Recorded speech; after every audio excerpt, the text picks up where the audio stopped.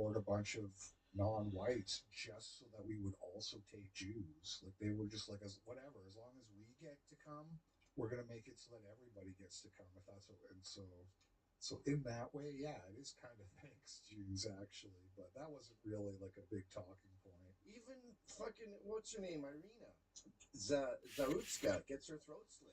Thanks a lot, Jews, for having a deranged black career criminal on a plane, on a bus. Well, again, like Jews are the spearhead of leftism, and a lot of the immigration is just like leftism. The open borders is leftism. It was pushed by Jews, and the same thing goes for these like prison abolitionists or just like soft on crime.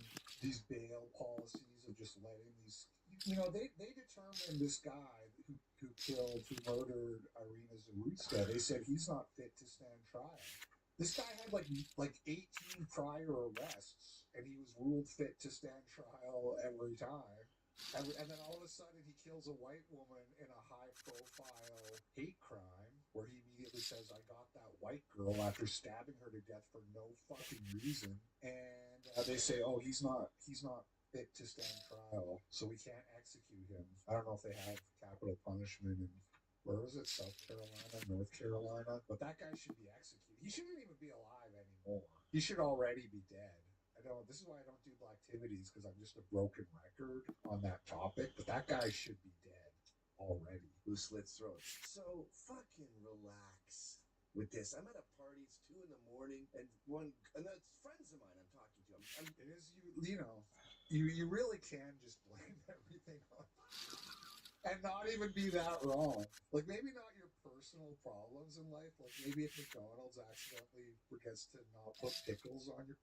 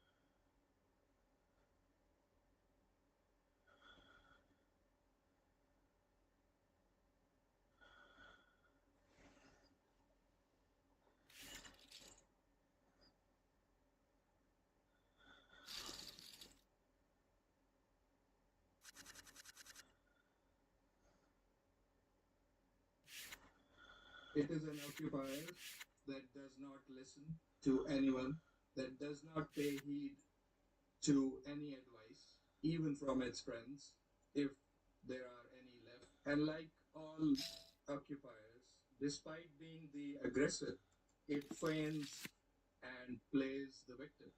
But today, it is totally exposed. Pakistan dropped a bomb, a figurative bomb today on at the Security Council. I don't know if this is Security Council or just a regular UN because I don't think Was it a worse picture than that one guy? this. Boy, look at this. This is the Israeli representative. It is? You gotta love the Zionist representative's vintage Peaky Blinders haircut, right? What? In which Oh my universe does the good guy ever style his hair like that? What? Right? I mean, what Maybe the- he slicked his hair back like that to help him grease his way through the truth bombs going off directly in his face. Maybe. Look, He should have worn the payas and shit. That's so much better than this. let's watch. Let's watch the Pakistan. The representative of Pakistan has asked for the floor to make a further statement. I give them the floor. Thank you, Mr. President. I'm obliged to take the floor to respond to some comments. The representative of Israel perhaps did not listen attentively to all council members and other speakers in today's debate. And in our view, it is unacceptable, indeed ludicrous, for an aggressor and occupier, a serial violator of UN Charter and international law, that is Israel, to abuse this chamber and disrespect the sanctity of this council. And this is not the first time. And by pointing fingers on others, baseless assertions primarily aimed at masking its own illegal actions and violations of international law. President, but that's not at all surprising. It is an occupier that does not listen to anyone, that does not pay heed to any advice, even from its friends, if there are any left, that refutes, and not just refutes, it threatens members of the international community, national media, international human rights and humanitarian organizations, doesn't listen to the ICJ or the ICC, and threatens the UN and its senior officials. And it does that with impunity, shielded by its apologists who, time and again, acquiesce in its illegal actions and defiance of the international community. And like all occupiers, despite being the aggressor, it feigns and plays the victim. But today, it is totally exposed. President, this council has spent decades discussing the situation in the Middle East and the Palestinian question. Meeting after meeting, we devote hours to this agenda. It is not because of anyone else. It is because of Israel that refuses to vacate its illegal occupation and that blatantly violates the resolutions of this council. It's because of that we have these discussions. Israel also chose to refer to an unrelated incident and make misleading remarks regarding Pakistan in an effort to justify its own illegal actions and violations of international law. Pakistan's position on that incident have been clearly stated and is publicly available. The international community is well aware of Pakistan's frontline role and sacrifices in the international community's fight against terrorism. The entire world, including our partners, acknowledge that Al Qaeda was largely decimated due to Pakistan's counterterrorism efforts. And we remain committed in this global collective endeavor. We cannot accept insinuations from an irresponsible rogue state that is, in fact, the perpetrator of worst kind of state terrorism that we are witnessing in Gaza and the occupied Palestinian territories for decades, and we reject any false analogy, as has also been done by Qatar. For whatever way it interprets the statements in this council, the occupying power must go back and read carefully the statement issued by the Security Council today. So that was at the UN Security Council. And wow, usually you got to go to Vegas and pay extra to get a spanking like that. You know what I mean? Like, and that was that Pakistan spokesman. He came. That guy. His Israeli Zionist ass is redder than a MAGA hat. If you know Well, what I I'm mean, that is how that guy probably comes. So saying. it's Probably. I know we're so bad. I like this one. But do you condemn Hamas? That's one of my favorites.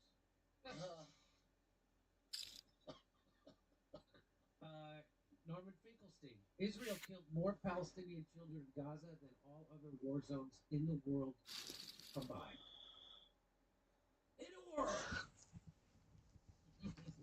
So nice. So they gave it to him. So that was good. Got money to go recover sperm from dead IDF. I guess because mostly other people die, not the IDF, but Yeah. for that reason.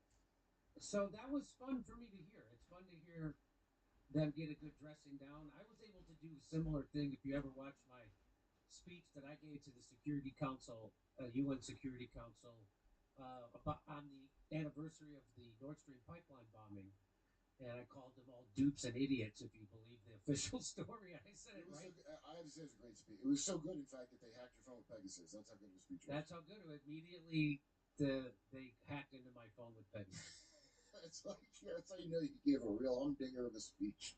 It'd be one thing if it was just my phone, but they got my iCloud account too. Yeah. So they got everything. So they got me. So if you ever, and I'm sure when they do that, they can also plant things on your phone and in your iCloud account. So if you see me ever getting accused of having a cheese pizza on my computer, it was planted there by the deep state. I mean, I'm surprised. I'm sure they would do that, but do you know of anyone they did that to? Does anyone, you know what I mean? I've never heard anybody defend themselves and say they planted it on me before. But it doesn't mean it didn't happen. I just have never heard it. Well, they never let the files out. They got you, right? It's like they never had to use. That's why that's the whole thing. Besides this one thing of the Epstein files that we only have 1.5% of. Right. The rest are on the moon now. Yeah. Okay. Oh, if you'd like to hear my jokes about this, come see me this Sunday in Las Vegas, Nevada at Wise Guys. We'll see you on May 7th at Burbank, California. It's a special show. Go to jimmydore.com for a link for tickets. And then we'll be in Tulsa, Oklahoma City, Spokane, and Tacoma. jimmydore.com. Come see me on tour in Las Vegas, Burbank, California, Tulsa, Oklahoma City, Spokane, and Tacoma, Washington. Go to jimmydore.com for a link for tickets.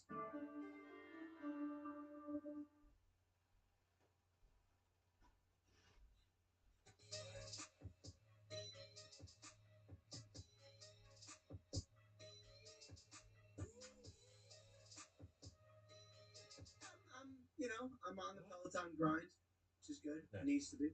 Bike Clear or the mind. treadmill? Bike. Yeah. What's your Right. handle? Oh. What's your handle? You don't want that stuff. It's rap sheet. It's Don't rap have sheet to- or- lowercase, all lowercase. It's the R is uppercase and then the S is uppercase. I don't follow anyone, but if you follow me, I will follow you back. You'll be my one What's a person. date? Nice, you guys are riding together. What's your name? Chucky P on there? Yeah. What's your name on it? Chucky Meatballs? Chuck Strong. Chuck Strong, Hell yeah. Rap Sheet, you guys riding together. Do you do Jess Sims's classes? No, but the kids do. She does like a family Peloton, and they do that, and she's great. I try to give some songs, just some Yeah, ideas nice. before our game day production meeting goes. Smart. I'm always like, so Jess, you're yelling at these people? Yeah. I'm like, have you heard this one? I start playing songs. Mhm. Then I try to start the meeting. I'm like, banger. Yeah. Yes. Who's your favorite instructor? Excuse me. No, you're all right. I'm cool with that. I do a lot of the British people, Ben like Aldis. Leanne Hainsby, Sam Yo, Aren't you on there too, Tony? Yeah, the Fan Aldis is a dog. all of this. Yep. What are you riding bike? Yep. With Ben Otis? Oh, yeah. Can you do a little Ben? for us. He's big on, like going into the music thing. Peloton in 3, 2, 1, let's go. And then he's former DJ, so he's yeah, he's got the moxie. I want to do that. I want to take that class. I want to take that class as well. No. Ben These Oldest? people are great. I love that. Yeah, he's the man. And then during the is he yelling at you? Is what's happening? Because I don't like being yelled at this motivate. stage. No, that's why I like because everyone loved Alex Toussaint. He was like the big guy, but I was like, I don't need this guy fucking yelling at me the whole time. See, I I just do want- need that. I That's want why I Ben go with Oldest. Tucson. Okay, so you're a Tucson guy because you need a little direction and some Yeah. discipline and yell. Yeah. Ben, I don't Lemmings. need that. At this stage of my life, I'm okay. I Good. don't need somebody yelling at me on a screen I'm paying for. But you, Yeah, Ben Oldest, like maybe like 15 minutes in, 30 minutes in, 45 minutes in, he'll be like, "Come on, Peloton, let's go," and that's really all it is. And then it's just music carrying. Sam Yo's English too, isn't it? Sam I Yo, don't mess with anybody who's Ben Oldest. holy shit, Yeah, you've been on Sam this Yo. Yeah, that's a guy. I don't like. I agree, like. I don't need anybody yelling at me literally ever. So like, and that's one. Like they got a good vibe there. So it's all like pretty encouraging. They used to have at the beginning. They had people who kind of get after you, and I think now it's gone more to like good positive. I like to, Howie Love, very positive. I like to hear that. I'm gonna get on Ben Oldest. Yeah, he's a man. How about at the end when I need a little extra boost? What's yeah. Ben Oldest saying? He'll get you. Take me home. Almost done in 10, 9, 8, 7. Come on, Peloton, 6. Come on.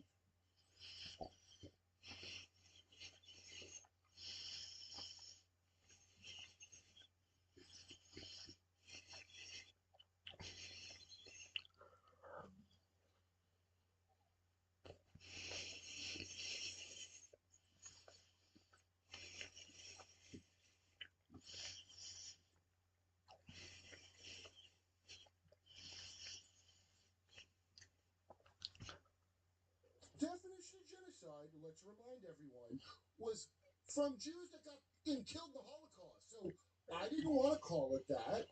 They called it that, and it's a law. That's called MK Monarch, assholes. Does everybody not get what I'm talking about? Trauma. It programs you. There's certain shit that I have an aversion to that because of trauma, like a woman's vagina. I find it disgusting, Julia. All right, Nick Fuentes. I think first of all, we need to save the white race, but how when vagina's disgusting? Sooner or later, and then they go bad after they're 50. I'm just saying paper shit. His followers, by the way, a bunch of people. It's very It's wild. It's very Andrew Tate. I'm a Muslim, yet I have a tech company in Israel talk. Like human trafficking, and a lot of they gotta be young or they're worthless. Like real crazy shit that I don't know how this little fuck has ever been on anything talking to anybody. I don't understand what he believes. Like That's the point, isn't it? That's the get point. it. Yo, Kino Casino, shout out to Kino Casino, and fucking Kino Casino? Kino. Kino. K-I-N-O. Operation Kino.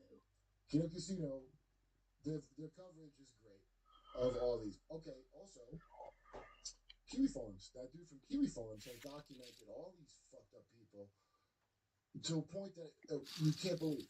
And the connections between shit that Kiwi Farm people have picked up on. So imagine Spurgs that are telling on the other Spurgs that are furries and pedos. The zealousness of loving like a model train of these fucking high functioning. Do you know what I mean? Mm-hmm. Like, anyway, the point is this: good intel. That's why Kiwi Farms they were trying to destroy it. I'll bet you if I talk to journalist friends I have, they're like, "Isn't that a cyber bully site or some dumb shit that they didn't look into?" And these are people that I think are good at their job. Why would they have looked into this shit? But if you look at everything, you'll find out crazy connections. I want to find. I want to find out Mr. Beast's weird story of I don't know if it's Rockefeller backing. Somebody's got a great story about Mr. Beast. Well, this is what I had heard. He just joined the board. Can we pull this up, Steve? He joined like the board of something that includes money that's back from Rockefeller or whatever. So now people are saying like he's. Well, if you get Rockefeller money, it's for nothing good. There's nothing coming out of the Rockefellers that isn't pure evil unleashed upon this earth. You know what I'm starting to realize, though, Kurt? The Hmm. Rockefellers and places like that have money in tons of places I never previously would have even thought to look that they Yeah, have of money. course. Why would you really look at that? And you even didn't you work at like kind of like some Wall Street shit? What'd you tell me? I worked in the private bank at Merrill Lynch. Okay, so you wouldn't even know about it as a guy that's in the industry of banking at some point would not know about it. Well, people that should know about shit, they don't because they've been compartmentalized by. Completely. You're supposed to focus on your job and stay in your lane. That's exactly right. Yeah, so it's if you still believe in this shit, you're a fucking Disney adult. That's what I think of you. You're a Disney adult. If you still believe in the whole system. D.L. Hughley used to be the guy who sounded smart on Bill Maher, is now a Disney adult. Bill Maher's a fucktard adult. I don't know what the fuck. I don't know what they got on him, but he is a moron now. And he used to be better. Why do you say he's a moron now? Well, every single thing that comes out of his fucking dumb shit mouth. Oh, wow, that's easy. Every stupid fucking. He talks like Bibi Netanyahu on the phone and shit. So he does have a real sore spot for Israel. Yeah, dude. Listen, it ain't a political difference of fucking opinion. The definition of genocide, let's remind everyone, was from Jews that got fucking killed in the Holocaust. So I didn't want to call it that. They called it that, but it's a law. That's why the good guys want it by the ICC. You know the one we like when it doesn't like Putin, but not when it doesn't like Netanyahu. Yeah, that's why. Oh, why can't we know if Netanyahu's dead or not? And why are they putting out fake AIs that looks like he's? Oh, because he wanted to fuck that guy's whole family. Except his brother who had the balls to stay in Israel. I guess he's better than him. But fuck his pig wife too. What scum?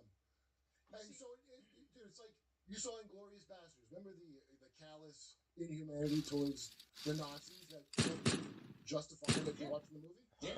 Well, that's what these people are. You assholes taught me about how bad the Nazis were. And so, if you act like Ashkenazis, I'm going to notice it now because I went to your indoctrination. Just like when I went to my own thing, a Jehovah's Witness, when they go against their own thing, it makes me very mad. Yeah. Fuck you. If you don't, like, it's not my fault. That's your fault. It's Trump's fault for being a bitch. It's not your fault for not being loyal. Everybody better stop saluting the flag.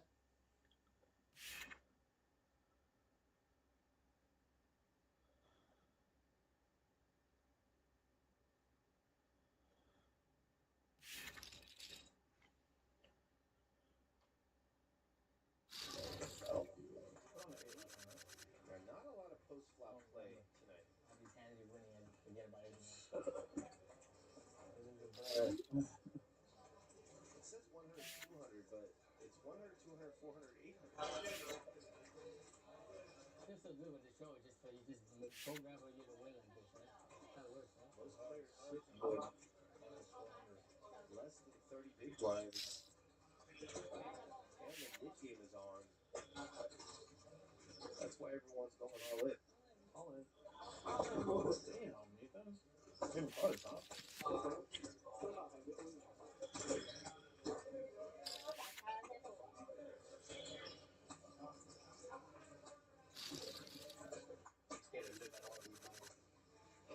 Yeah, look at it. Like, oh, No. you guys like to play games. I like it. Top two for Rampage. I'll do it this time. Real quick. Jack just smiles. Picks up the left flush draw. An ace? No, just a hunt for Jack. Okay. Oh. Yeah, he wouldn't do that. Huh? How are you guys doing? How are you guys doing? I'm good. Look at all Thought the. I get that fun?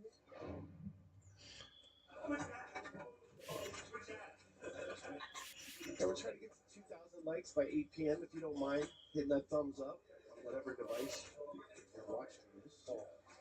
We appreciate it. Rampage has a go ahead.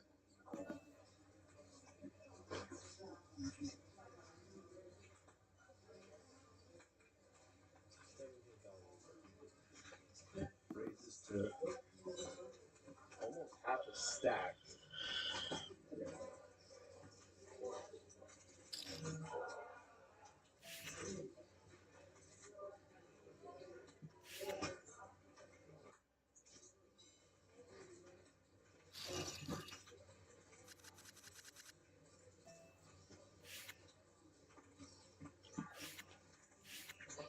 US 70. Call. That's gonna bring in Jack. Shove. Take it down. Raise to 17. He called by the 9-6 of diamonds, and it flops 12.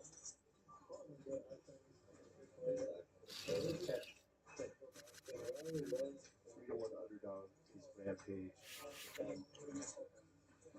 There's much less than pot in their stacks. That was his only goal. This whole game. Despite that, This isn't a home run for Jack. I think I lost like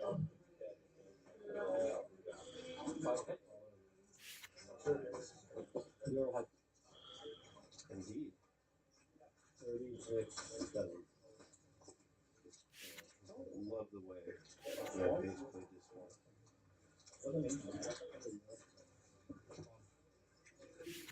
Sam was so good, he wanted to get some action. Oh. Just gonna think.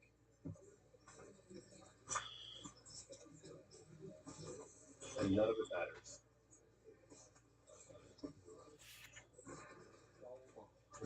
Unlucky Jack.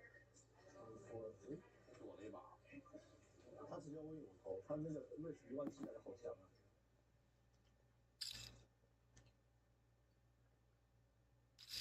啊！ This is a beautiful steak. Never been before. It's like driving through a Bob Ross pan. Look at the size of that flipping mountain.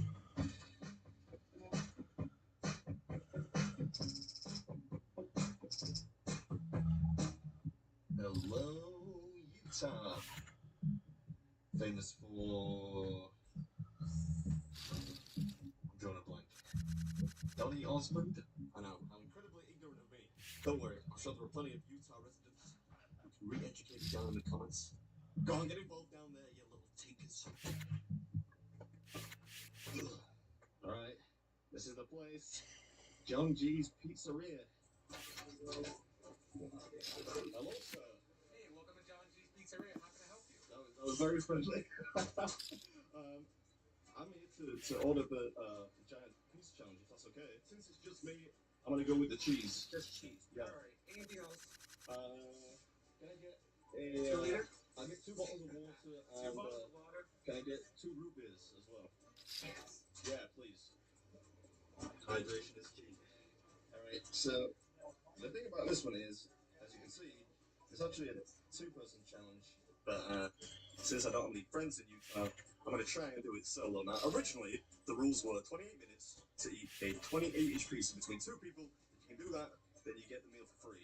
Now, I actually went unbeaten for quite a long period of time until these 2 studs came in and finished it in 25 minutes.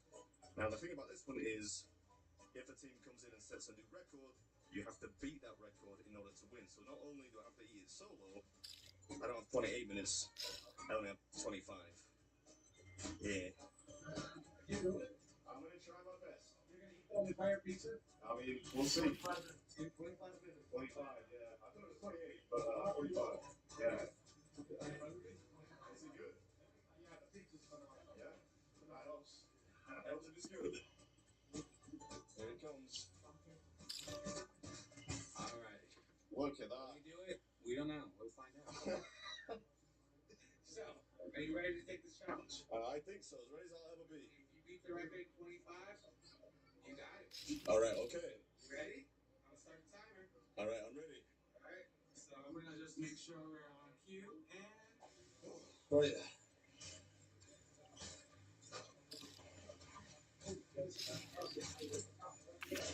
Oh. Yeah, alright. I know.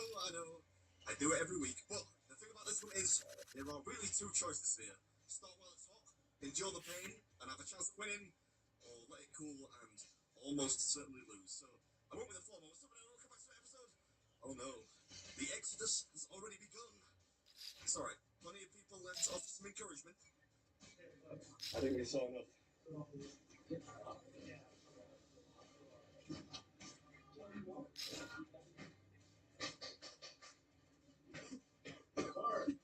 See,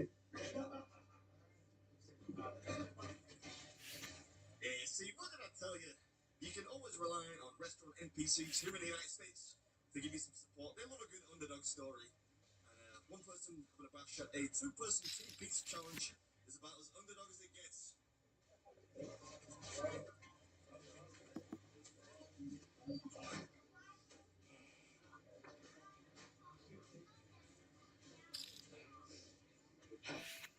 These are going to be two of the harder pieces.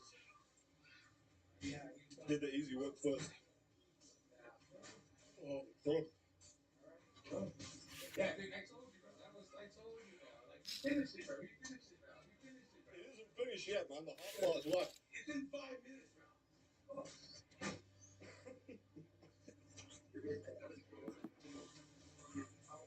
need some sauce.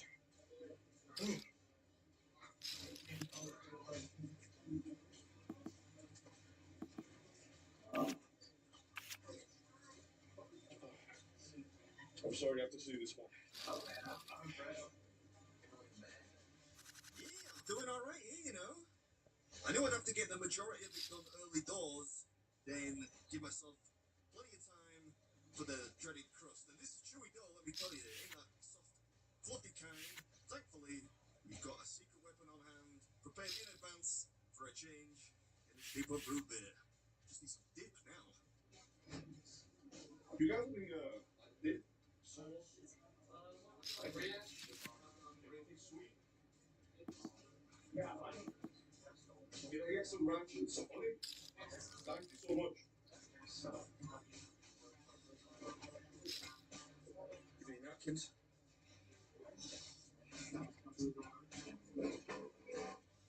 I should just warn you. Is that okay if you shop? That's fine. Yeah. I apologize in advance. Right. Ranch.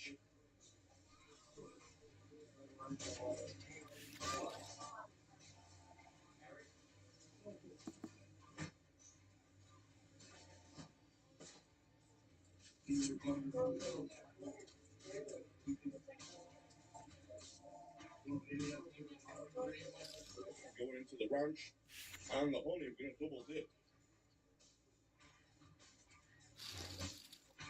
Yeah, if you're curious as to the strategic perspective here, I thought the ranch would just grease the crust a bit, help send it on its way, you know.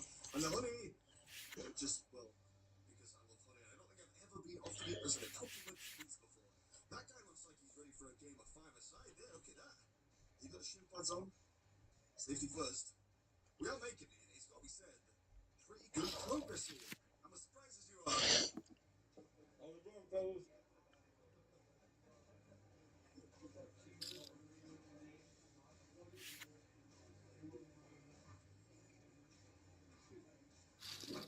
Hey, would you mind asking that guy how long I have left?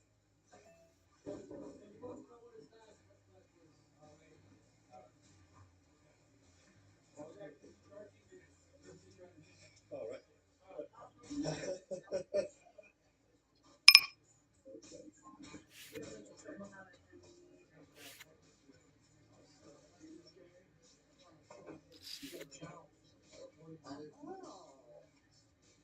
I'm sorry. No, that's awesome. What do you get if you do it? Oh, I don't want to talk about you got to do stuff. That's cool. You get the pizza for free. Woo!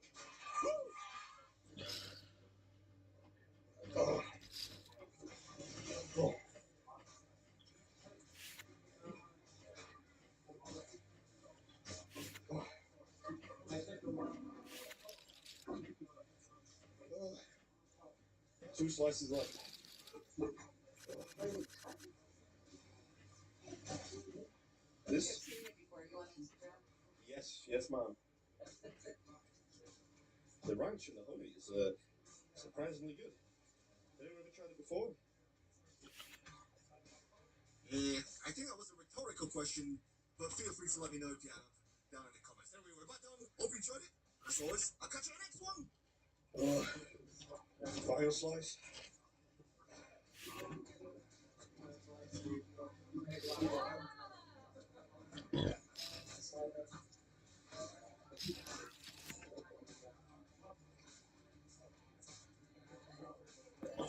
One bite, one bite.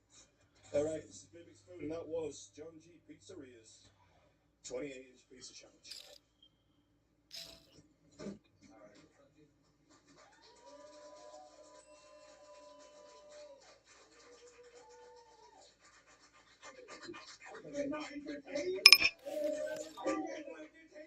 Do you guys have any dessert? Thank you very much, sir. Thank you.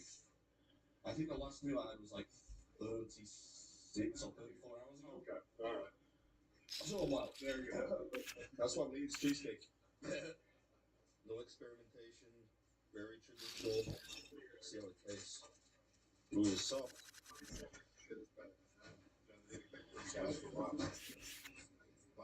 Not bad. Not bad. Root beer for the road. It's nice to meet you all. Have a good one. Nice to meet you all. Thanks for the pizza. Appreciate it.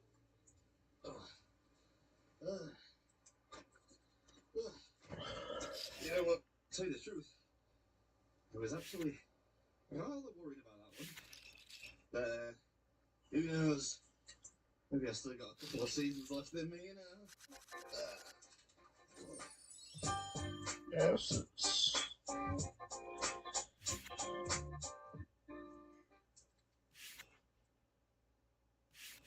How do I not throw up? It's practice, I guess. Practice. I'm sorry I have to see it. Nice to meet you, man.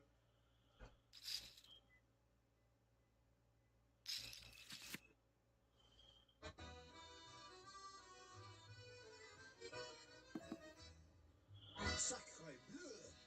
I finally made it to France. Or as the French say, France. Where we are. There's basically only one eating challenge in the whole of France at this place. So I'm gonna give it a bash, and hopefully I can leave the country with a 100% win record. Yeah.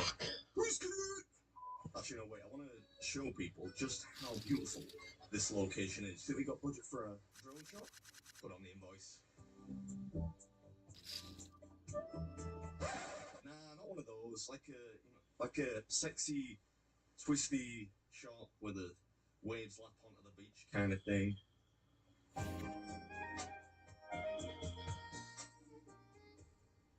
Yeah, that's the one. Perfect. Looks nice. Very Mediterranean. Is France in the Mediterranean? Does it technically count as Mediterranean? I don't know if it does. France? South is France. Mediterranean. Yep. Ah, yes, South. Yeah, you're probably right. I've done a lot of videos now trying to think top of my head. I'm not sure I've shot anywhere with this beautiful of a view. Look at that.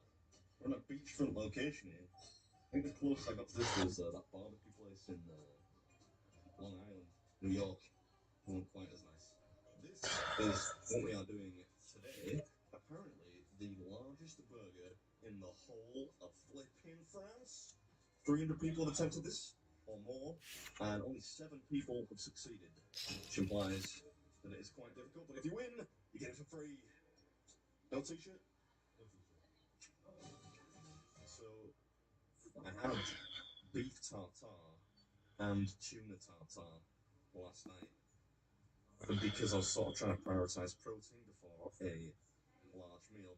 But I think because of that, it has had a negative effect on my colonic stability, let's say. So I'm wondering if I should go to the toilet. It would be my 4th of the morning, and it is only 11 o'clock. But maybe I won't. It'll sort of add some jeopardy to the video. What do you think? I don't think we need jeopardy. I think,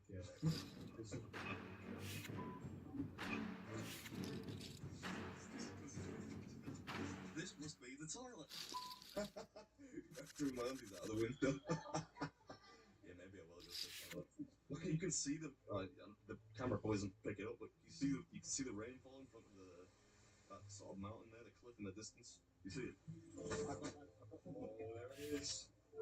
There's a storm brewing. They call that prophetic fallacy in literature, you know? It's almost like there's a struggle foreboding which is manifest by the weather.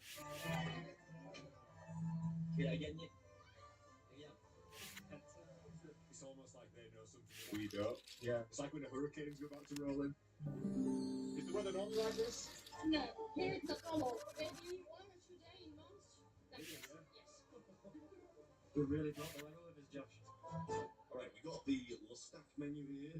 It's called La King Kong Burger. You can actually order this to share for a maximum of 3 people. But if you can do it solo, you get it for free. Bonjour. Bonjour. Hi, can I just order La King Kong challenge, please? It's big, eh?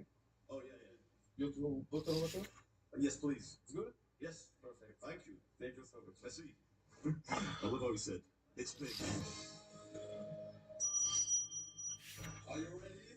Oh my goodness. Shoot alors! That's a burger. Merci. You want some? Yeah. Oh, there it went. I'd have to eat those, huh?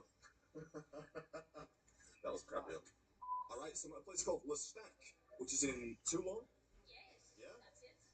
And I'm taking on the La King Kong Burger Challenge, which is a cool name. It's got fries in there as well. And there's no time limit, just No, only the time of the service. Right, okay, so that's like 2 hours. 2 hours and a half. And like 300 people have tried, something like that. Yes, that's it. And only 7 have finished. Only 7 have finished. Do you keep score of like who has the fastest time? Or We have in a little short video that's 20 minutes. 20 minutes. That's the fastest time. Yes. All right, not sure if I can do that, but I'll give it my best shot. 3, 2, 1. You can go now. Merci. Yes, cut this sucker. Oh, they really fill out the hole in the middle. It's kind of like a donut. I thought the fries were just on top, but they're not. They're sort of like in the middle of what is basically a bit like a bagel. Oh, that's yummy. That is really good.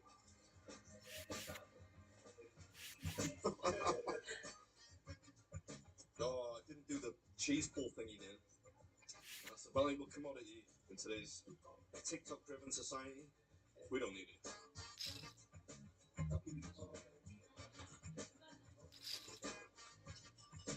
I think we need some more water. And yeah, I apologize about the glass. Hey, this is going down pretty easy.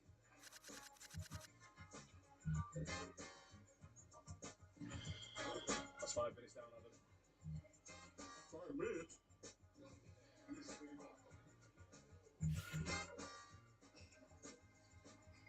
Reckon that's about halfway. Oh. Come on, old man. I should really be eating while I'm cutting, but whatever. This lady's gonna have quite a collection of videos. No, it's okay.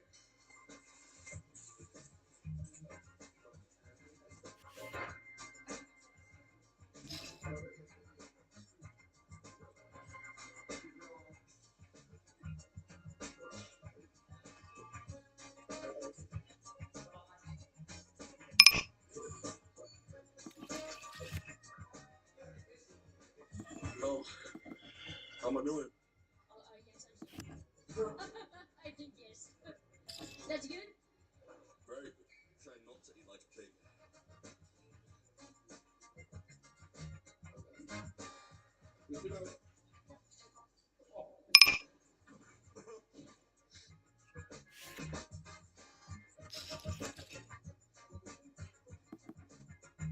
Very European. Got a little smoke out there. I wonder if I can do it in French. Je voudrais Diet Coke. S'il vous plaît. Light Coke? Oh yeah, any kind of light Coke. Coke Zero? Coke Zero would be great, yeah. Was that right? Did I get that right? I did French for 2 years at school. 2? Maybe it's time to blink. I feel like I haven't really thought at all. That will probably be a relief to some of the people watching. Ah, merci. It's good? Yeah, thank you. Yeah, it's very good, yeah. That's a tall glass of Coke, isn't it? Is that just me, or that seem taller than your average single-serving glass of Coke? Not complaining. What's the time, sir? 13 minutes, 20 seconds. Oh, come on now.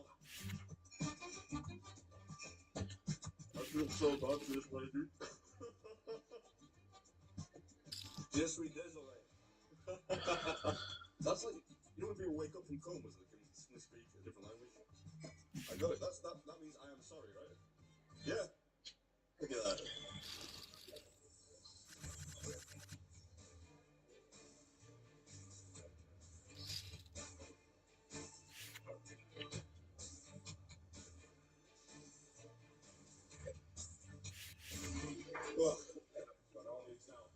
Almost there, almost. What's the time, Josh Long? We've got 17 minutes there. 17. All right. This has been Mixed Food, and that was the biggest burger in France. Beating record time.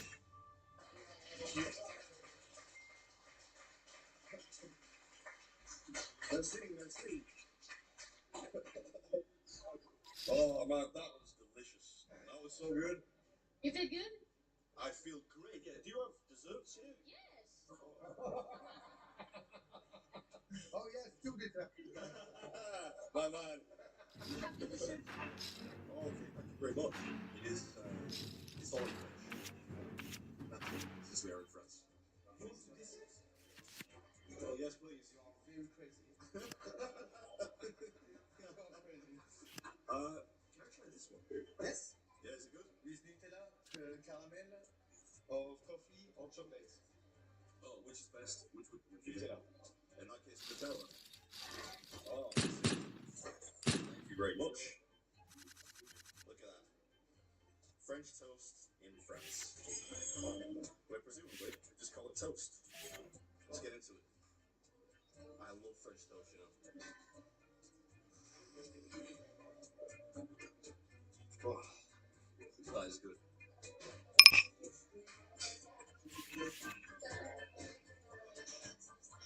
Awesome.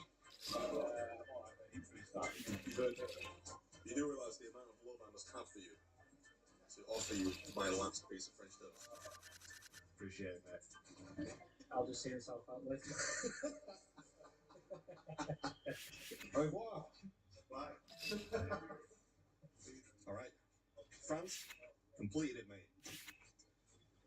Au revoir. Why am I closing the door? You probably you just gonna stay?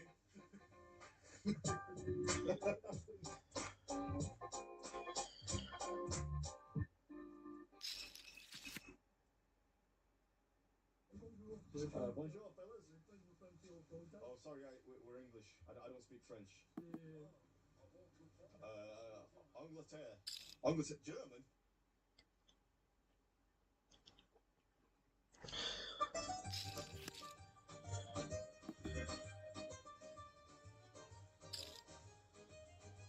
Alright. Today we are back on the continent. Wonder how many countries I've done in Europe now. Top of my head, Finland, Sweden, Norway, Iceland, Germany, Austria, Switzerland, Belgium, the Czech Republic, France, and now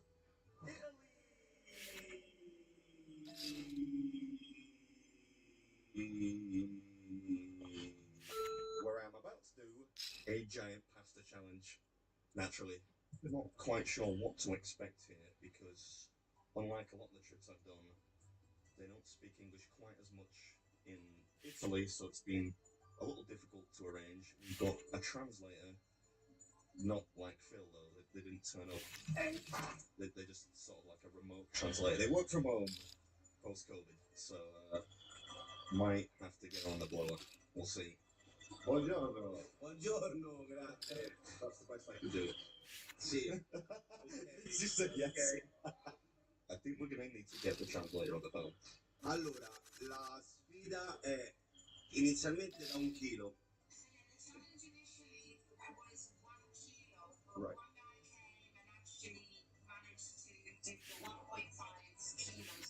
What a stud. So the challenge is now, it was 1 kilo and now it's 1.5 kilos. Got it. What's the time limit? Allora, quella da 1 chilo, 30 minuti. If you finish it inside the time limit, what do you win? Is the meal free? Allora, noi facciamo che non si paga il pasto, facciamo il video che l'abbiamo presa più come un gioco all'inizio.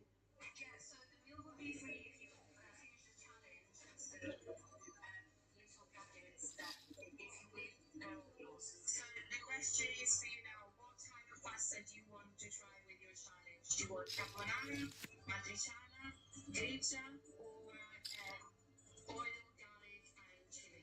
What would you choose, Laura? My favorite, given that you're involved, is lasagna.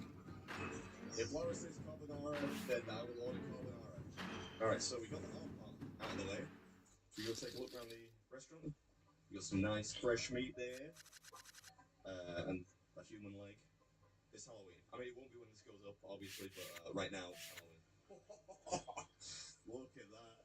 I love Italian food, you know. The sad thing about Italian food, or sort of when it comes to eating challenges, there aren't really many Italian eating challenges out there. Aside from pizza, calzone, I've done a few of those, but not much in the way of pasta. We did one spaghetti challenge in Belgium, bizarrely, but I'm very happy that we're in Italy doing some Italian food and it's not just, you know, a burger or God forbid an English breakfast. Got for a taste it. Well, you can taste if you want taste. Oh yeah, I won't say no. A little warm up bite. Adam, ti facciamo assaggiare un po' della nostra porchetta. Oh, yeah. Take off down there. Moment of truth. Oh, delicioso. Grazie mille. They do make quite a big deal about it on their Instagram page. Not all the posts are somebody trying the challenge, but there are a lot of posts of people having attempted it. I think there's only one guy who's done a kilo and a half. The thing you've got to factor into this one is that the weight, 1.5 kilos, is dry pasta. So once you get the water and the sauce, it's going to weigh substantially more. I'm not sure how much more. Pasta absorbs roughly 75% of its original dry weight in water. So 100 grams of dry pasta becomes 200 to 250 grams of cooked pasta. So it's like at least 3 kilos of pasta. Sweet.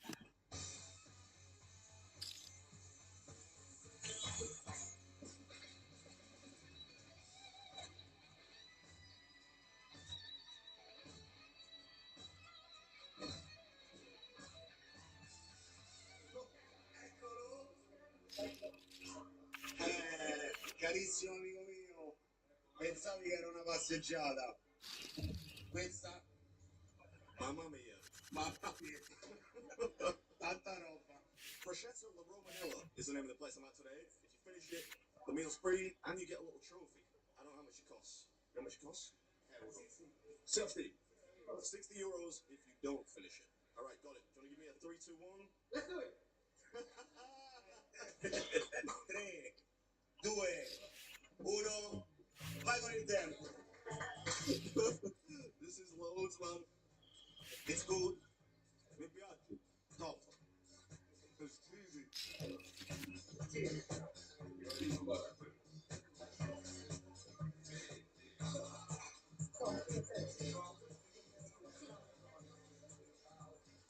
I think carbonara was probably a poor choice. It's delicious, but this is incredibly rich. What? What are you doing? Oh.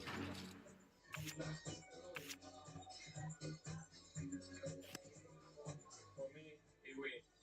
For him, because he's starting like slowly.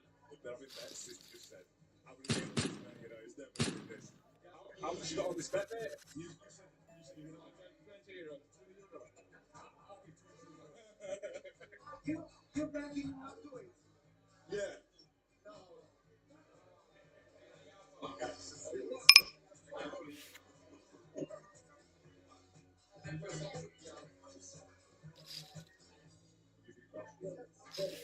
I think he's gonna do it. It just keeps regenerating. Does that pasta? It's like a video game. You're not wrong.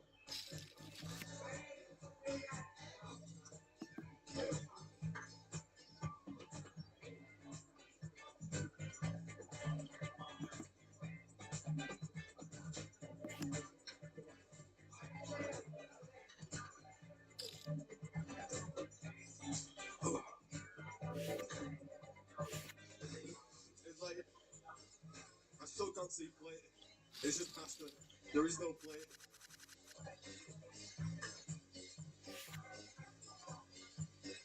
Die. I'm right. Die, just go. That's what it is. It's good. I just know the guy did not do carbonara. Carbonara. That's carbonara. Carbonara. 12 minuti, 12 minuti. Andiamo, andiamo. I can see some play. There's play there.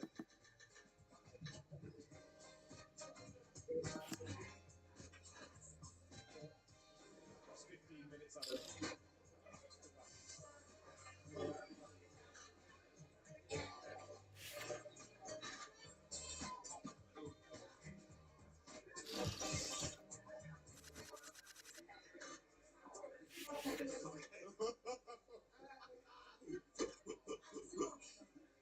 I'm sorry. I think you're about 2/3 of the way through there. I don't think you're over halfway. That's halfway. I've moved a little bit over here. You can do it, man. I'm going to give you an interesting insight into the tactical element of trying to successfully defeat the food challenge now. Because I'm absolutely gagging for a Diet Coke. But the longer I go without a Diet Coke, the better my chance of success. So I'm trying to deprive myself for as long as I can. Doesn't really help that Josh too has a cold, frosty looking one there. That's looking delicious right now. Do you want to maybe move it? I don't know. Sorry. I know what you said, but I saw this, which I think means hurry up. I try not to look in his eyes. It's a bit like when you go to a barber and you don't really know where to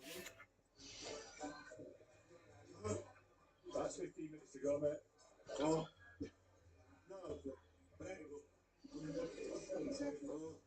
I don't do much cardio anymore. But you know when you go like a really long run, on a summer's day, you come back and you drink something. It feels like that's how refreshing it is. I'm gonna run out of time.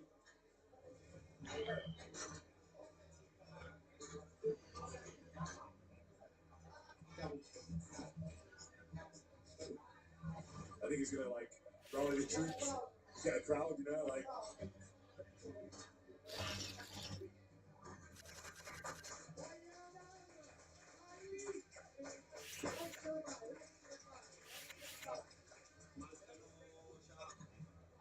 We've never seen this before, like a full crowd just appear. This is mental.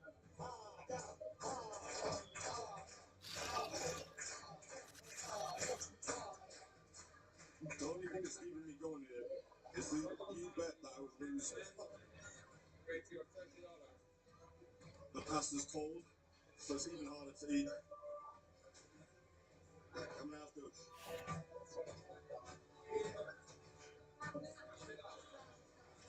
I'm sorry.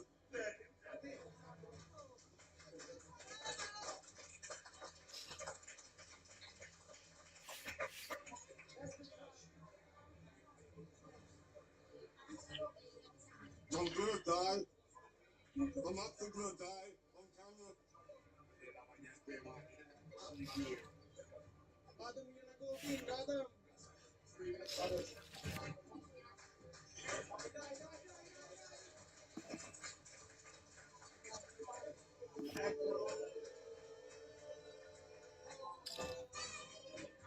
Oh my God.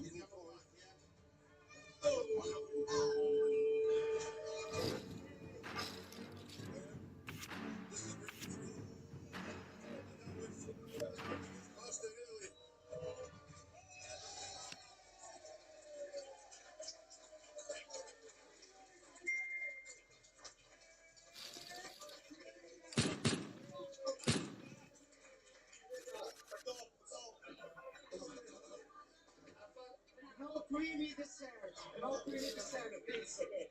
No more eggs. Honestly, that's the best experience to witness like ever. Yeah. That were unbelievable. I was really good. I feel off as well. I can't really believe it. That's heavy. That's like 10. That's clear. That's a clear 10 pounds. You just need to bet against me whenever it looks like I'm gonna lose. The only thing that was keeping me going there was the knowledge that you would lose money. I borrowed €20. Stay in. They asked me if you want to have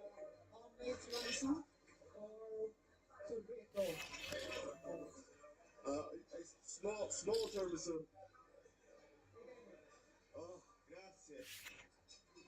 Tiramisù pistacchio. Oh, amazing. Thank you. Okay. Thank you. I don't know if it's going to fit in there, but we'll try. Alright. Delizioso. Delizioso. Grazie mille. Grazie. Oh. Jesus Christ. Allora, Ana, Oh, perfect. noi non lo facciamo quasi mai, però volevamo fare un omaggio al nostro amico. Now for me. That's me. Grazie. Prego, prego, grazie a te. Questo è un nostro omaggio, cappelletto. Thank you. Oh, what's this? Oh, that's cool, man. Thank you so much. Thank you. By the way, the waiter told me that he actually upped the bet to €100. So I don't know if you shook on it or. That's a wrap. I'm going to the hospital.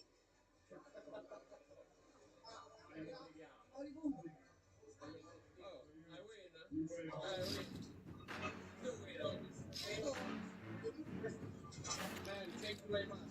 Thank you, man. I appreciate it. Adam, I win the bet. He give me, I win the bet. Come on, man.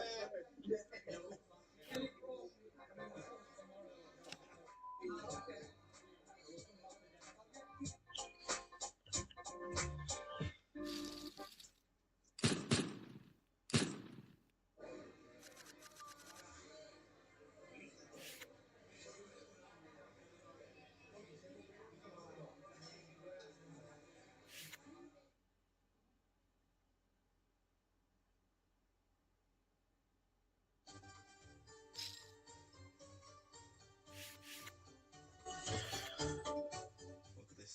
Come here, you. Vi ho preparato lo smash burger più grande d'Italia, 3 kg smash burger. Vincerete 500 euro, vi pago pure il viaggio. You know, €500. I don't think I've done a food challenge with a cash prize that big, off the top of my head. All I've got to do is eat the biggest burger in Italy. Apparently. Who's gonna?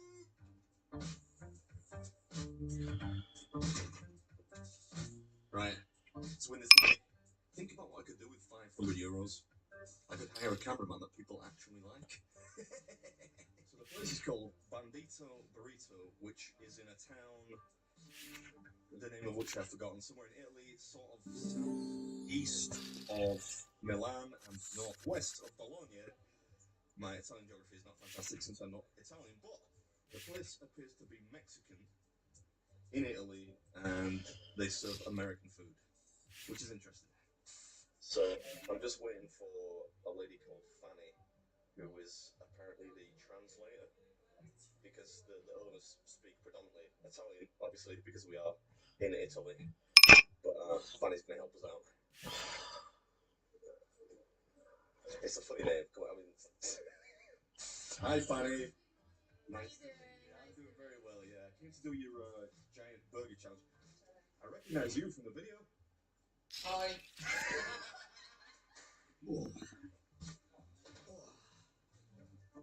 Excuse me, Miss Fanny.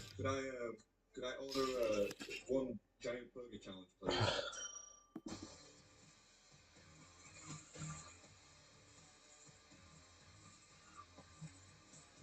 Goodness me. My friend, you have 30 minutes for finish this big burger. Alright, no messing. Vince.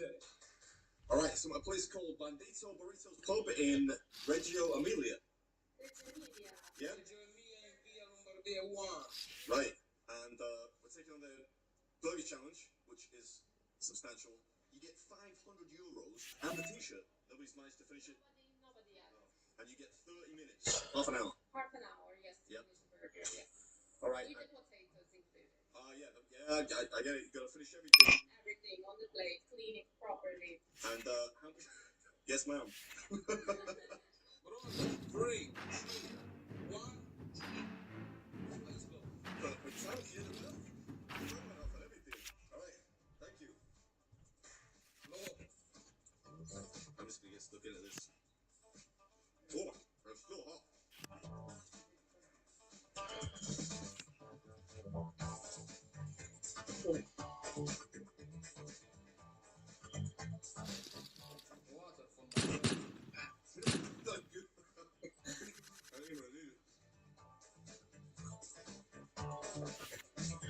this for nearly 12 years. Still started too quick. Ooh, there's a nice sort of caramelized onion topping on this. Be a little over there. See that? It's nice and sweet. Gives a nice sweet kick. This is not really a burger, is it?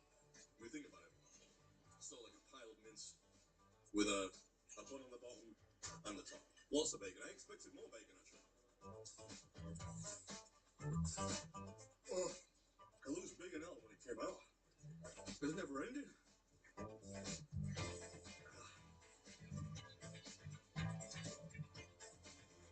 I offer you a beer? A beer? Yeah. I don't think beer is going to help. Maybe afterwards. Afterwards. Okay. Perfect. Perfect. So much bacon. Go, bro, go, let's go, let's go, let's go, let's go. Okay, I'm trying.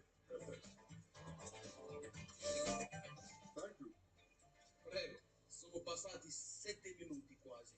La carne sta andando giù e spero che vada tra poco, perché questo mi tiene presente per le questioni. Buono? Good, smash. Oh, yeah, I mean, Delicious. delicioso. Good. Gordon Ramsay, please. Steady, steady. This is tough going, man. Oh, the sauce for the What type of sauce is it? Yeah, why not? Yeah, okay. Oh, wow, wow, wow, wow.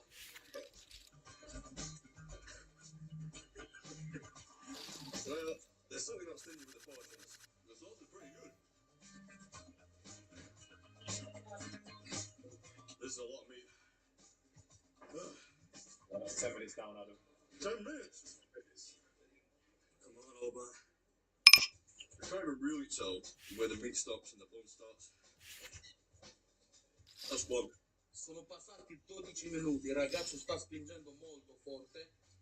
Sta andando bene, mi piace. He said basically that already 12 minutes passed and you going really well. You think I can make a sandwich out of it now? With a shot there.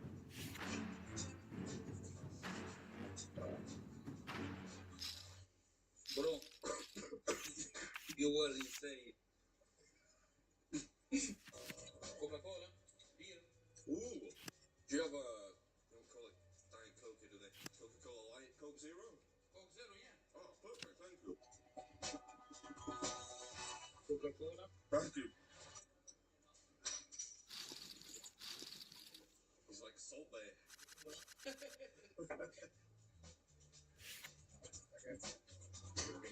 We might be able to worst of it, but it's hard to tell because the time's ticking away in it. So let's hope we can do it. A few more Diet Cokes will be alright. Dimmi che io non mangio così tanto. E guarda come cazzo sono, lui è così, come fa? He said he's not eating as much as this and he still figured that. Hey, as long as you're happy, man. Right, 10 minutes left, Adam. I'm gonna run out of time. No Christmas bonus for us, Josh. Stop laughing at keep eating. Oh, the burger's all but done.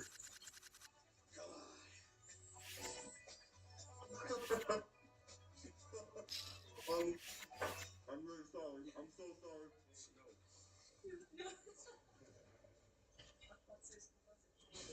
This is like. That's your way out of dollars. My God. Hey, no, say name, you very big boss.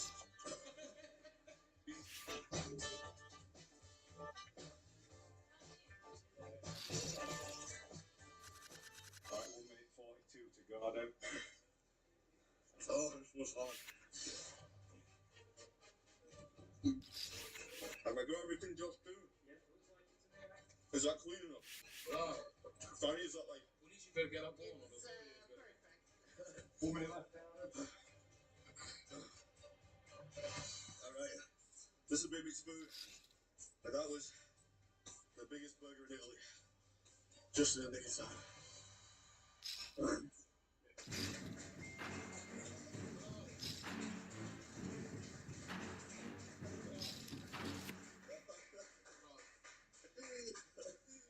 Incredibile, veramente, complimenti, bravo, good boy, good. a big burger. Delicioso. Ah, grazie. Delicious. You guys have a dessert menu here? Of course. Yeah. Yes. If you have space for it. I always have space for dessert. Always. Perfect. Put it downstairs. Vuole pure il dolce? Yes. I don't think he believes that I want the tiramisu. No, you're gonna have to clean it because it's so clean. Oh, that's my kind of portion, yeah. Perfect. Perfect. Prego. Il primo boccone lo do io. You gonna feed me? Yeah.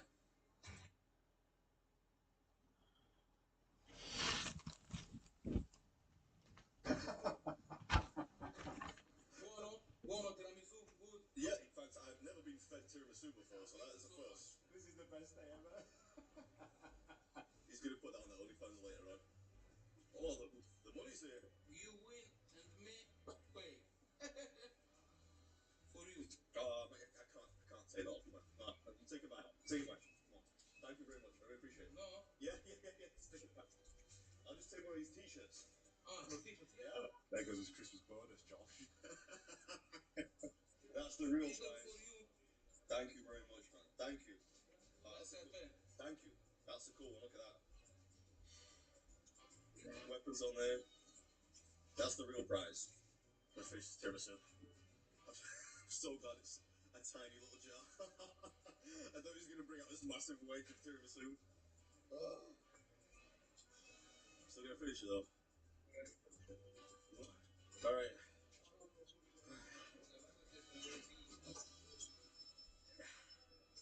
Let's get out of here.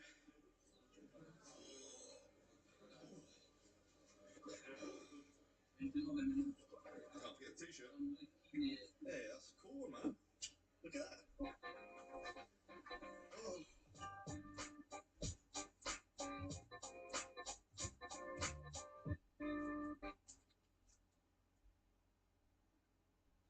This is the exciting part of the job, you know. Wait, don't go yet. This job's crazy.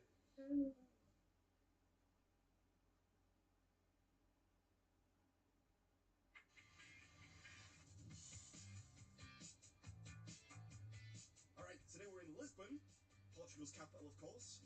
And I must confess, today I am a little bit concerned about the challenge which lies afoot. Because you only get 20 minutes in which to do it. And it looks flipping massive. Look at that. Who's doing that in 20 minutes? How little are those people? Hopefully very little. Sort of like 4'2" or something like that. Which might make the burger finishable. But there's a free meal at stake.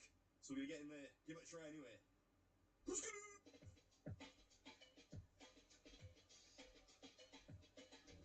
Doesn't look too bad. That looks smaller in this picture than it does in the one I just showed you. You have to compare it to the fillings and the knife. If it comes out like that, we might be alright. You're just trying to convince yourself there. Yeah, probably. It's bigger than it looks from the outside. It's a big restaurant. Hola. They're not tiny people. They're normal-sized people. Damn.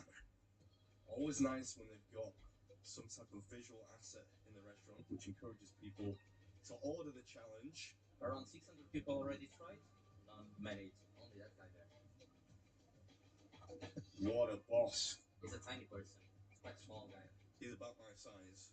So maybe there's something about people who are approximately 155 pounds. He's drinking a beer too. What a chad. I don't like you, honestly. 600 people have failed. You don't need to remind me, I did hear him say it. No, You just need to bet against me again. That's the key. I'm gonna lose today. This horrible feeling like I'm gonna lose. I think you are as well.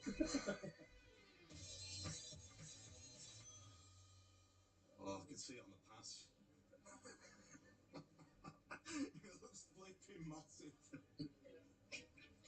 Oh, man. There you go. Thank you very much. How's your confidence going? I'm not feeling that confident, but it smells delicious, so I'm sure I'm going to enjoy it regardless. Couple rules, simple rules. Okay. No leaving the table, obviously. Alright.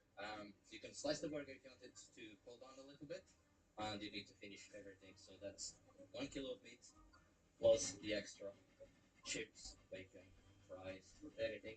And 20 minutes. Can I cut it before the timer starts? Or no? Yeah.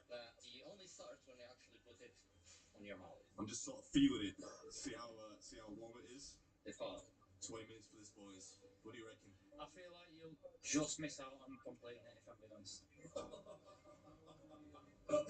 This guy. All right, so it's named at a place called Ribs and Company, which is in Lisbon, Portugal, and we're about to take on their OMG Burger Challenge. One person out of 600 has successfully beaten this in about 10 years. 3, 2, 1, go. Oh, look at that, some money shot. I'm gonna try and eat it like a burger.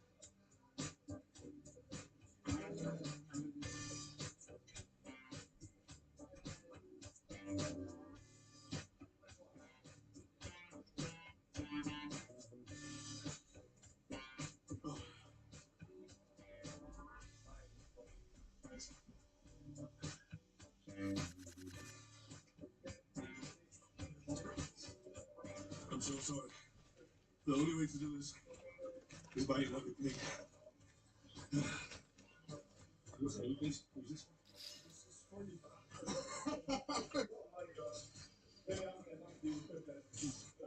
I'm supposed to be the one trying to get the free food. Oh, look at that. That's gotta be one of the best looking burgers I've ever eaten on this channel. Has to be.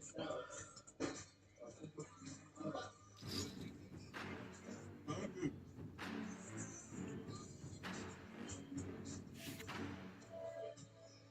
How's it going?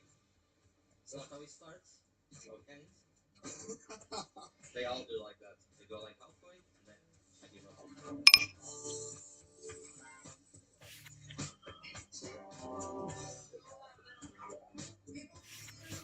I'm trying. That's 5 minutes now. Oh, this is hard work.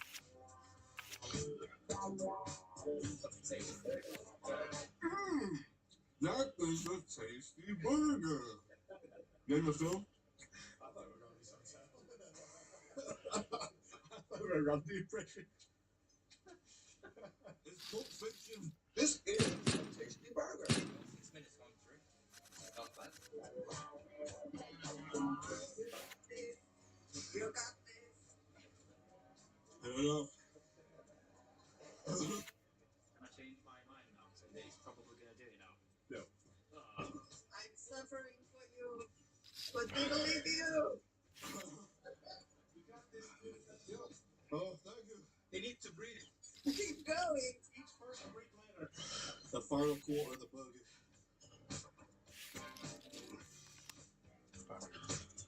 There's no way. Still have the chips to go though. Halfway through. Do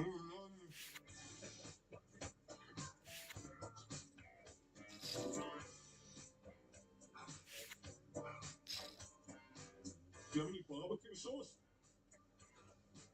That says Scotch bonnet on it, so I think I might pass on that one. Other homemade sauces. Scotch bonnet to make it a bit more challenging. Oh, this is a workout today.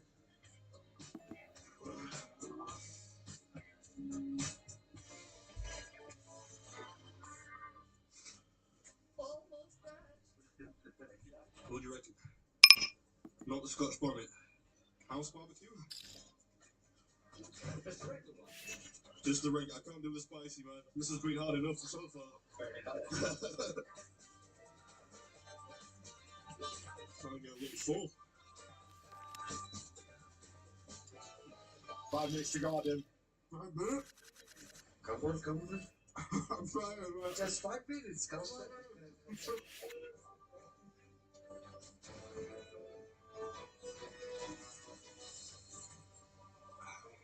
You're trying to go. Almost. 3 minutes to go, man.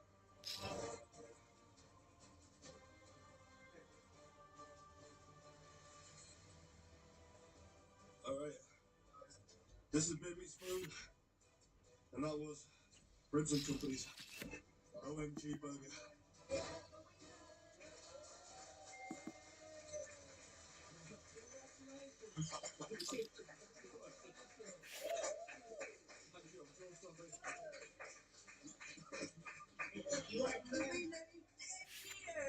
You are the man. I didn't get to mention it while I was eating, but it was really yummy. Tasty. I'd say so enough, yeah. And for the winner, Oh, the t-shirt. t-shirt. Oh, thank you very much. Thank you so much. I really appreciate it. That's a cool one. It's not like dry fit stuff. So if you want to go for a run, it will lick sweat away from the body. Do you have a dessert menu? Yeah. Dessert? What? Yeah, you gotta have dessert. A little bit of sweet, right? He was the only guy that thought I was gonna do it. What a man. Which is your favorite? New York cheesecake. Is this good? I've haven't had pecan pie in ages. We made this here. Yeah, this is homemade. Can I get the Texas pecan pie? And if you want, we also make this. Just one. Please. Just one. Just one. Texas pecan pie? Yes, please. Yeah, thank you very much. Yeah. Well, actually, I proved both Josh's wrong. Because you didn't think I was going to do it either. Yeah, but then when I saw it, I thought, oh, maybe you can. Yeah, okay, you're taking it back now. That was hard fought, that one. How long did I have left? That's how you should celebrate cookies for it. And I get to keep the mug. Yes, you do. Ah, amazing. If you finish it.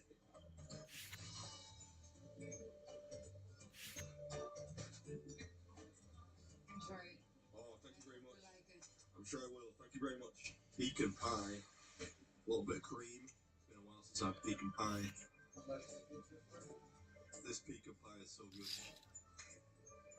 There's something about Portugal and tarts. And I think they got tarts down to an art. Oh, that's so bad. That is so bad. What a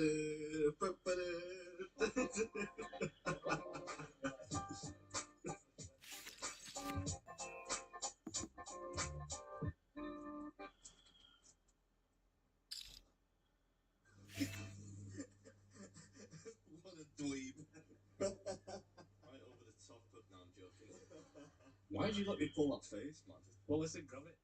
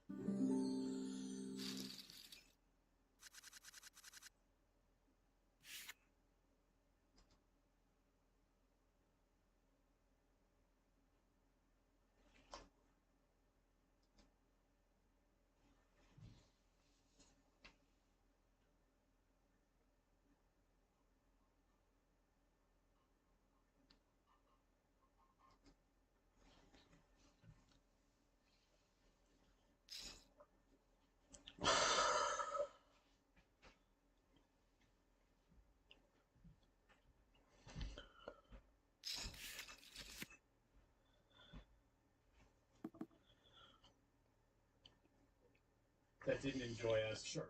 Now, the Kevin Brennan, who's Neil Brennan's brother. Who's Neil Brennan? Neil Brennan? Neil Brennan, right? Co-creator of Chappelle's Show. He's a stand-up. Okay. I don't know stand-up, but I do remember the Chappelle Show. Didn't you watch that? Or maybe it was Jake. I'm thinking. It must be Jake. That he had that stand-up on Netflix where he's like going to different microphones. That seems like a Jake thing. Yeah, like he's sucking two dicks or something. Hey-oh! But Kevin Brennan's whole shtick is that he's like kind of bitter about everything. Okay. And is he literally famous for being a famous guy's brother, or is he actually also a guy that does things that people would know? He's a stand-up that just done stand-up forever. Okay. I mean, when I first heard of him was on like O&A, and it was mostly because it's like, oh, this is Neil Brennan's brother, but also I think he's been in stand-up scene for much longer than that. And he's known as like a bridge burner, like he'll just like rant and get pissed off at people. Imagine two people that are in a similar field, and one of their brothers is constantly burning bridges and acting crazy. I don't even know how to imagine such a crazy scenario, Jim. But he he's already at least against, like Patrick Melton and Nobody Likes Onions, and I assume the other shows as well. So he was stream sniping because it was like a pay-per-view event, pay-per-view on stream. And so on his stream, of course, you had your boys at the beginning. This is what you do.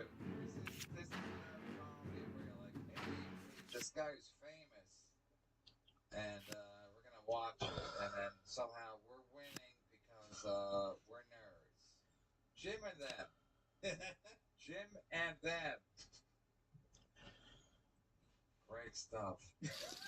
Great stuff. But wait, why is he burning you guys during this clip from a movie? This is like the wrong time to be making fun. Like, it's shit on you guys while you make jokes and say things, not while a clip from another movie's playing. Well, I mean, there's a few things hilarious because, I mean, I think he had other people on his stream, so he kind of missed the beginning of our show anyways. He just was, like, reminded that it was going on and, like, pops back in. And he drank from the wrong chalice, so he's slowly turning into a skeleton. Yes. Well, and I mean,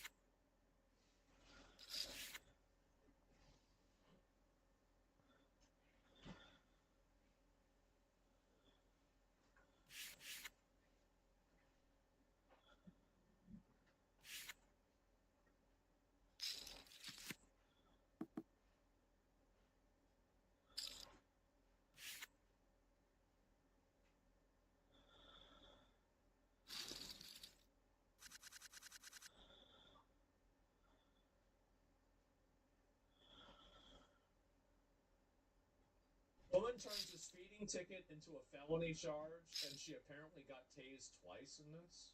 Oh my god. Where do these people come from?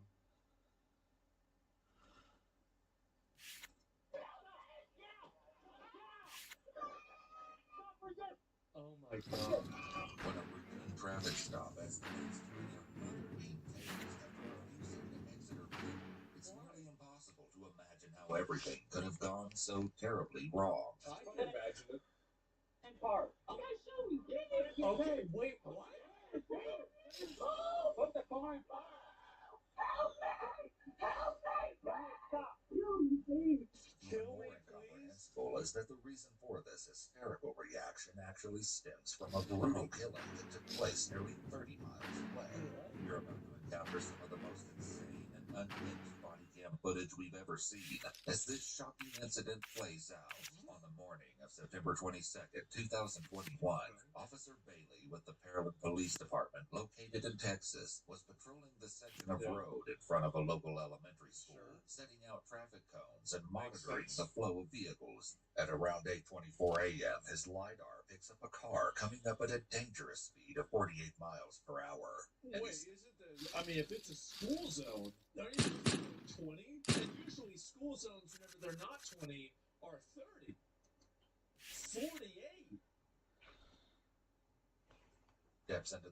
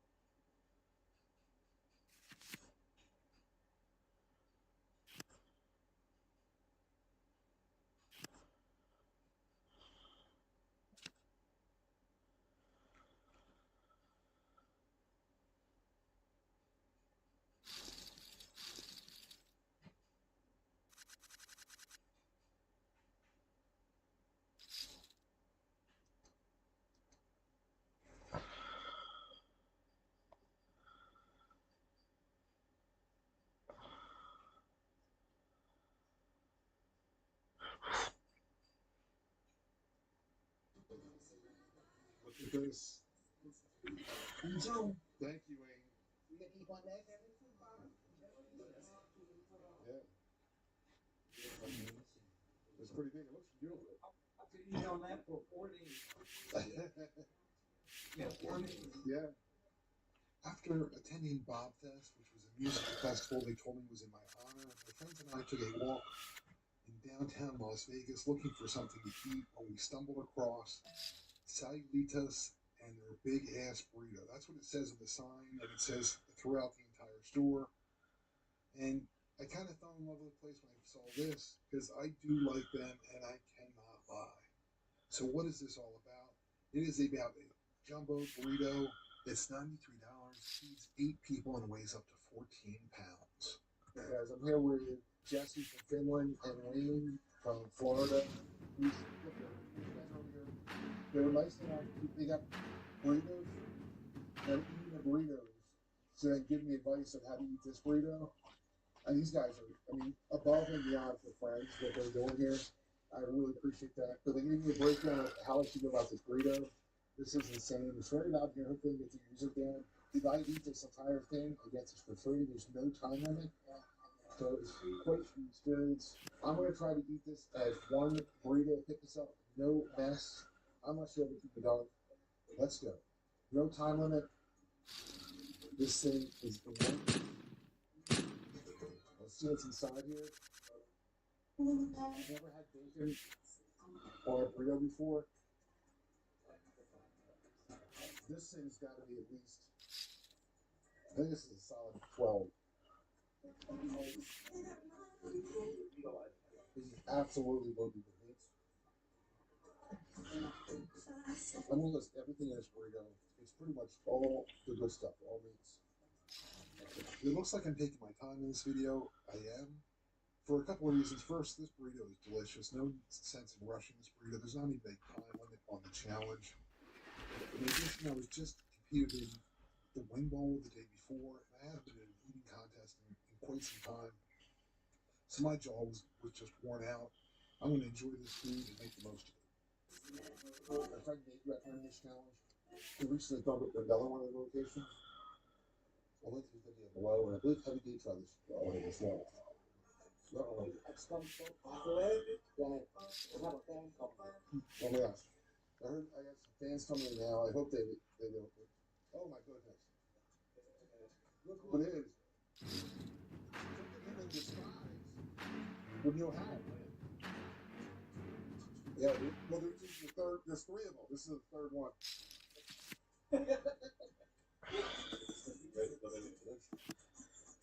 It's going to make it a challenge. Yeah, you could big time them and ask them to lower. Some views. This is an exclusive. This is no cap. It means to this is, you can get this skin, download the skin on the Apple Store for eaters. What's it, rats and bacon? All bacon. Wow, that's good. Let me eat really eat this so fast that the top surface is getting air a little bit before, but you bite down too deep. And it's pretty hot. I can say something real quick. Music's down. Wow. There's music. I'll be drinking a good sweat in a couple minutes. Burritos hot. Stupid challenge. This first stuff is staying there pretty good. Double split down here. You guys making fun of my camera for that?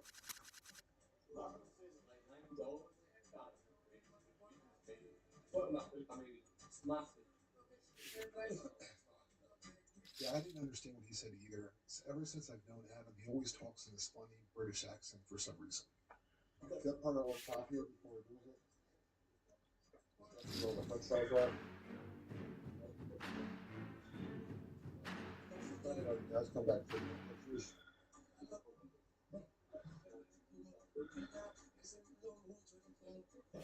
Very interesting burrito. Pennsylvania, we got it loaded with rice. I don't even think there's any rice in here. Oh my goodness.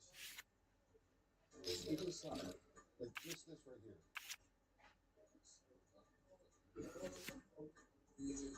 I know it's crazy when they say it's a 14-pound burrito, but you can't imagine how densely packed this is. Just meat's just packed in nice and tight. Perfect burrito. It's like my favorite burrito, maybe ever. But it is hot, and I'm gonna start making it up. Let's see. I'm not above a little head diet. Make sure that the champ is in good shape. Nice. So I got a pick crew here. Maybe he's gonna need a mop next time.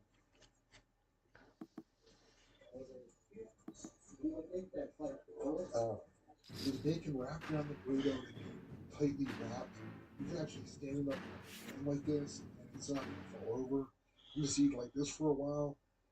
I did enjoy this burrito. It was a different type of burrito. Plus, I enjoyed the people that would come in and out of the restaurant and interact with me to help make it a fun challenge. Thank you. Appreciate it. All right. Thank you.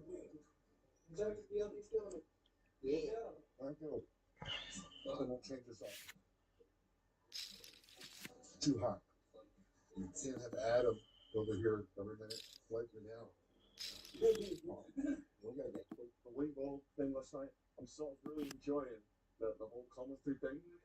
So I'm here to analyze what's going on. And I think this is what we call trying to make 30 minutes long. So you do 58 mid rolls when you could have done it in 3 minutes. It looks good though. Right? You can feel it's cut that whole time. Yes, kind of pretty accurate commentary. About 27 minutes in, maybe. Here we go. You're too strong here. This burrito is still really good. It's hard to believe. It still tastes good. It's just the bacon grease. It's like overwhelming on my hands right now.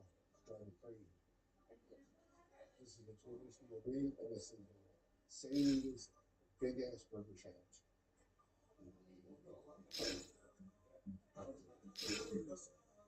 So Thank you, gentlemen. You have to swallow it? Yeah, I can't really say it. You can't really swallow it. What do we call? Hey, man. Get ready for a cold leg.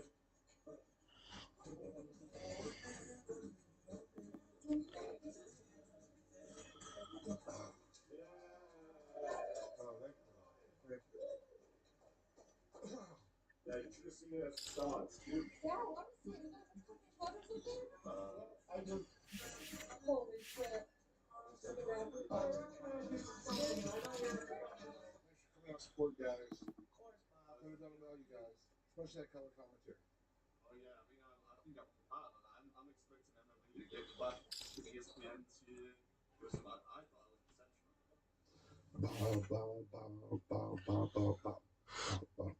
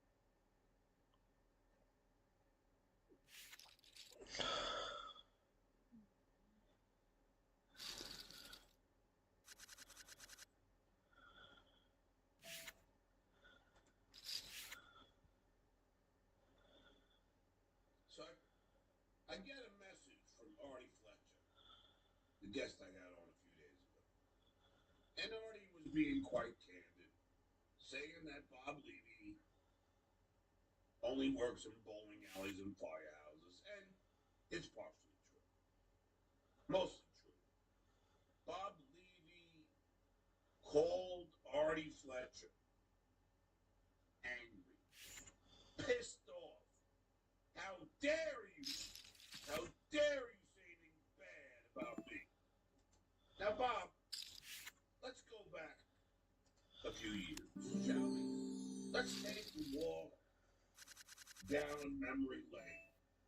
I remember a long, long time ago where I asked you, Bob, why are you trashing me on Uncle Rico every day? Bob, you remember this? And you know what you said? We're just around. Come on, we're just busting balls. Artie Fletcher busts your balls, and you can't take it. You can't handle it. Bob. You hypocrite. So in other words, you can bust my balls ad nauseum.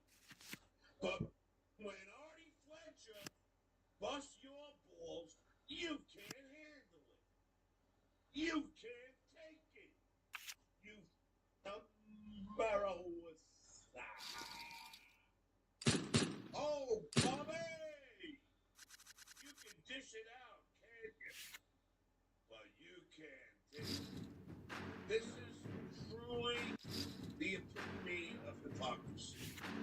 How can Bob Levy react to Artie Fletcher bashing him on Stuttering John's show? What's the deal with Artie Fletcher bashing you? He said you only headline bowling alleys and fire stations, thought he was your good friend. He is exactly John, okay? In case you don't know, not a stand-up comedian, just somebody that just goes on stage, he'll take people's acts. He worked with me at what's that place in that Chad does in Boca Raton, that comedy club there. Boca Black He Box. put his bolt on his headliners. He did 45 minutes before me. The owner came back after 25 minutes and he goes, "What? Get him off stage. Why is he on stage?" I go, "He put in the contract at 45 minutes each." That's not true. That's not true, Bob. I told you directly today. That's bullshit. You're a liar. Yeah, it was a black box. And the owner said, "He's not a fucking comedian. He's not a headliner." The black box, yes, that's what it is. And that's when it was bigger, I believe. I believe they made it smaller. I don't know why, but... No, they didn't, Bob. No, again, wrong information. They didn't make it smaller, Bob. It's the same. They just added it on the room, you stupid.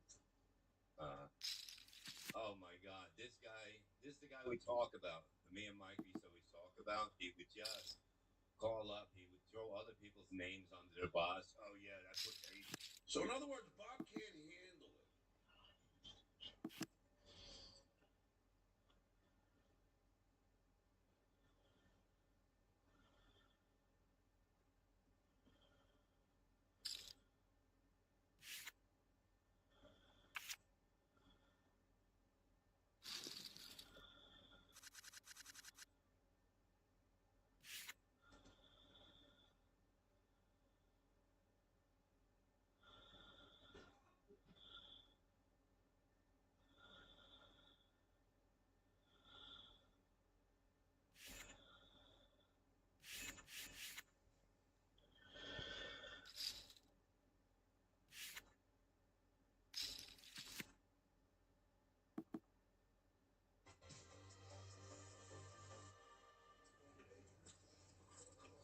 Start another round of the stand-up game. Oh, So Chris and Jack wakes up with Queens. he's on. Jams as well for less. I was calling him See to that give him Airball has one of action, but Chris's trays as well. oh, go for it. Is there a And Jasper calls. Wow, okay. That's worried about. I have a very bad. I lose, I think. Real good. I'll $83,000 pot. Sure. Oh, you want one? Oh, whatever is okay. Oh, that's a coin. No. Always go on. Hey, one time. Then one time. One time. Okay, one time. All right. One time. One time. I'm not chicken. King chicken. That's why. I'm just follow king. Okay. That's my kind name. Jack played the $1 million game. No one thinks he's chicken. Vodka. Has the best hand.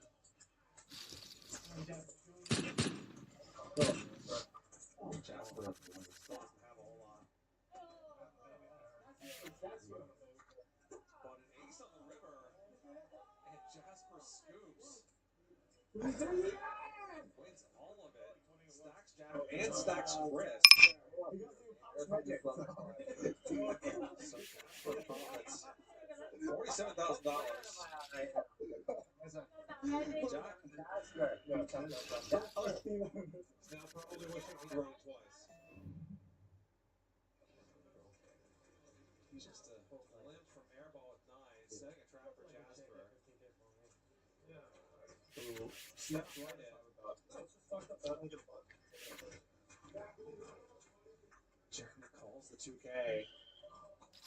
Here comes airball. The rare limp 3-bet from the cutoff. 15K and Jasper snaps it off. Doesn't even think, calls the 15,000 with king 6 suited. And is amply rewarded. 6.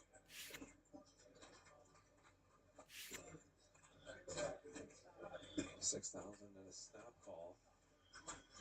44,000 out there. To win. Unless everyone can find a miracle. It's going to go to Jasper. All in and a call. $92,000 pot. Everyone's got one out. That is not it. Full house for Jasper. Airball gets stacked.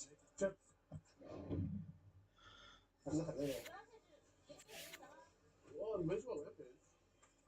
I mean, I went to you. I'm just I mean, it was. What's that? You should eat on this. Open-ender for Big Mike. Chris has the top pair.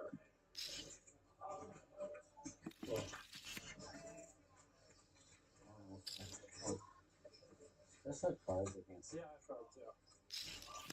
Dude, I was twirling you with these cards. Great, great, great. What's your make G-Show? Breeze here from Chris. Weak top pair. Big Mike is in there.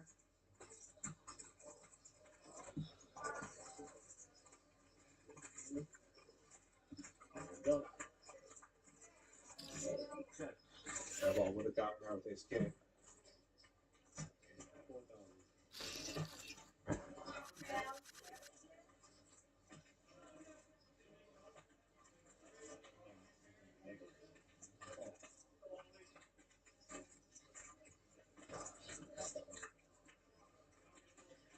It's pretty Mike.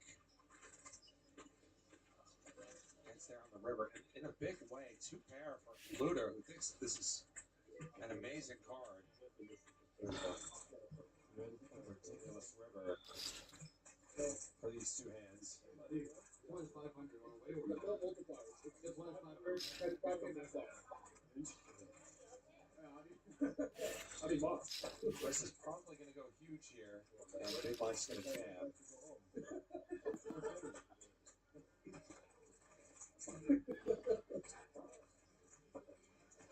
No, more of a half pot type size into Chris. Don't come to wait, come to play. Almost exactly half pot. Either way, I think Mike sends it in now. What do I know? 22K. Chrissy's talking in frustration immediately. Why are you so happy? Let her chill. Almost like you're giggling. He told me, why the fuck you tickle him, man? Big Mike. Come on. So talented. That's it, huh? I was like, better in a bowl? Yeah, you can access both flavors.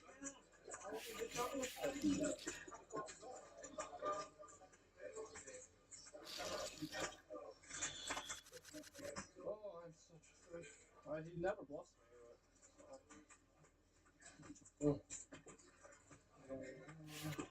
Smart man. 22,000. You really hit the deuces, huh? Wow. Beautiful. What a beautiful look that is. It's a long hand, but the right idea. You're just never bluffing me here. It's literally never a bluff. It's just always 4-5. There's the right hand. Always 4-5. We've heard Chris give a lot of these speeches in the past and then call.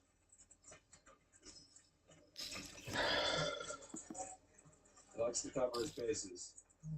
He's all calm. All calm. He knows I'm just going to pay him off like a pawn every time. He knows it. He knows I'm tilting and going to pay him off. What's another 22,000?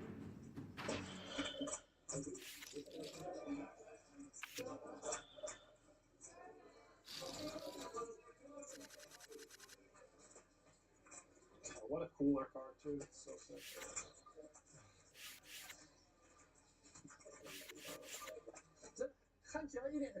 Big Mike. 有点脏一点。我也换一下。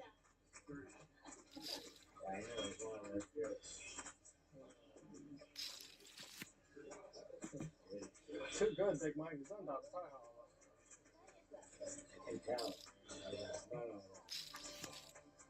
It's just 4-5. Okay, solo. Yes. Okay. Saying all the right things, but makes the call. Good out. And Mike is going to win this 57K pot. Okay.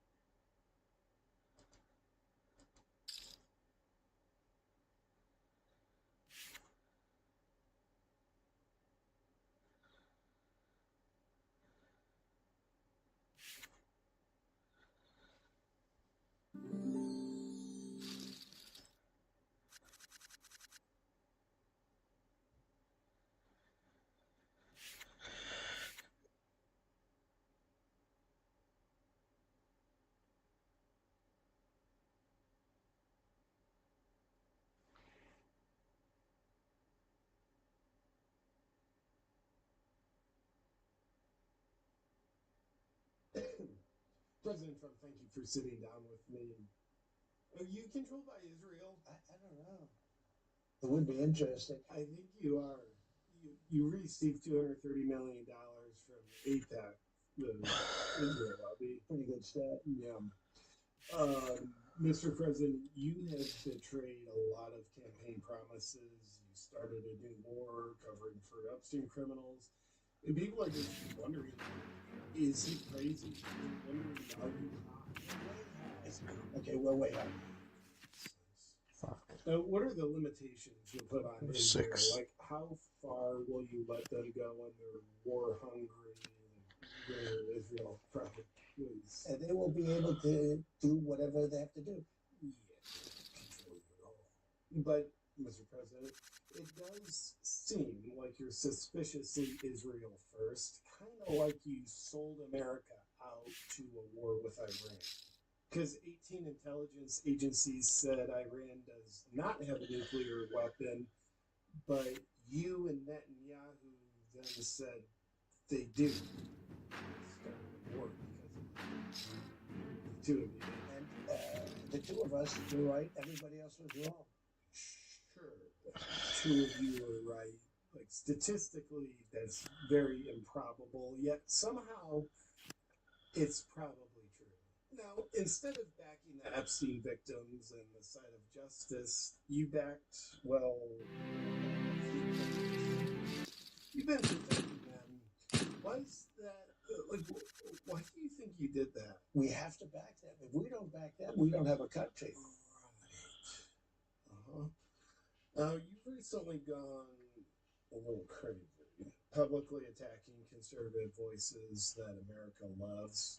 People like Tucker Carlson, Candace Owens, Alex Jones, Megyn Kelly say they have low IQs, they're very unpopular, and just have these third-rate podcasts. Tucker and Candace have #1 rated podcasts because they're so unpopular. You know what? That's called making America great again. Indeed, because they're weak, unpopular people. Meanwhile, you formed the new MAGA, praising only very popular people like Ben Shapiro, Lindsey Graham, Mark Levin, these people that are really liked. How much testosterone do you think new MAGA has? Not much. People say Lindsey Graham's gay. A lot of people say a lot of things. Yeah, there's no way Lindsey Graham's gay. Like, when I hear the term definitely not gay, I'm just thinking Lindsey Graham. You know, sometimes compared to Lindsey Graham, I start thinking I'm gay. But anyway, you recently came out with a social media post really singing the praises of Mark Levin, who's great. And in it, you said, Mark is tough, strong, and brilliant, hence the nickname The Great One. He is a man of great wisdom and common sense. Sorry, I almost threw up in my mouth. Who truly loves our country. And those that speak ill of Mark will quickly fall by the wayside. They are not MAGA. I am. How do people respond to that when you said it? They thought we were stupid. They thought we were fools. They laughed at us. You know, people were laughing at us. They still are, sir. But here's a sample of Mark Levin's tweets. His wisdom, as you call it, contributing to a very intelligent discourse. Mark Levin says, Nazi, Nazi, Nazi, Nazi, Nazi, Nazi, Nazi, Nazi, Nazi, Nazi, Nazi, and Nazi. Jesus, I need to see a doctor. Oh, I can see. I saw that picture you posted of you as a doctor.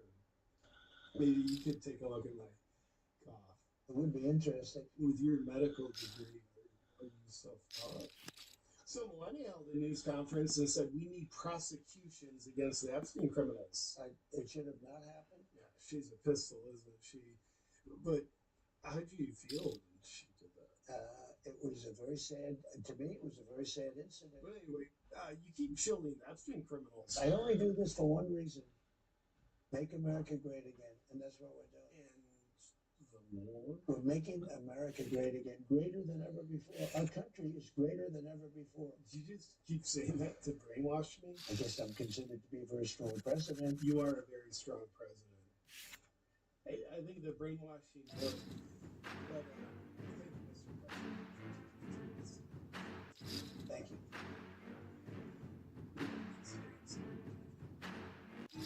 It's always important to me to have good energy and be fit.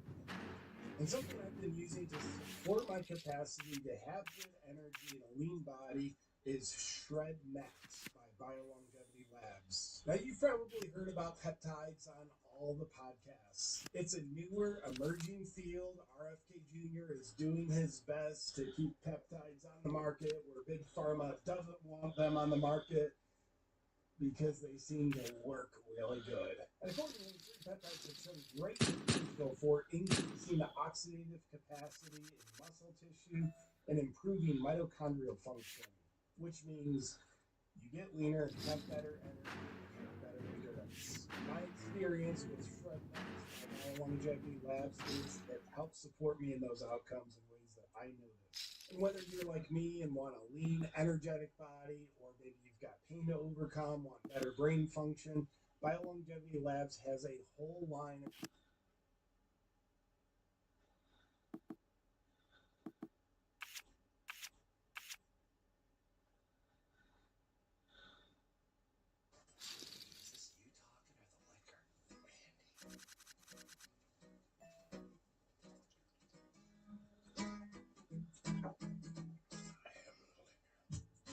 Today, we're venturing deep into the eye of the shitstorm.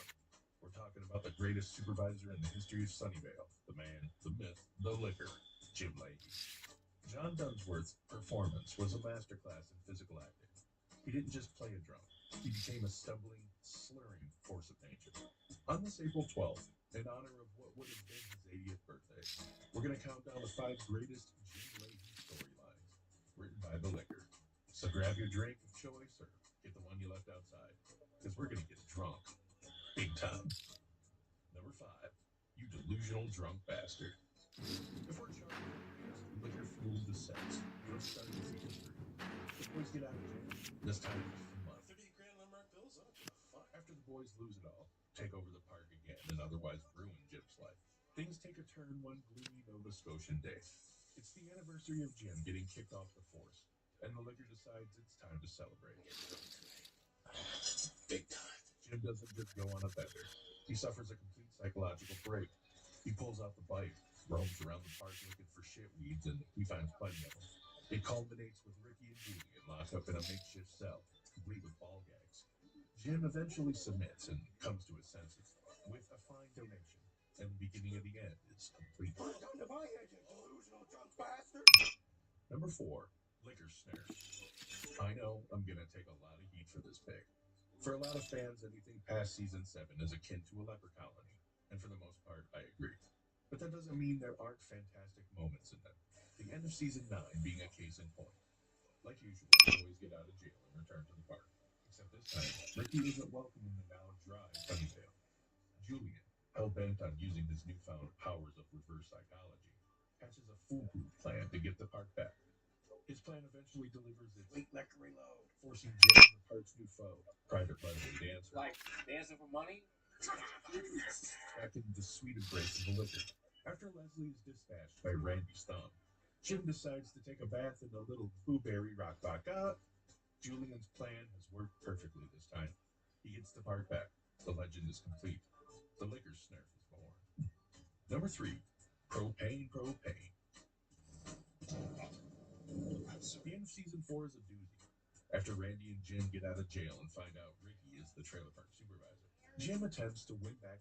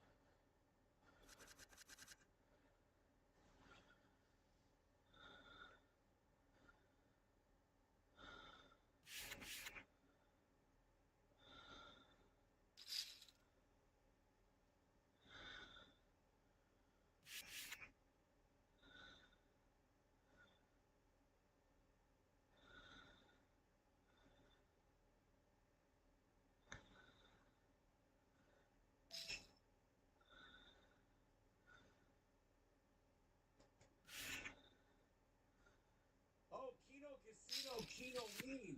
Here's the problem, though, on a wall.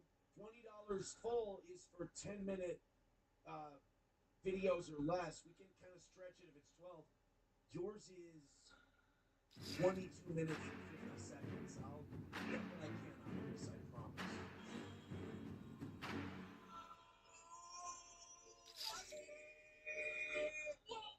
Look, I know everybody loves Kino Casino. I think when they make fun of people, I think it's funny. I think they've done some funny stuff on me. How do I put this without angering and pissing off a lot of people and whatever? A little bit goes a long way for me. I get into a Kino Casino clip. I'm 3-4 minutes in. Like, I got it. I've got it. It's repetitive. It's a lot of the same shit over and over. And it's like, all right, we're going to introduce this guy. We're going to say a bunch of sensationalist shit about him. PPP's going to preach and, get sanctimonious about it and then interrupt Worski a bunch. I just feel like their show used to be funnier. I feel like that it's more popular now. Like, they're doing way better now. But I just feel like it was funnier when it was funnier, if that makes sense. Like, now, and this happens with every show when they get popular, so good for them. But, like, it's just for me, for my own personal taste, when I watch a clip, I've never sat down and watched the whole show, I will admit. I watch clips. But when I watch them now, it's like they've started to kind of believe their own bullshit and huff their own farts. And now they think they're like moral arbiters of the internet. And it's like, no. Just goof. Just be silly. Just be wacky. Just be funny. Like, you can't dress up like a cotton candy and a pumpkin and then go, and let me tell you morally about what Jeremy's doing. I just think from a moral standpoint, he needs to shut up. You're a giant naked pumpkin. Be a giant naked pumpkin. Also, I feel like this is not to be a dick, but this feels like a bit of a Red Bar ripoff. This feels like Red Bar did the Halloween and the costume and everything else. This feels a little stolen. It feels lifted. And I don't like that all of these shows are doing Red Bar. I don't like that Red Bar started all this gangster shit and gets no credit for it. That does bother the shit out of me that these guys all do Red Bar. Like, Worski's obviously a Red Bar fan. PPP probably a Red Bar fan. Like, all of these guys just do his show now. That's every internet show. Every internet show is just Red Bar. And none of them give him any credit. In fact, a lot of them shit on him. Like, I can say this. I don't do a Red Bar show. I do a traditional, old-timey morning radio talk program for people who have had a little bit too much internet. But I don't like that all these guys do Red Bar and then don't even mention him. Don't even thank him. It's kind of like Dave Chappelle said about Key and Peele. He was like, I see at the end of the show, they don't even thank me for doing my show. And I kind of feel that way about these shows and Mike David. It's like, you could thank Mike David at the end of your show. You could thank Red Bar for teaching you how to do this and you just lifting it. Like Red Bar created the format, you just took it. Which is the only returning costume every year. Halloween has to begin with the great pumpkin. And if we get 100 sub bomb right now, I will stand up out of this mother-fucking chair. I also think that Red Bar influenced kind of that O&A thing more than the other way around. I think, Kumia put Red Bar on his network. And the problem was, Red Bar was he was more Anthony than Anthony ever was. Like, he actually leaned in and ripped on people and wasn't a chicken shit whenever he was confronted. He just kept making fun of them. And he had to be kicked off of Anthony's little platform because he was hurting feelings because he was making fun of Anthony guys. And I think that was like super bullshit. I think in that moment, Red Bar proved that out of everyone, he was the realest one. And now all these guys, I watch them do his show. And no offense, the Kino Casino guys are talented, but they're not Mike David.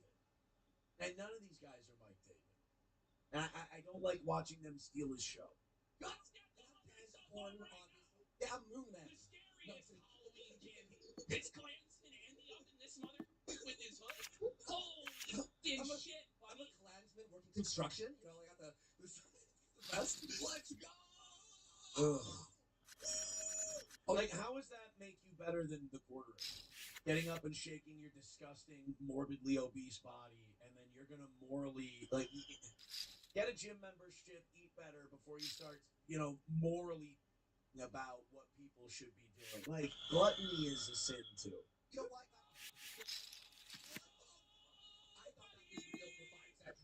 See what I mean? Like, I can't take this shit for more than a couple of minutes. And like I said, I do think they're funny. I'm not trying to be disrespectful at all, but it's just like a little bit of this goes a long way. I think their biggest benefit is the people they look at and watch and talk about are gayer and more obnoxious than they are. And I think it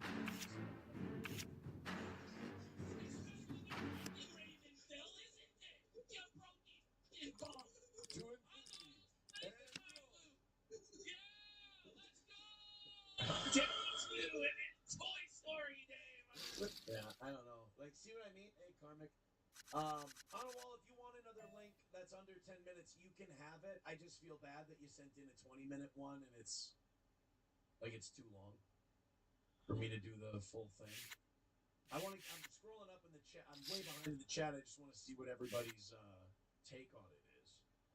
It's funny when they make fun of Mapton and Baldo. Yeah, but again, I've heard it. Papa Shop says, I just watched clips of Jeremy getting destroyed. That's fine. That's totally cool. Papa Shop says Triple P is a very funny guy. Yeah, but like I said, I didn't say they weren't funny. I just said a little bit goes a long way.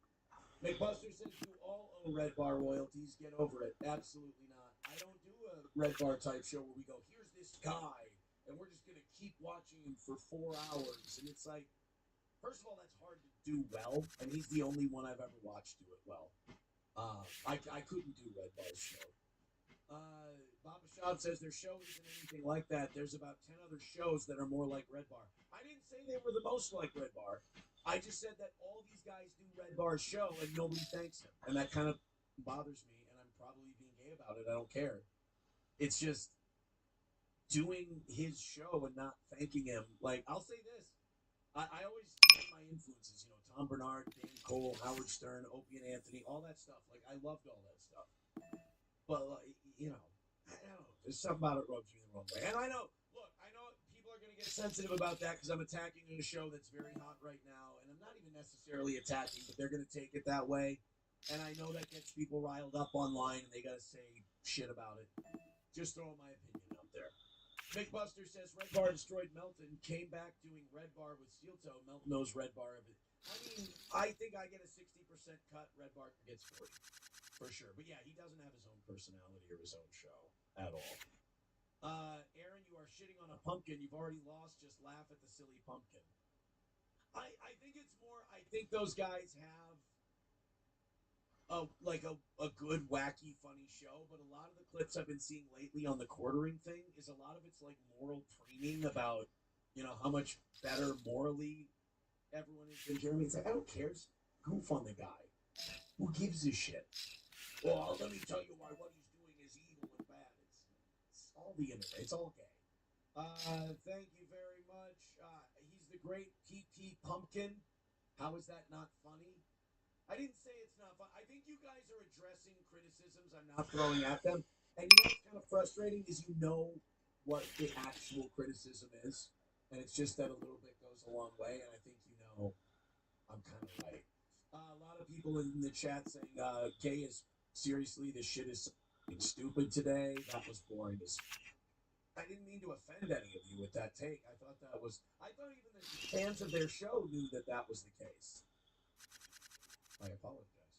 $1 from Anna Wall says you showed 3 minutes of it and talked through the rest, cheater. I told you you can send a new link for free and I'll do it. It's just I can't do a 22-minute clip, especially, no offense, people aren't going to like this, of watching kind of boring clips of a boring show. I mean, if it's under 10 minutes, I would have had to. But it's 22 minutes and we're just watching guys change costumes. I don't know when to stop that, you know? So you can have a free link and we will play the whole thing. Scouts Goes with $1 says, Aaron, why are you in a dickhead mood today? You're in Arsenal today. No, I'm not. I just criticized an internet show that a lot of people who spend a lot of time online like. And it wasn't even shitting on it. It was just, I think they're funny. I think it's amazing how sensitive people online are when they act like, I don't give a shit. I'm not offended by anything. It's like if someone says, hey, I think the guys you like are funny, but I think a little bit goes a long way. You don't even understand. You don't get it. And it's like, gotcha, bitch. I thought you weren't offended by anything. Because you seem a little offended. Yeah, see, Digital Soldier says, holy shit, your jealousy is oozing through the screen today. Like, not in the least. Not in the least. I think that's defensiveness. Ryobi says you seem to be ripping off Kino Casino. You need to credit them. Oh yeah, if you guys didn't know, that was an impression that I was doing. I apologize. Onawall says you showed 3 minutes. Send in any other link and make it under 10 minutes. And like I said, if it's a $20, I say it every week. We play the whole thing under 10 minutes. A 22-minute video I can't do. I would have been crucified and everybody would have left. I told you, send another link. I will show it. Oh, God. People say, oh, why don't you just show the first 10 minutes of the thing? All right, you know what? I'm going to go get some water. Here you go. Here you go. We'll go to where we left off. Holy shit. I'm sorry. For the people who are going to leave because we're playing this, I apologize. Here we go. Here's the whole thing. I'll be back. We're dealing with a real stick puppy, Robin. Let me tell you, perfect fuck. You gotta be careful. Fucking hysterical. Oh my God, was I wrong? Please. Ugh. You know what? I'm gonna be honest with you. I've only watched clips of this show. Watching this part makes me go, "Oh shit, this is more retarded than I thought." Because I complimented the show. I was like, I've watched clips; they can be very funny. And then I loved modest criticisms, and people got very I mean, most people were like, "This is gay. This sucks," but like, other people were just like, "You can't say that about that. That's not." I'm sorry, I criticized Christ, but like, now I'm watching this part, and I'm just like, this is retarded. Like, this is like Seth MacFarlane level shit. I also don't like the thing with the quartering. You know how I criticized them, and I said, guys, you're all in your 40s. Knock it off. Like, this is gay. My biggest thing is like, it really does seem like an audience full of people who need a certain amount of hate and anger, and it's like, okay, are you making fun, or are you just like pissed off and angry and shitty? Because like, there's a bit of a difference. And then they're like, I don't like it that they're like, these shows that do this thing where they go, when it suits them, they're giving analysis and they're breaking shit down and we're getting to people. And then when that personality will go, hey, they just won't stop. They're just coming after me. They're trying to get me. They're attacking. They're like, what? We're just having fun. We're doing a silly comedy show.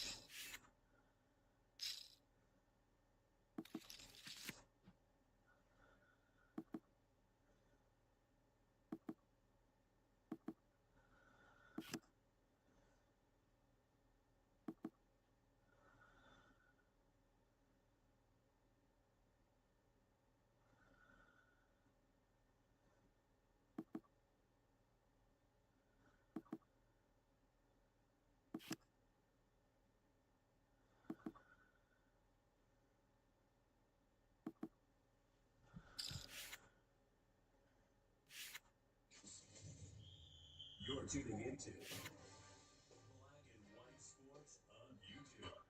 The no holds barred truth on sports. The main event starts now. Check out blackwhitenetwork.com. Support us by becoming a member today. Memberships just start at $10 per month. You can actually save money by getting the annual plan. When you actually sign up to become a member, you get a 7-day free trial. You get access to member videos and also our Friday member stream that we have every single Friday as well. You can also donate to us if you would like. $1, $5, $20, whatever you guys want to give. And don't forget about the merch. We're running our Easter sale now. 15% off everything in the merch store, including our Black and White Sports 2 hat, Patriots 1776 shirt, of course, our America 250 Bald Eagle Edition shirt. Your entire order. Well, Black and White Sports fans, there has not been a bigger crusade for men to invade women's sports, transgenders, than one Megan Rapinoe. Now, we have talked about Megan Rapinoe for many years here on this channel. This woman decided, you know what? Let me advocate for the trans invasion of my sport, women's sports, because I'm retired.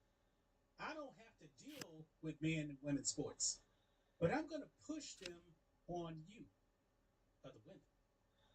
Now, I actually put up a video probably 2 weeks ago, guys, and Megan Rapinoe and Sue Bird were actually talking about the IOC banning transgenders from women's sports.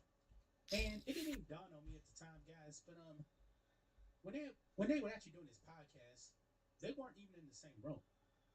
Now, it could have been that Sue Bird had something to do, Megan Rapinoe had something to do, but they weren't together. Now, I don't watch the podcast. Maybe it was always like that.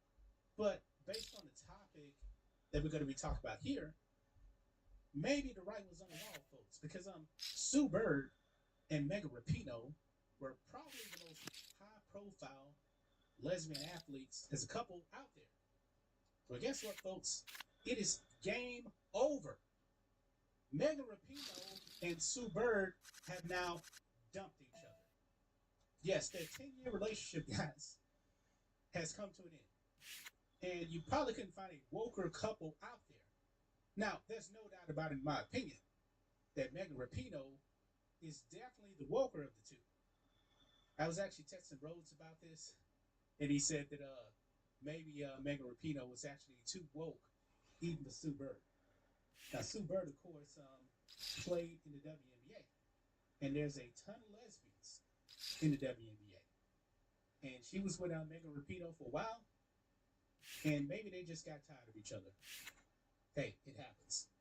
Let's go ahead and dive into this, guys. Here we go.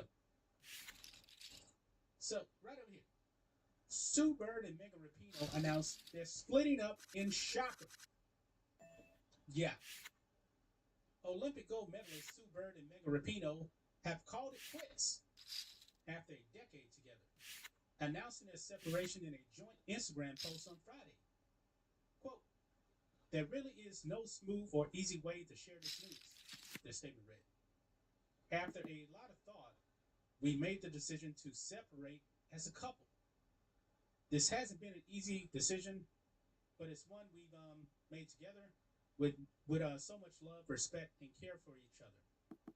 We shared a whole life over the last decade, through big moments and in quiet ones, and that is something we'll always carry with us." Now that they were in the spotlight, mainly for all of the woke stuff. But did anybody actually see this coming? It is kind of a surprise to me. Definitely kind of a surprise to me, no doubt about it. I mean, Megan Rapinoe, guys, is just toxic. She just is. Now, she was definitely wearing the woke shoes in this relationship. And I believe they had been, quote unquote, engaged for quite a while.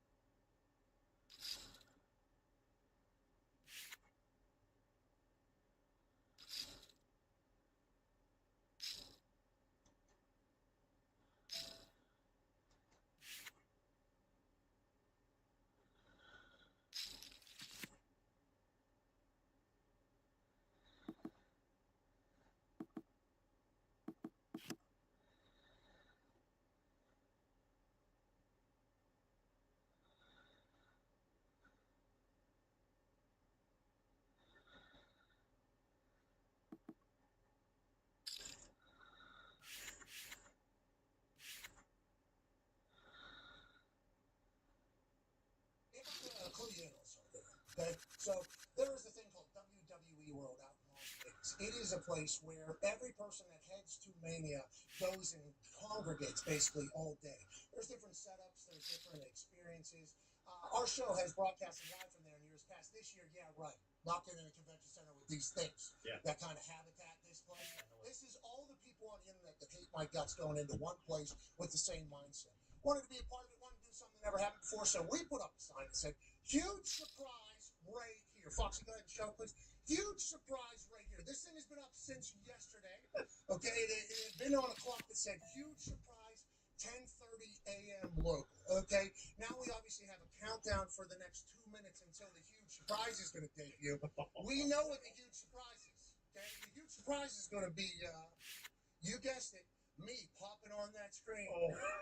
Now, we didn't know what the audience was going to be like because there's other events taking place on the other side. It is filled in pretty nice. These people think, okay, Stone Cold Steve Austin, maybe. What? They think maybe, hell, Rob Van Dam might come out. Anybody could possibly show up at this thing. How do you think this goes with these marks? You once again think this could be something awesome, should be something awesome. It's WWE World. We're in Las Vegas celebrating one of the most monumental WrestleManias in absolute history. And now what's going to pop up? The person that all these people hate. I've been at quite a war with these people. I'm the hero in the end. I think they'll look back and thank me for it, but they do not like me in the moment. They got their phones out now. I mean, this is going to be a moment. Yeah, here we go. Huge surprise. Okay, in the back, let's go ahead and link up with them on what the clock is on their side because there is a little bit of a delay. I'll be looking right here at this camera here. And let's start over in 3, 2, and...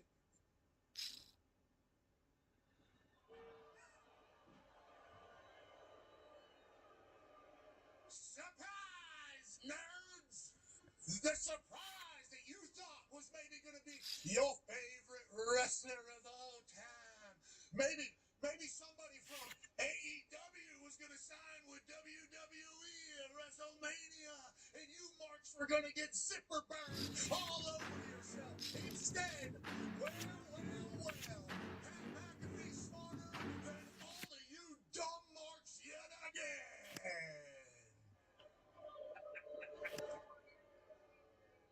Just know that I am on my way to the city that you creatures are certainly taking over. I can smell all of your low-life, disgusting bodies all the way here in Indiana. And when I get to that town, and I'm talking to you, little kid on your dad's shoulders too, when I get to that town, you should all be thanking me and Randy Orton as soon as I touch the turf in the desert. Do you have it clear?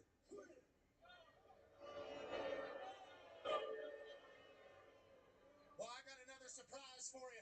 What me and Randy are about to do to your entire WrestleMania weekend is something that you can't prepare for, you can't control, and you fat slob sitting right up close on the gate, you're going to be crying your ass off as you leave WrestleMania knowing that what you all let happen is over. And Randy Orton is about to run this industry back to what it's supposed to be out of your dumbass hands. Have a great WrestleMania weekend. My show will be broadcasting live on this LED board for the next 30 minutes. Get some brightness in your life before the biggest weekend you nerds will ever experience. See you at SmackDown tonight, marks. Okay, let's take that off on the feet. Yeah, just good. Okay, so that's what we're talking about here. They'll be able to take pictures, obviously, with us. Maybe let's do a full wide shot so we can take a photo with us in there. Then. Probably take. Go cut over to them, or are they able to? Yeah. Okay. Yeah. Hey, there's kids there! Come on! There's kids there! Come on! There's kids there! You see this?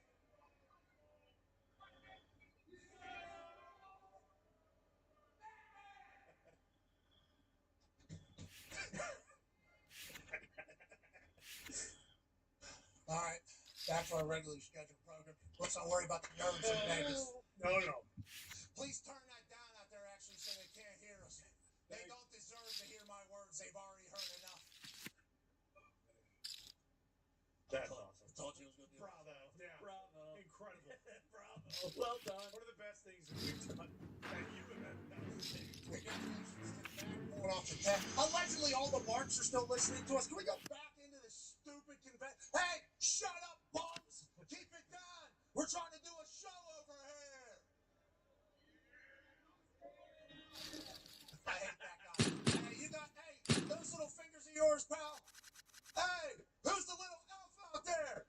Who's got the little tiny little baby thumbs that bend backwards and look like they're supposed to be a part of Shrek's Never Ever Land down there? All right, enough of that, please. Too much. Too much of them. You see those little nubby little fingers? I mean, disgusting. Some of them had to be told which one was their middle finger, which I heard. Yeah. Hey, what's he doing? I said. I hate that guy. Joining us now, ladies and gentlemen, from Manhattan, Ohio, AJ Hawk. AJ. What's their problem over there? That wasn't a very welcoming response from WWE World. Yeah, especially my favorite part is when you, sorry, I don't know if I'm chopping or not, it's choppy on this side, when you were pointing out individual people, you fat slob in the front, you kid on the shoulders, like, when you started singling them out, that's what I think really got it rolling. The guy last week, towards the end, as me and Randy were walking out with the title. Is that your voice? Yeah, he said, I hate you, I was actually startled. I almost, and I was trying to figure out which one it was because there were a lot of people yelling. Yeah. So, and I obviously had no idea that the camera was going to be shooting me because of what we just did to Cody. Right. I thought they'd be showing the champion. Instead, they're showing me and Randy walk out, which is maybe, once again, saving business. Yeah, they might get it. As we're kind of getting to this, we should probably reconnect with you, AJ. But yeah, I didn't know if that was on. That was a genuine, that was a real moment. Yeah. Are you kidding me? Is that your app? Wow, that would suck. Yeah. That was what I was thinking, but then I got to remember, hey, no empathy for this. No. Nope. No empathy for these things. No. Absolutely not. Got the wrestling fans certainly up in arms. Can't wait for it all to be settled this weekend. And when it is settled, all you marks just fall right in line. Okay? Fall right in line. Right behind Randy. Orton. Business is going to be a good place. Yeah. I can't wait for that. I'm pretty excited about it all. Now, Fridays have become an annual tradition, and we just saw a group of O-Nos. Yeah, we have. Sure. A lot of them. Hey, show that clip. Show them. Can we show them real quick? Every person out there. Oh, no! Guy in the front here with the Triple H skull shirt on the left. Yeah. He looks in the mirror every morning and goes, oh! No!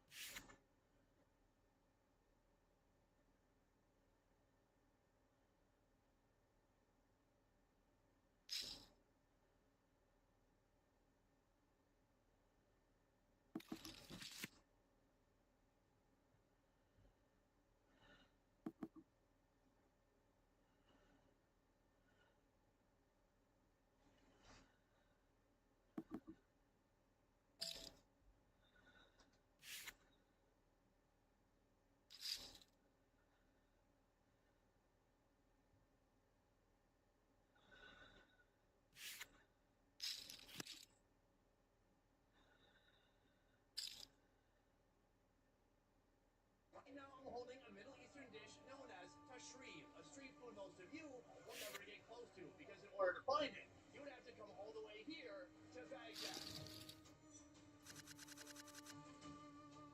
The USA has given Iraq a level 4 travel advisory. Wait, there's a danger level now? Yes.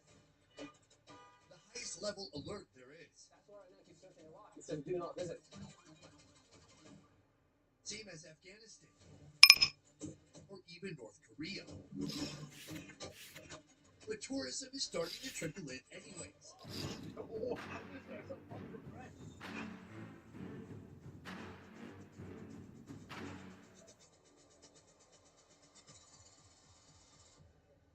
wow, it's so good. Today we're on a mission to take on the best street food Iraq has to offer. This is a breakfast. Yeah, no kidding. And learn why some are willing to risk it all for a taste of the Middle East. 50 cents for this? Look how much you're getting for $1. It all starts with this. Welcome to another beautiful day here in Baghdad. Today it's all about the street food, starting with this. Meet shalgam, an Iraqi winter snack made from turnips, slow cooked in water and a thick date molasses. It's sold from tiny street carts across Baghdad. After hours of simmering, the turnips soften as they soak in that brown molasses. Upon ordering, they're sliced up and drizzled with more sweet date syrup. Let's give it a shot. Cheers. Okay. Yeah, when you see it, you think these elements did not work together. But then you eat it and you go, I was right. A root vegetable with something sweet, I'm not sure these elements should be working together. The turnip is kind of earthy. It's a flavor that you've had maybe in stews alongside carrots, but here they're attempting to mix it with some sweet elements. The syrup is doing its best. It's trying to infuse some nice sweetness to go with the turnip to make it more palatable, but it's not really working. This cannot be a food that's pulled out by everybody in Iraq. I feel like there's like a handful of old dudes who like this. Certainly not my favorite. That said, I am in luck because from here I'm going to a delicious food destination. A place that is serving Middle Eastern meat dumplings. Just across the street after dodging traffic and pushing through the noise.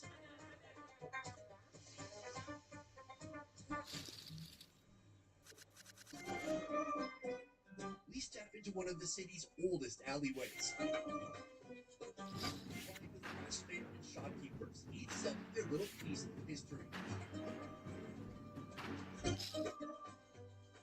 Tucked among them, a cramped, humble dumpling shop. Here, my contact for the day is waiting for me. Let's just have very traditional shops that people who work usually come in here because it's very accessible. The food is very delicious and it's like super cheap. This is Mohammed, a young tour guide from Baghdad. He's been taking outsiders around the city and across Iraq for the past 6 months. When you're bringing guests out from different countries, are you going to places like this? Yes, we go to a lot of like traditional places. This place seems old. It is old. Definitely over 80 years. So, it's an established place, and it's serving kind of a classic street food here in Iraq. This is a food called, what, kebab? This one specifically is kubasai. Kubasarai, or palace dumplings. It's a dish said to have gone from the Sultan's palace to the streets of Iraq, where now it's loved by just about everyone. Bulgur dumplings, stuffed with minced lamb and onion, are simmered in a rich tomato and turmeric broth. What is bulgur? It's just a different type of grain, right? It's a different type of grain. People use it also instead of rice. Extra soup on the side for dipping, sour pickles to cleanse the palate, and bread, because here there must always be bread. Showing up as a tourist in Iraq, it's easy to get swallowed up by the chaos. Here there's a thin line between excitement and complete overwhelm. And sometimes, when that feeling doesn't go away, no matter where you are, it might be time to talk to someone. BetterHelp, our paid partner, is an online therapy platform that makes it easier to start. There's also a link in the description. Now, back to the show. Oh, so you eat the dumpling with bread? Yes, I've never heard of such a thing. So I'll give it a shot. So we'll cut it with this spoon. You get the big reveal here. Yes, you'll see the meat pouring out of it. Oh yeah, that's nice. Take a portion, put it in the bread, even more carbs. Give it a bit of a dip. Let's give it a shot. This is delicious. The fillings taste like something I've had maybe in Uzbekistan. The type of lamb you're eating here, it's that lamb with the big butt. And so the fat of that lamb has a ton of flavor. It's very lamby, so if you don't like a little gaminess, you're not gonna like this. Then the onion's adding some nice flavor, and that sauce offers a little bit of acid to cut through the heaviness of the meat. Yeah, so it creates some balance. And then you have that soaked bread. It's very fluffy, it's freshly cooked, and then it's soaking up that broth. This just creates some harmony of food and flavor. Oh, that's really good. I love how heavy the sauce is. When you first look at it, you think, oh, it's just going to be like a tomato soup. You know, in the USA, we have grilled cheese with tomato soup. This is like your version of that, except the tomato soup here is on steroids. There's so much oil in this. Like, the USA is going to invade us every time. They did.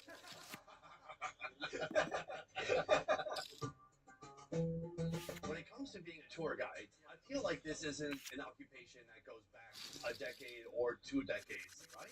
Well, tourism in Iraq is a very complicated topic because we always had a situation that would stop people from coming. Even recently, when everything became stable again, you had COVID, and of course that went for 4 years. And before that, you had a lot of conflict. So I feel like right now is the best time to visit Iraq. There is no pandemics, there's nothing dangerous, and I think soon enough, even the danger level in Iraq will decrease. The U.S. State Department rates the travel risk of every country. Level 1, normal caution. Think Vietnam, Singapore, or Taiwan. But then there's level 4, do not travel. Think Somalia, North Korea, or Afghanistan. And even though local guides swear on this city's safety, that rating is still stuck. So few tourists are willing to take the chance. That's why right now, if you search in Iraq, it says do not visit. Yeah, a lot of Americans just look at us.gov and they go, oh, well, can't do it. But while tourism is only slowly getting off the ground, other businesses here have been operating at lightning speed for decades. We've just arrived at a bakery where they're making Iraq's most iconic bread. A bread known as hummus. This is the bread that you will find everywhere in the country for everything. Flour, water, a mixture the size of a small car. That's the recipe for this country's most important bread. Back in the day, traditionally, they didn't really use silverware. For them, this is silverware. When it's ready, the dough is portioned by hand, not with a scale, but with perfect muscle memory. The bread is torn, it's broken, and it's used to pick up food and to eat. Now it's the baker's turn. He takes it, he tosses it a few times, and then he throws it in here into this oven against a clay wall. And just like everybody who makes this type of bread, no arm hair. That burns off years ago. No hair. Oh, up here. Okay, on the top, he's got a little bit of hair. Not so bad. Back in the day in Iran, I tried to put dough in the oven, and not only did I burn my arm hair, I singed out my hair on my head and my eyebrow hair. And I had hardly any eyebrow hair to begin with. I feel like I can do what he's doing. All I need is a pillow. 1, 2, 3, 4, 5. Easy. 1, 2, 3, 4, 5. Oh! He's training me in. We don't need to speak the same language. So this is my bread right here. To me, it looks gorgeous, but he tried to throw it in the reject bin over there. But actually, it still looks pretty dang good to me. Here. Wow, this guy's so pumped for bread. Cheers. Oh, yeah. Not exactly how they intended it to be made, but it's a bit thick and a little bit doughy. It's kind of like a pizza crust that's bubbled up a bit. Crispy, flaky, fresh, and toasty. I absolutely love this. I like this guy. On to the next location.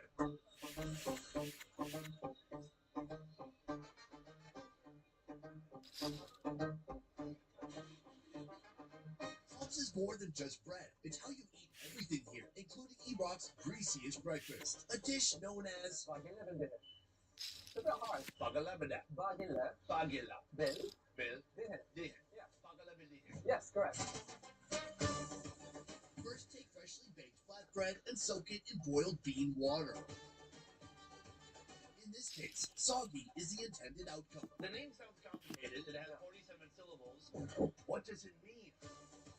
Rip it to pieces, then top it with boiled fava beans, dried mint, diced tomatoes, and more dried mint. It basically means beans with fat. With fat? With fat. Then to ensure we reach our daily calorie count within one meal, our sidewalk savant heats up oil in a cast iron skillet and pours it directly over the dish. This will get you through until dinner if you have to. Yes. Pop a fried egg on top, and breakfast is served. Before we try this, I want to back up and talk a little bit more about how locals here in Baghdad start their day, because this is pretty intense. Iraqis love eating heavy breakfast because sometimes this is kind of the big meal of the day. They don't have time to eat lunch later on, so they go to a very, very heavy breakfast. All right, let's get into it. I kind of want to start just by tasting the bread alone, because earlier in this series, I had Tashreen. Tashreen's different because they're taking kind of old or stale bread and bringing it back to life with a delicious chickeny broth. It's very nice. But here, this was a perfectly usable, eatable piece of bread, and he shoved it in a liquid, and now it's just unbelievably soggy. You can also put some lemon on it if you like it. Is it no orange? Not orange. As in not orange. Not orange. Cheers. Cheers.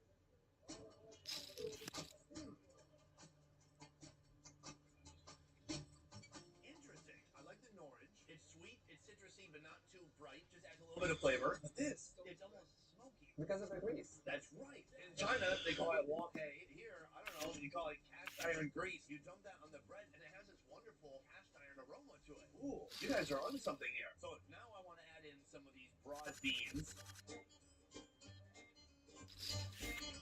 It's all about the grease. It has so much flavor. The beans are nice, they're big, they're filling, they're starchy. Then we have the egg on top. A little bit of soggy, greasy bread, beans, tomato, egg.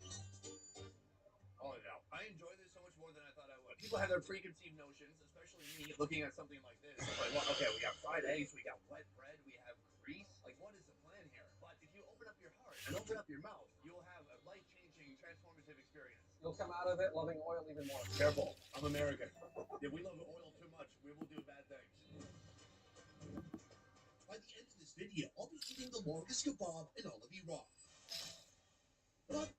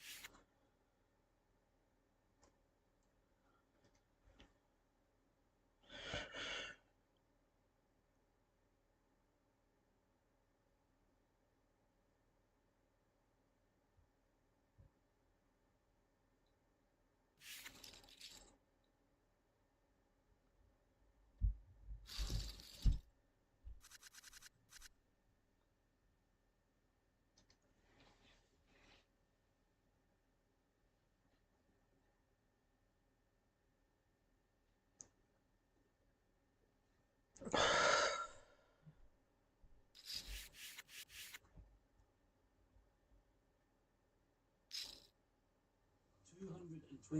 miles northeast of Dutch Harbour. First spot coming up. On the Time Bandit. Showtime, baby, showtime.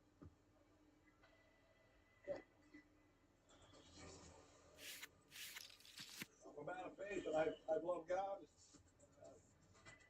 I know He blesses me all the time. Just hope we see some crab legs.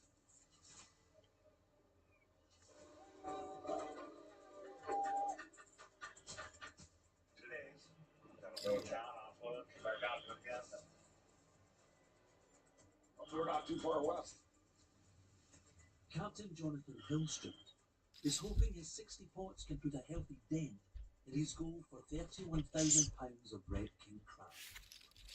This here will be devastating for us. Come on, crabbies. Whoop, whoop, whoop, whoop. Failure will risk losing his quota to a faster fishing vessel. We got the first spine coming up. See what we get. What the hell? I don't like that. I don't like that at all. I hate that. No good. Man, nothing.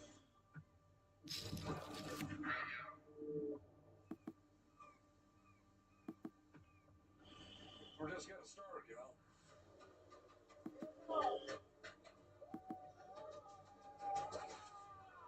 I'm gonna get what God gives me. Come on, crab legs. This is not what we were looking for. Oh, yeah. Not so much fun. Sort of spotty right here. We need a little guidance, I think. We needed a little divine intervention. Just gotta stick with it. Just keep pushing.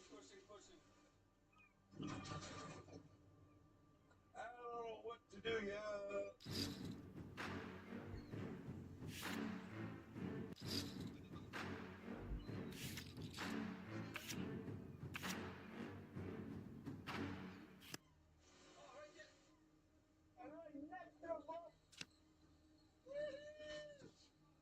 Wow. Oh, look at that! They're coming! What the hell's going on?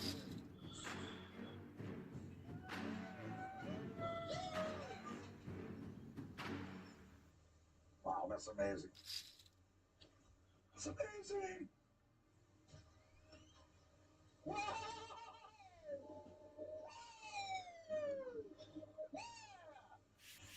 Wow. Crazy, I've never seen more dolphins in my life. Like, big.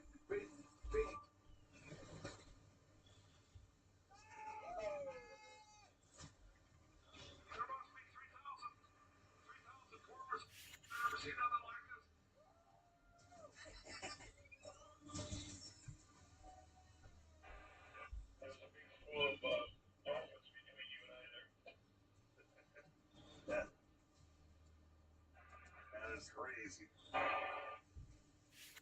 never seen this many in 25 years. That French is pretty good. Trying to tell us something. They're feeding on something, and pieces fall down, and those crabs feed on that feed too. The crabs start schooling up and following right along with them on the bottom. Let's follow these guys. I'm gonna pull these spots, and then turn down this way a little bit, and follow porpoises. Found this is a miracle. Chases off. I love it.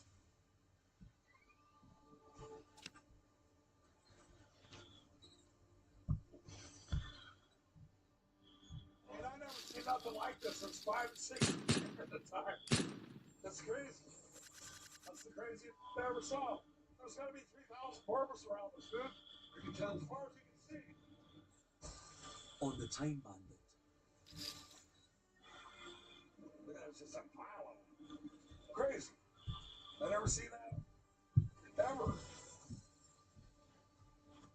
chasing a large, rare, multi-species pod of Dall's porpoises and Pacific white-sided dolphins. I think we got something right in the ridge.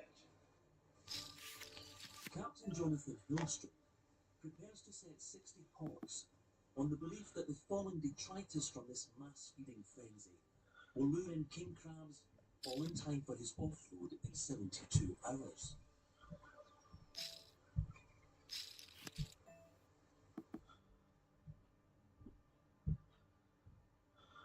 There's 4 miles of bank I never checked over here. It's a huge canyon. Something over here. Follow those. Dead on black. Time Bandit black. Okay. Okay, guys. Get it over as quick as you can. Gotta go in. Your days. Going over. We gotta find some crap for these spots. We gotta find it quick. Roger.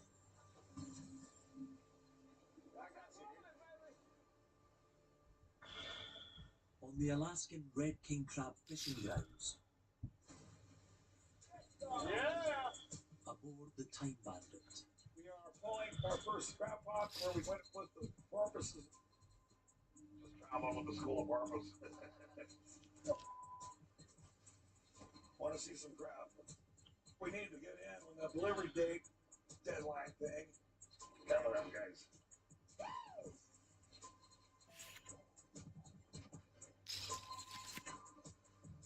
Come on, grabbies. Fish on, baby! Grab, grab, grab, grab, grab, grab, grab, grab, grab.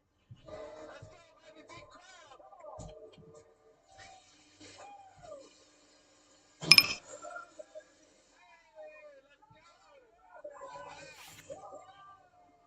Crazy, crazy. I've never seen more dolphins in my life. I mean, that was dolphins. That is a good plot, guys.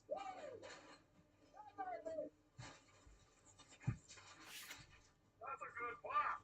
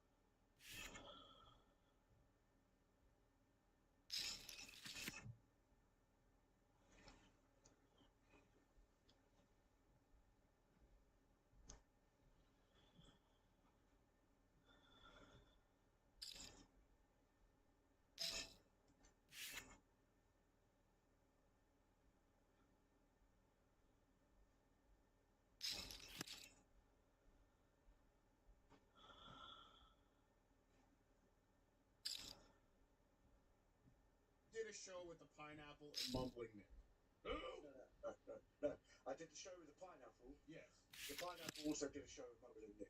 And he's decided, I'm bigger than everybody else. All on the Pineapple's channel. You guys all did a show on the Pineapple's channel. Yeah. Okay. So at Hackamania, you were still partners or whatever. Yeah.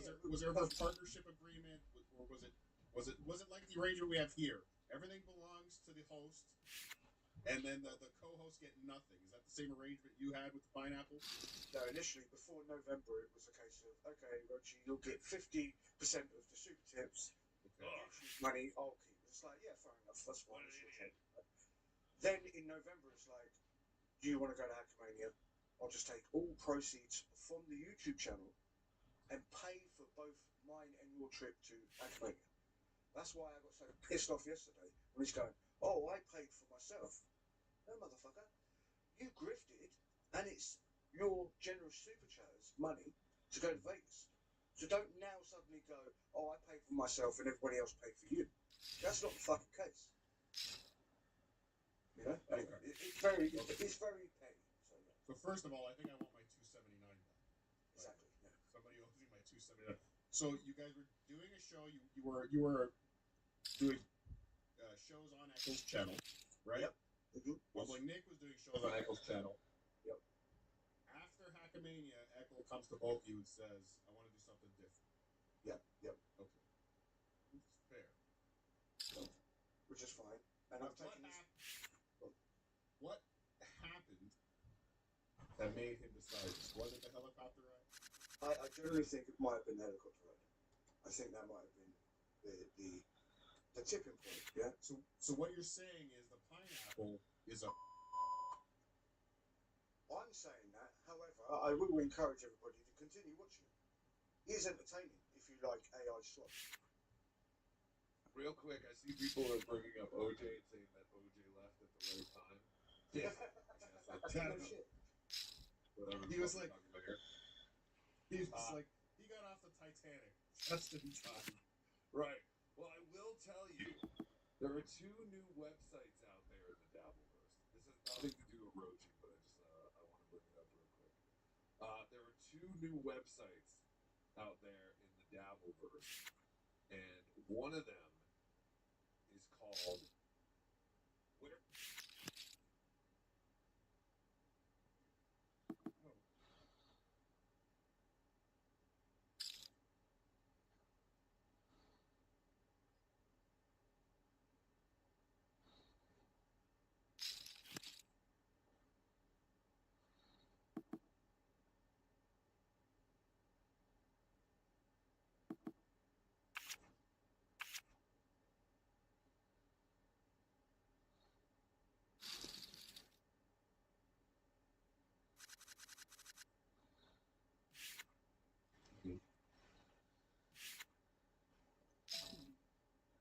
No sound. No, they're saying it can't hear. Hold on, what did you do? What did you leave off? I had to add to myself to the scene for.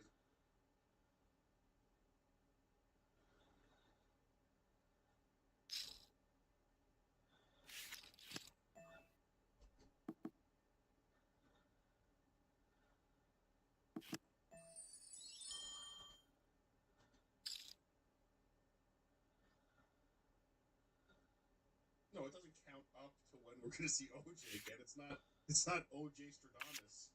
They still can't. Still can't hear. There, you're in the scene. They hear Cardiff. They hear Cardiff. You weren't in the scene. I hate EV Bucks. I hate all of this. No, just let me help you. You jackass. Well, why would listen? I should be in the scene with the fucking screen thing. We've always used the screen thing. Why was I not there this time? Because you were the eyeball was taken off.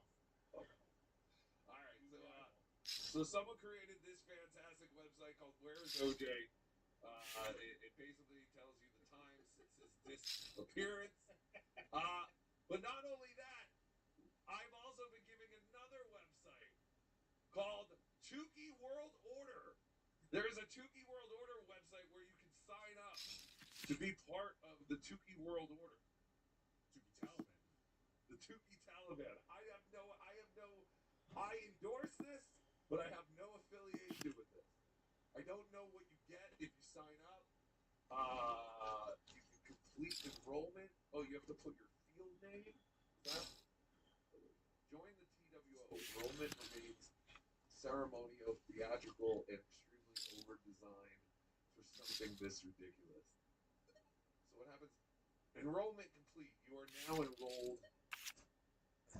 You are now a probationary dabbler operative. I don't know what any of this is, but it's fascinating to me. So the websites are Where is OJ and TukeyWorldOrder.com. So I just wanted to show that real quick. Why? We were talking to Rochi about his breakup. Because they brought up OJ. Oh. And it made me remember the Where is OJ website. So if you're like, man, OJ's been gone for a while, but I don't know exactly down to the second how long OJ's been gone. Well, you and your friends can now go to whereisoj.com. Thank you. Should be an app. Shouldn't that do an app? It should. Ooh, we're gonna create. Ooh, oh, damn it! I tried to do Scorch, and then I ended up doing Karmic. Why does everyone have the same goddamn voice in this universe? All right. So, the pineapple and you are done. Well, the pineapple admitted that, yeah, he was kind of in bed early. He doesn't drink. He doesn't party. I know for myself, I don't think I went to bed earlier than like 3:30 any night that I was in Las Vegas. Like, okay, so let's not go to the Sin City and then like pretend we're grannies and go to bed at 10 o'clock at night. Like, what the fuck? Like, yeah. and again, like, fine, if that's not your lifestyle, then fair enough. But like, to be fair to him, he didn't give me shit for that in person. He said it after. He didn't give you shit for that. No. Okay. Real quick.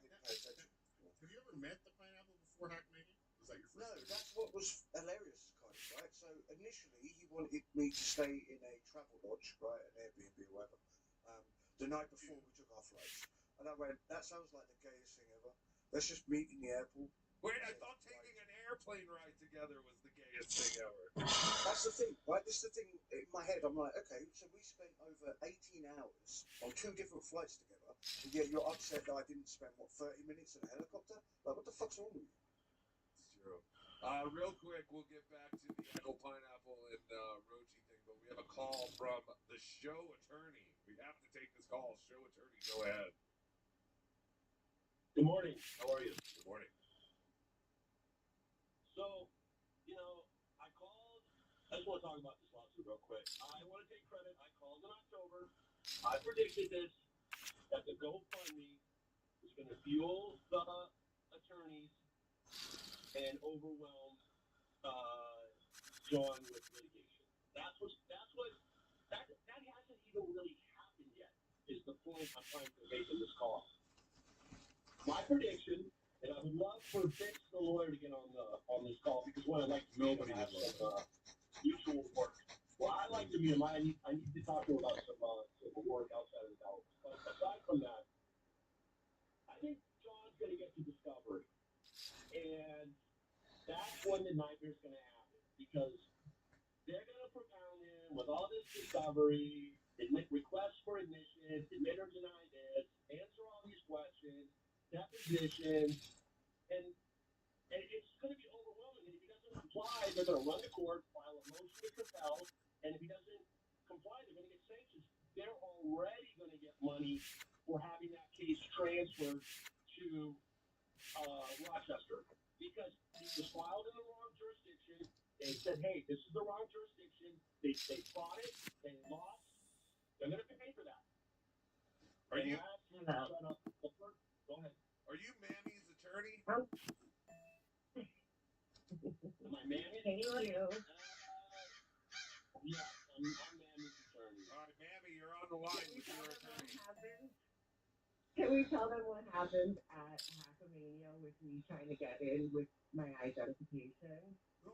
It was No, great. I want to finish my point. Let me finish my point. Okay, go ahead. Finish your point. Okay, All right. All right. I'm sorry. Let me tell you who's going to come out on top. It's going to be that lawyer, Susser. Because he's going to make a deal probably with John, and he's going to say to John, look, I put these hours in. If something happens, I'm going to come after you for this money. And he could end up coming after John for a big bill, because he's going to have to do a lot of work on a case that is a very small chance of winning on consistency. Well, John did say this week that if he doesn't get money to pay his lawyers, he's going to be in big trouble or some shit. Did you hear that, Carter? No, I didn't. I've been listening to a lot of John, and the fact that it's amazing listening to him, because he always talks about, got to go to discovery, and he's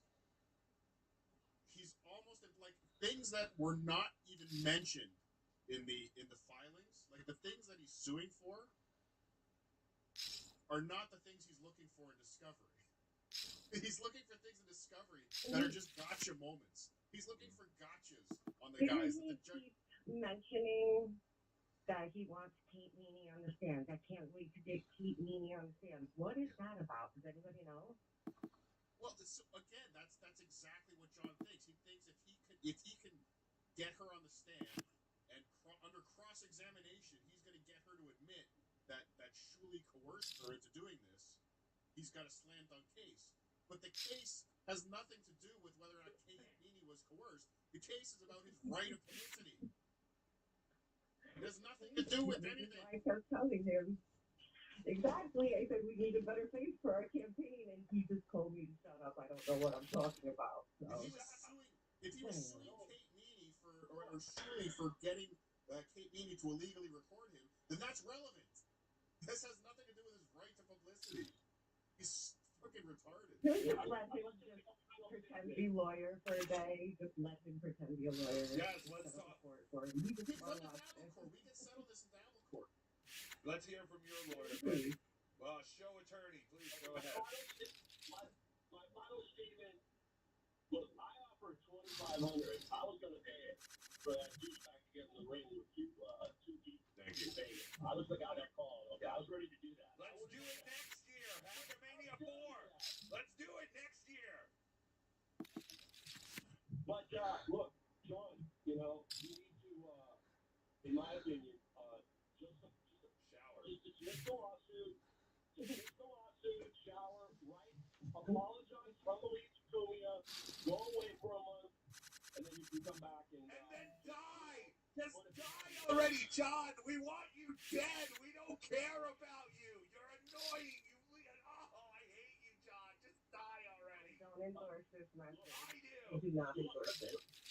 A money judgment can be renewed. They will renew a money judgment until he gets money. And you can't discharge punitive damages in bankruptcy. He is really playing with fire, and I really know he great. Listen to me. All right, thank you, show attorney. We appreciate it. Thank you. Thank you. Love you. Yeah, my story's not even that interesting now. It was great talking to everybody. I love you. All right, More than goodbye. that. I got a spy report about Mummy in Vegas. Wait, Mammy, stay. She left. Spy report. The attorney was saying something else? Well, I hung up on him. Well, so there is a rumor that Godfather went to go and watch midget wrestling with Manny and others. Yes. And quite conveniently, the elevators wasn't working. Yes. So Mummy and Quad had to go back to Quad's hotel room for the night. Quite conveniently. Oh, together? Mm-hmm. Oh, see, I did not hear that part. I did hear that the elevators were broken, so Quad could not enjoy midget wrestling.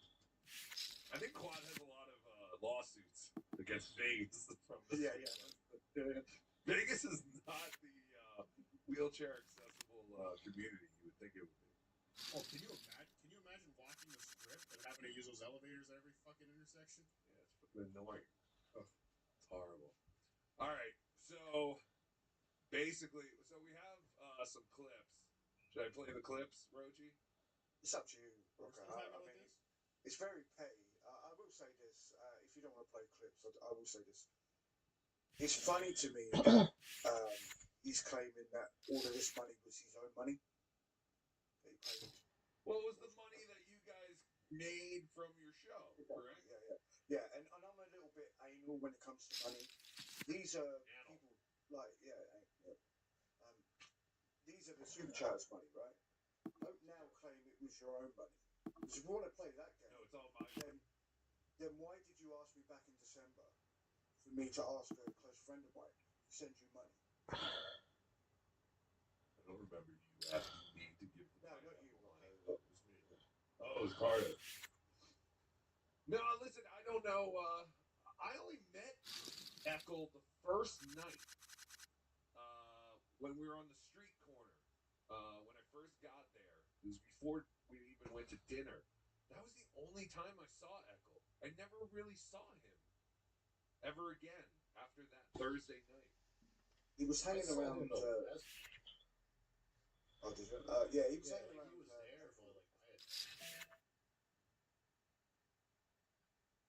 Yeah, he kept himself to himself. And again, like, fair enough, you know, we're all like nerds and we're all fucking autistic, I suppose. So, right. I'm not going to dig him out for that.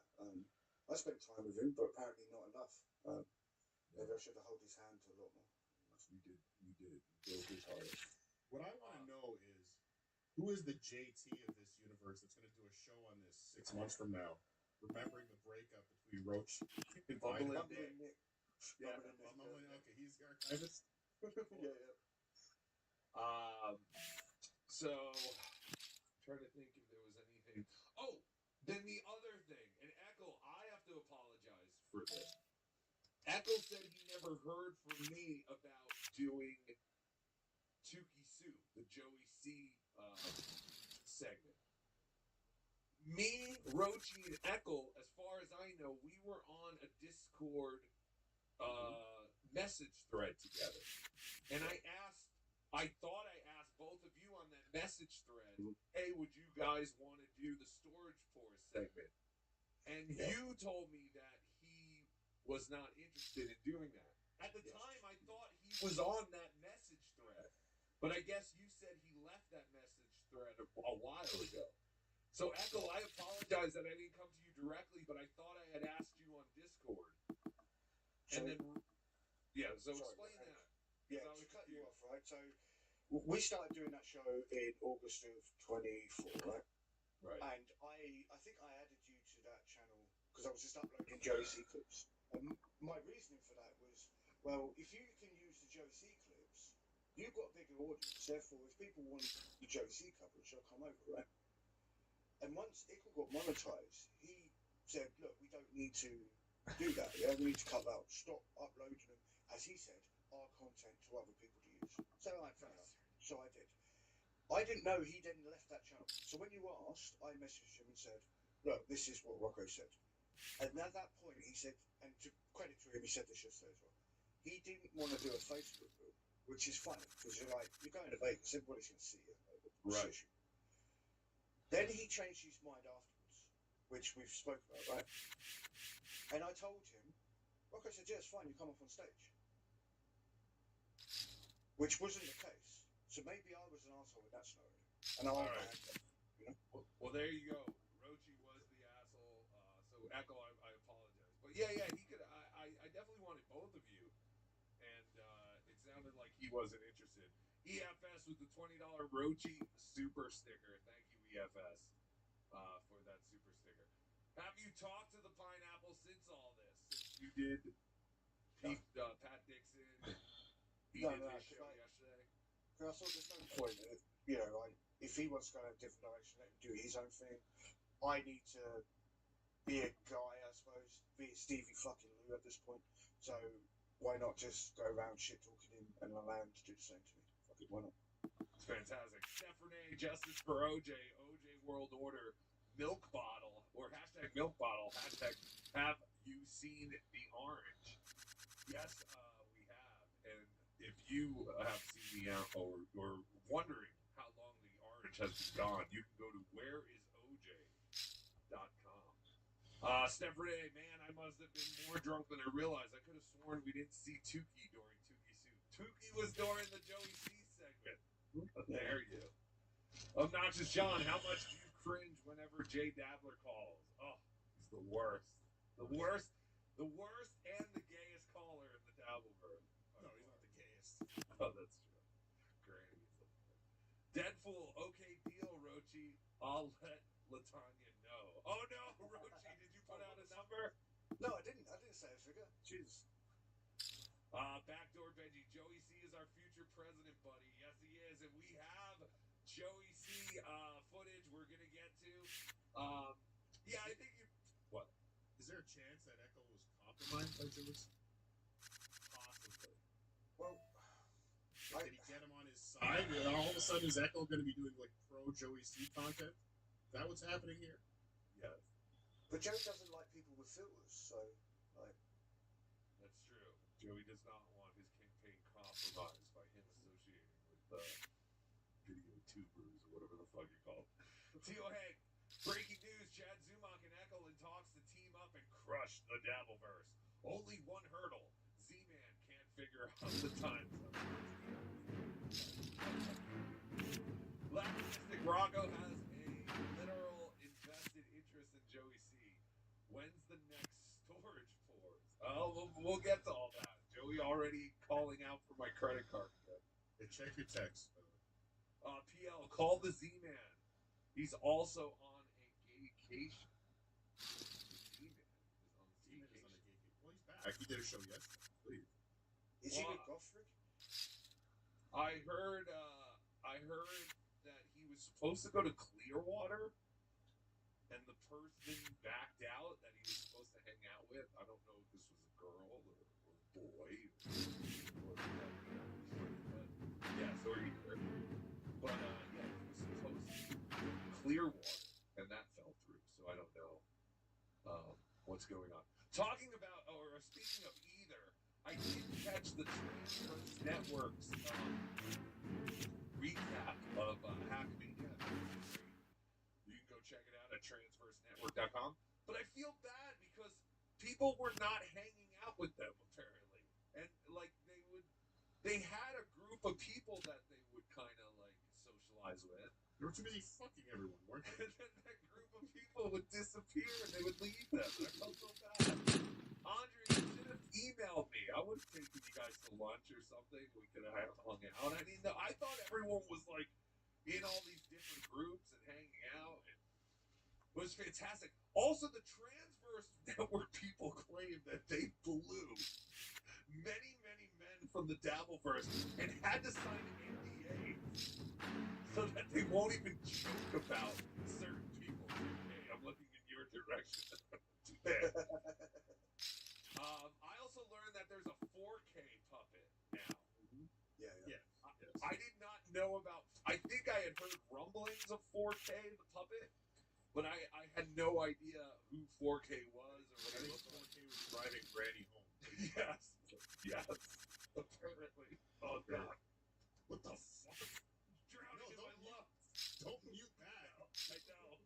I'm drowning in my lung fluid like Stuttering John. All right, let Cardiff talk.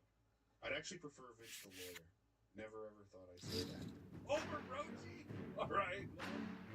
There's a vote for Rochi. Legal Deagle, Cardiff can't get the video to work. Rocco can't get the sound to work. Between the two of you, you should be able to get a single show to work. We can be figured out eventually. I think we're okay now. I know what was wrong with my camera. I had the USB hooked up to my computer for the GoPro, so instead of charging it, it was trying to read it. Yeah, but the Legal Deagle isn't talking about the last fuck up. He's talking about today's fuck up. No, I know, but I'm saying, like, today I'll be good video. I should be good video-wise. Should be good. Bo Beardington, I stand with Rochi. There you go. We all stand with Rochi. Got a hero in your corner. Migsaw, check your DMs, Cardiff. I don't work. So Rochi got free trip to Vegas and is unhappy with the person who organized it because he went to bed at a reasonable time. Yes. Wanted to go sightseeing and didn't do coke all night. How old are you, boy? It's true. It's true. Listen, there were two groups of people in Vegas. Those who wanted to sightsee and those who wanted to do drugs. And they didn't really mix well together, I guess.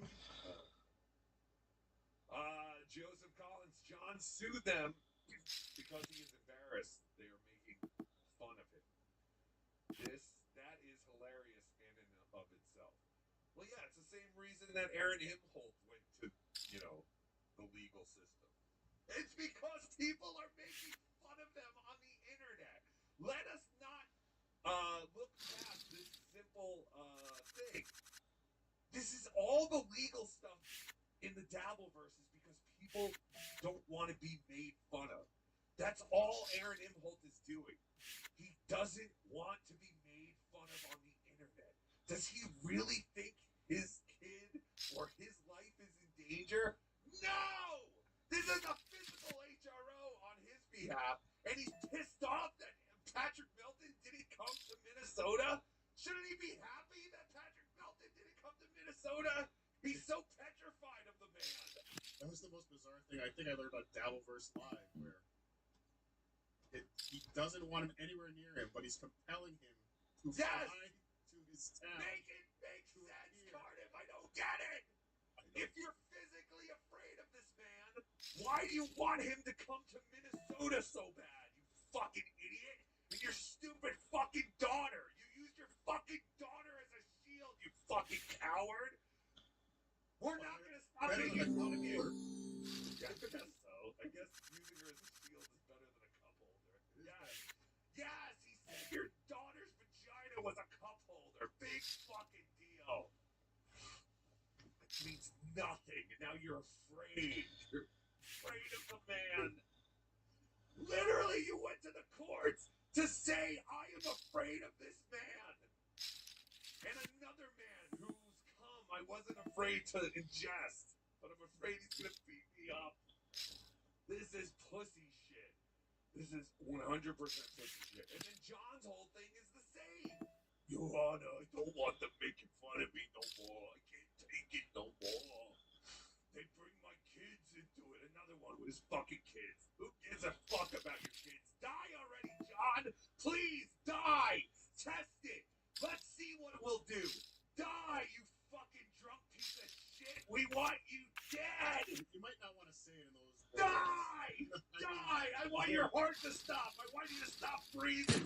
I want you to lay on your marble floors until your body turns into jello. Because no one loves you enough to even check on you, John. Fuck yourself and die. Thank you. I mean, again, you might want to put a little poetry to it. Fuck you. Not even YouTube terms of service. In Bedabbler Network terms of service. We want you dead, John. Drop dead, you fucking jerk off. Your arm looks like a leg of prosciutto. It's disgusting. You're garbage. No one loves you. No one cares. I hope you fucking rot. Anyway. I am enjoying that. I am enjoying every time he talks about his arm or posts pictures. It's like, yeah, I lied because the narrative he's going with is that I said that he never got injured, which is not what I said. Him getting injured, him falling on the floor, getting out of the shower is the most believable thing he's ever said. Yes. It's the surgery, I call it. The whole surgery story, I call bullshit. Well, also, wasn't the GoFundMe originally for his doctor's thing? Yeah, because he was $30,000 in medical. Right, and then it immediately went to, I need to pay my lawyers. Yeah. I'm telling you, the other day, he mentioned something about how if he doesn't pay his lawyers, he's in deep shit. Shit show. 300-pound guys with ponytails aren't a nail about anything. I don't know what that means, but thank you. Jacob Shed, who was that fucking idiot who said John's lawsuit will get to Discovery? It's never getting to that. And remember, John sued them. This person does not believe it will get to Discovery. I don't care. I want John to die. That's Again, it. I don't think the lawyer's going to go through Discovery without money up front. Right. Right? Like, if it gets to that point, if this meeting happens next week, and we don't even know if it's going to happen at this point, but if this meeting happens next week... Well, yeah, we're like 2 days away. 4 days. Tuesday? Or 22nd. Wednesday? Oh, Wednesday. But if it even happens, and they say, okay, we can proceed with again, no lawyer, Susser, is not going to move forward without money. I'm not going to go through all this work. I'm not going to send subpoena stuff and requesting stuff and all this work if you're not. And I mean, apparently his car is too, so I don't even know what's. Why don't you do 3 shows a day, Johnny? You need the money, you fucking asshole! Die! Die! Lay on your marble floors and die! But again, only John can find a lawyer that can't afford a car. My car broke down. My mother's sick. I gotta take care of my mother. Fuck your mom, Susser. Fuck everyone in John's camp. Fuck all the Melendezes. I hope they all fucking die just like John. Go down, and the Turners. The Turners are good people. The Melendezes. They shake me to my core. They're disgusting. Cockroach-infested people. Oh, they're the worst. Jesus, this bumbling Brit is annoying and boring. Who is this? What was that? Somebody said they loved me, so I put it up. Oh, thank you. This is Rochi.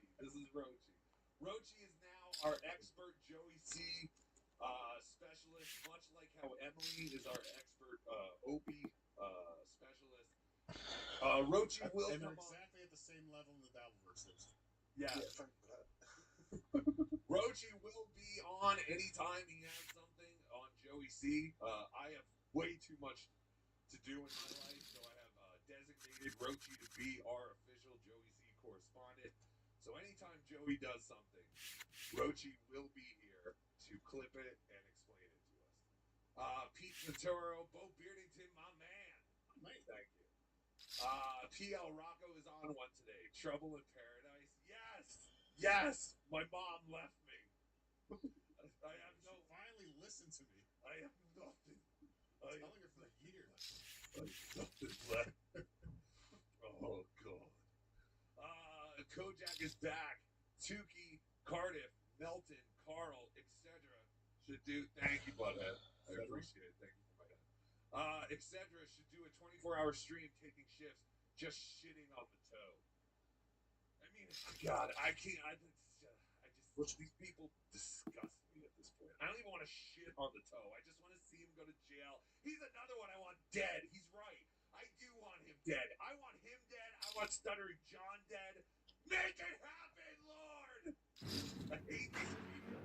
When you start going through the court systems because people are making fun of you on the internet, it is insane to me. No one has gone to your house, Aaron. You have no fear of these people. You're a fucking liar! You care about what people say on the internet because it hurts you on the inside. Why would they say that? I thought I'd do a good show. You don't, you stink! What? What do you want? I do want a drink. Thank you, butthead. Yeah, get me a water. I love you. Oh, she was on the show. She's on the show. Oh no, we can go after her now. She's part of the show. I love it. Yes, we should take shifts shitting on the toe. Agreed. My shift could be, I could sleep through my shift. Yeah. You could argue that was the entirety of the Doubleverse in 2024, right? Everybody was shitting on the toe. Not Every single show. Yeah, I would say, yeah, Cardiff is the one person who refuses to even acknowledge the toe's existence. I still find it boring. I mean, again, I'll poke in once in a while. Blind Mike seems to be the only one that can get me a little bit interested. He paints an Aaron picture pretty well. Yes. But other than that, he's just again, I find John fascinating because I listen to him every morning on Howard Stern. Yeah. Well, so sorry, Carter. Even when Aaron, when it came out that he enjoyed Cum, you didn't find him enjoyable then? The hack. Stealing your bit. Again, all the pieces were there, but for some reason it never came together for me. I don't know. Jacob Shed. Aaron filed the HRO because he was humiliated after getting arrested in front of Nick and Patrick. He's a bitch. And what's Rochi's favorite football club? Thank you. It's Arsenal, but let's not talk about Arsenal bottling it. Yeah. Yeah, no, we don't want to talk about that. That would be crazy. That was unbelievable how they bottled it. Yeah, I can't believe that. I have no idea. Talking about gay football. Here's Labrabistic. The vagina or anus of anyone, regardless of age, make for a terrible cup holder when you hopefully have two working hands that have much better grip and circumference. What am I missing? That's what I'm saying. Maybe somebody can 3D print a vagina cup a bottle holder for John that would help him.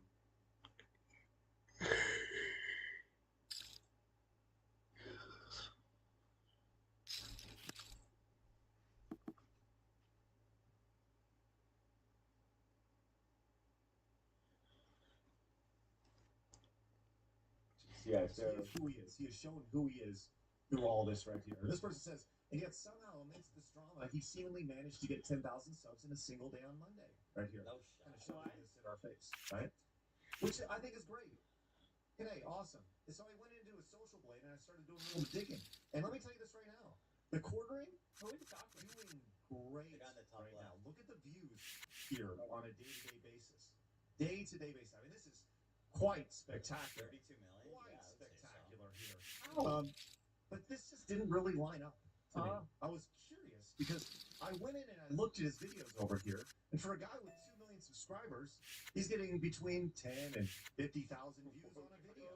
That does not add up. But to be fair, he posts like 10 clips a day. Over here does not up to a But he's million still views right. a day. Even still, yeah. So I thought to myself, how is he doing this? Then it dawned on me. Shorts. Shorts is how he's doing it.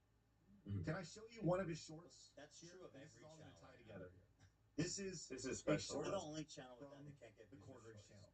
Let me see. Well, you guys what gotta are love the this. oranges for? Well, I bet it tasted good. Let me know what you think. What? I can't lie, this is definitely me. What? What? He's so low, Antonio. Are you shitting Nope, and it's working for him. right here, right now? I know you guys like this. That was it? That was his contribution? You can't be serious. Withholding this clip for you guys for 24 hours is killing me. Play that again from the beginning. What? Hold on. Yeah, I gotta see. He's doing it. I gotta see. On this short here, he added literally nothing. But this is not a standalone thing. Let's go to more. What are the orange? We can go check out Oh my more God. of his What are the shorts, and oranges you'll see that. Dude, that's can we literally please? all he does. I'm so tired of trying to do things the right way. Dude, yeah. You want to make SoFlo and Antonio? I mean, like, what the fuck, bro? I'm just wondering, as somebody that just got somebody else banned, like, how is this content that we want on YouTube? Nobody wants this YouTube, content. quit. This Very guy good needs point. representation deep into YouTube. Meanwhile, I'm sitting here with a whole fucking business. We come here day in, day out, right, for years. Have this mega active members base of people paying YouTube to support us. And I can't get an email, but Jeremy's getting everyone banned on YouTube for this shit. We need to do what Jack Jones did to Sniper Wolf. Mm-hmm. That's what we need to do. Yeah. I'm like, wow, what's this guy adding? And then play the whole thing. So I'm just stealing it too. Yeah. Make clips of it. What the hell, bro? I'm so over trying to do everything the right way. It's time to start botting. It's time to start, I genuinely am about to start clipping. Unironically, I actually don't think there's anything wrong with that. I need a clip army. Clip it. Well, that's a different conversation. I clip army report in. I'm ready. I'm begging to watch that intro again. Yes, please. I want. Let's talk about those I need it. I'm living for it. I need a whole quartering stealing content. Who the hell wrote that? See, does he play another one? Yeah. Here, go back. Just for. Oh. What are those oranges for? Taking things and It is a big question, and I literally just repackaging them as itself. This is And that is how bro. This is he's growing over on This YouTube. is how it's always been done, my And brother. it's fraudulent, Yeah. which I think is a phenomenal way to describe Jeremy and the quartering. Yeah, see, he's got fans everywhere. A fraud. He is a manipulator. He has done everything he can to be the worst possible content God, a lot of creator everybody while hates him. maximizing other I people's can't believe content. it's working for He's him. not had an original piece of content. He's on his face. He's not like nobody should rightfully be like, oh, let me see what this guy is talking about. With Sniper Wolf, you know, she's pretty. Mhm. Yeah. But she's on the screen the whole time too, at least, Yeah. even if she's not reacting. I could see kids wanting to watch her content, but nobody wants to watch Right, quartering. No, exactly. Like his is You're right. worse. It's, He yeah, appeals he's to so no one. he's SoFlo. Soflo did the same thing. Yeah. I can't lie. This is just like me. Yeah. Although clearly, Soflo almost adding even more commentary. What are the oranges for? I bet they taste good. Hold on, I need more clips. Go to his channel. Should I open his channel? I could. You want me? I I could do need- another deep dive on this on Monday. Just. I'm living for a We're quartering running out shorts. of time now. Yeah, I'm We living. have another good clip in the doc. Not like this, but just we have one more slide. Okay. Yeah, it's all. Look at his shorts feeds. It's all just random video uploads, viral video re-uploads. Look at this. Look at this shit. Now most of them have dog shit views, but again, he's probably posting like he does on his clips. Like here, this one got. That's the orange one. This one got 200,000. This one has 175,000. Dogs really are the best thing I ever. think we'd all love some help making the bed, and for pet owners, I think we've all gotten this type of help. Look at him.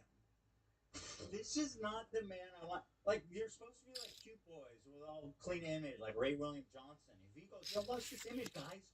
This man is struggling from alcohol withdrawal. This man is on the last. He's 1 foot in the grave. Look at the fight. He's basically doing the Kubrick eyes. And people are still watching it. Stanley Kubrick directed this intro. What the hell is this shit? All right, let's see.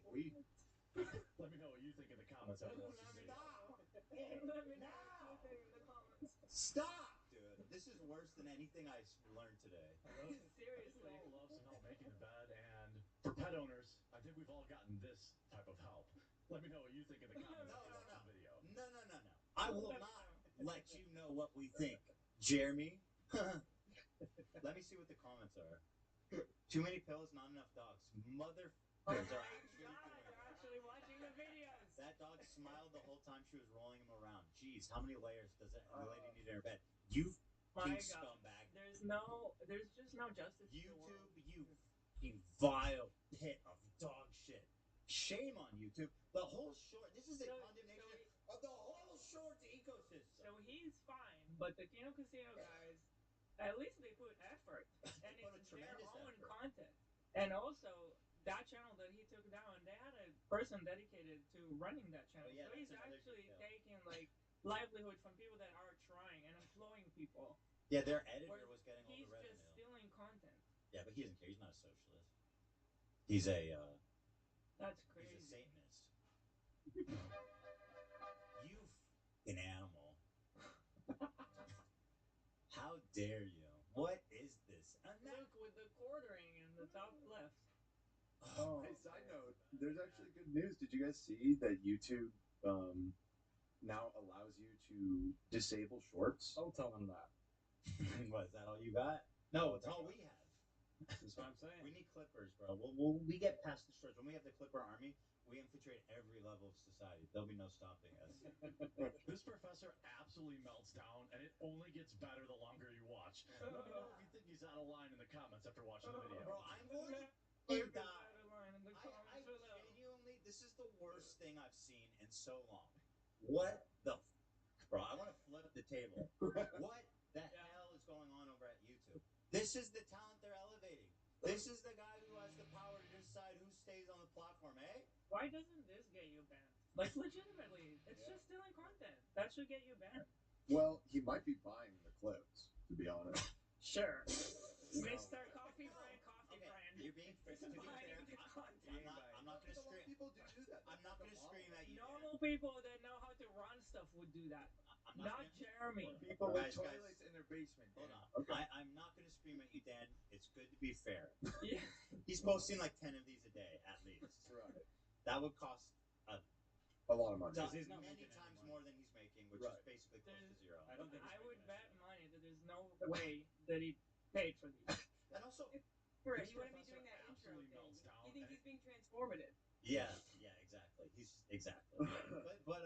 but and also YouTube and the platform. We're encouraging this.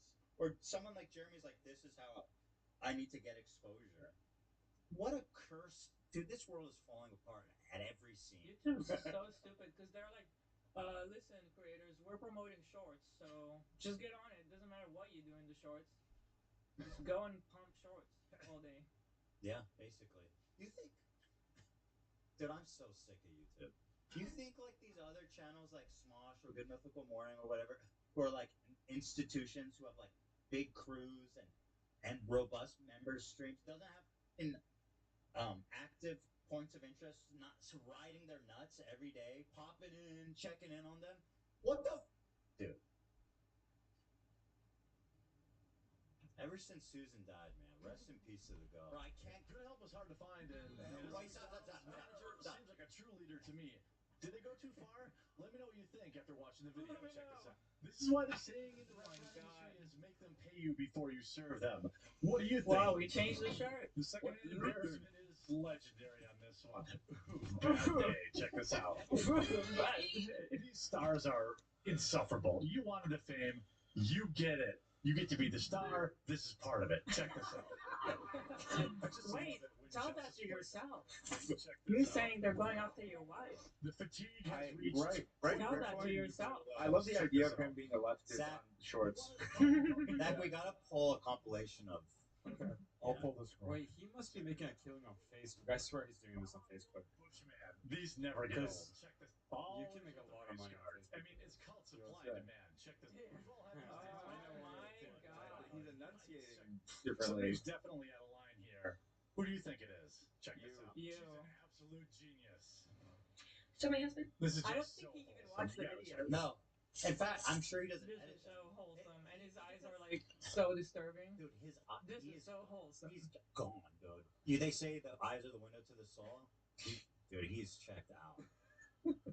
His soul has already left his body. Go on, AP. All right, this video. Yeah, so just these are his two Oh. co-hosts. Okay, the one in the middle is the one people are claiming he's trying to hook up with.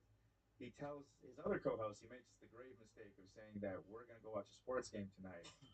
Yeah. Oh. By the way, the title is a joke. I just have to say. I'm Okay. Yeah. Yeah. Melanie and I will be watching the football game tonight, and Hannah Claire will probably be going somewhere family oriented. I can't watch football with you guys. You can. I would love that. Oh yeah, that would be. Wow, thanks, Melanie. I'm not your She's like, favorite. please, I'm begging you, please come. It's so much like, please. The eyes, they say so much when they make eyes contact, the two girls. Yes, exactly. It says a lot. Everything was expressed. And by the way, even his avatar, you see how it's like the hair and beard? Even his avatar looks like a king, like someone who lives in a cabin in the woods who kidnaps women.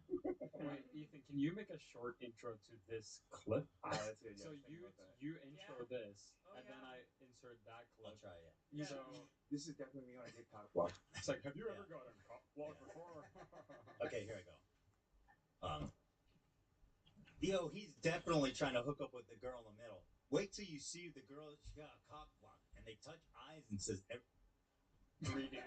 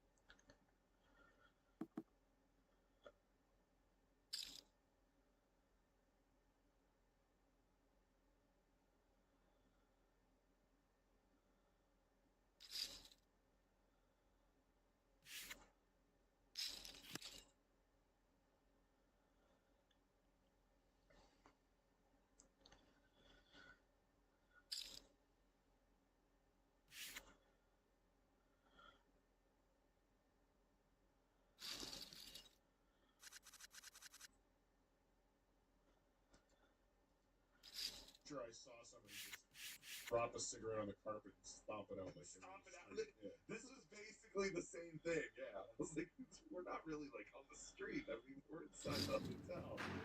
Anonymous Chad Zubak should also die. I will literally pray today that Aaron and Stuttering John die in their sleep from a heart attack. Die already, die. Yes, let us all pray. Let's take this time. Please take a moment of silence to pray. Please, Jesus, in all your female African American glory, please let Stuttering John and Aaron Hill die in their sleep tonight. This we pray. Amen. Thank you. And that, Aaron should be afraid of that because he is so into the Catholic religion. I am a full-blown Catholic. I've been Catholic since birth. I know all our voodoo rituals. So, Aaron, if I can make it happen through my Catholic God healing powers, I will make it so. Because they're not healing powers if I'm wishing for two men to die. Donald Trump? Yes, I am. Thank you for that, Anonymous. Here's an image tip. Did you know we have image tips? Thanks to supertip.gg/Tukey. You could send an image in. This is John Kumia. And who are those other? Is that Dave Smith? Who's the girl? That's Dave Smith. That is Dave Smith. Who's the girl? Who's No, the girl is Dave Smith. Oh, that's Dave Smith. All in a hot tub together. And that's Chad's thumbnail for today. I guess Chad is going on today. Chad's awake and set up earlier than ever, begging for the bedazzler bump. We're doing it. Well, that's all he has to do. Should we snipe him? He's not on yet. I'm probably going to snipe John today. I'm just making that announcement. On Rumble. Oh, are you? Yeah, Pride of Electric on Rumble. I got the afternoon Raining, can't do shit today. That's fantastic. I actually, Chad did. He text messaged me a picture of him and 4K. Wait, so Chad did meet up with Granny and. Well, that was funny. The other day. Oh my God, was that the marijuana? Yes! Is that Very possible.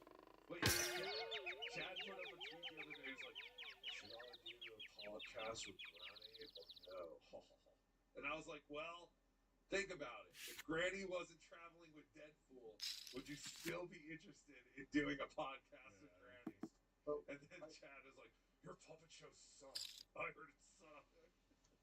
Honestly, Rocco, I think it's more because he heard what Granny did in Vegas. That's why Chad suddenly become interested in Granny. Possibly. There's Chad with 4K. That is the 4K puppet. There's Chad. They're both making the same face, which is fantastic. Anyway, that is Chad in the 4K. Chad in the 4K. So that puppet is the puppet that ripped off Tukey is original. Yeah. And funny. God, okay. Yeah. So the third generation Tukey, this is what it's evolved to. That's original. This is amazing. It is amazing. Anything you do was just dog shit. I love that there's 2K, and now 4K. That's just perfect. It was great. Like those days, the first diff that showed up. I don't remember which the first diff was after me. It was probably corn diff. Right. That was the most honored I ever felt in my life. That there were other diffs. Just appearing, other fruits and vegetables, which is again why I need you to get back together with the pineapple. So, are you aware there's also an orange puppet that's come out of nowhere as well, Rocco? That's green puppets. Yeah, what's the orange puppet? I believe it's something to do with Sam Bibley. You know, that guy that never puts his hand in his pocket. And What is it? Is it like an OJ puppet or? Yeah, I believe it's just an orange version of Tukey, and he just everything Tukey was. Yeah. That's Bizarro fantastic. Tukey. Yeah. American Cupcake. No, unfortunately, I didn't go on the helicopter ride. They didn't have one of those military cargo helicopters that would support my tremendous girth. They didn't have the Operation Dumbo Drop helicopter on standby. I just kept hearing about how all these fatzos were going up in helicopters. I was like, this is not safe. This is not what you come to Hackmania for. Have you guys ever heard of Kobe Bryant? Why was there so much fog? Whose idea was that? Why was the VIP pizza so doughy? We need to know. We had a fog machine on stage because the rooms look better when it's kind of smoky and everything.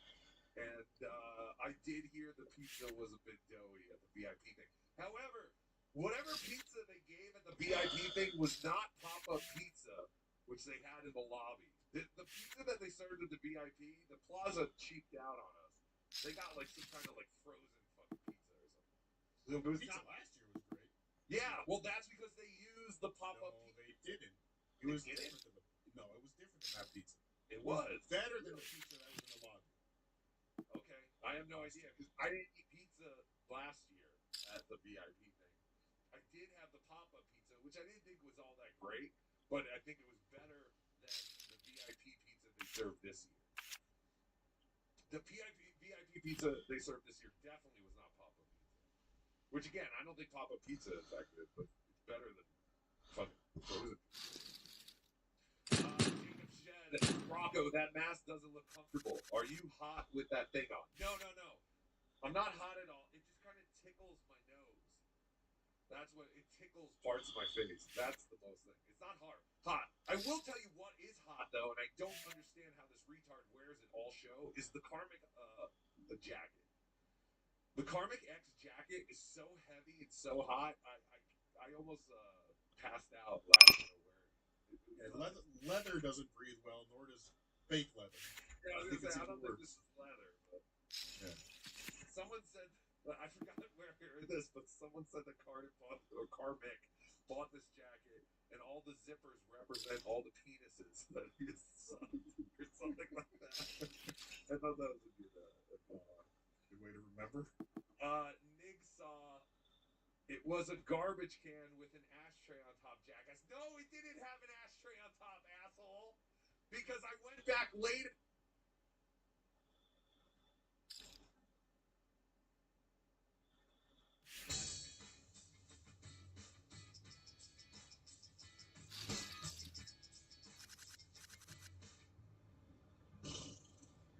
Starting to feel backed up now. What is this episode number 6 in this little series? Got a bad feeling about this one, you know. Should taste good though. It's a giant lobster roll, which I realise is like the most middle class sounding eating challenge you could think of. Should be laughed though.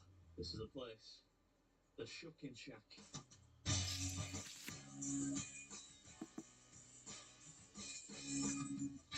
Hi, how's it going? I'm here for your giant lobster roll challenge thing. Yeah, I'm Darren. I'm the one that was talking to you. Nice to meet you, man. Nice to meet you. Right, so the owner just told me that it weighs 8 pounds. So this is gonna be tough. It's like I think the sandwich is 6 pounds, and it comes with 2 pounds of fries.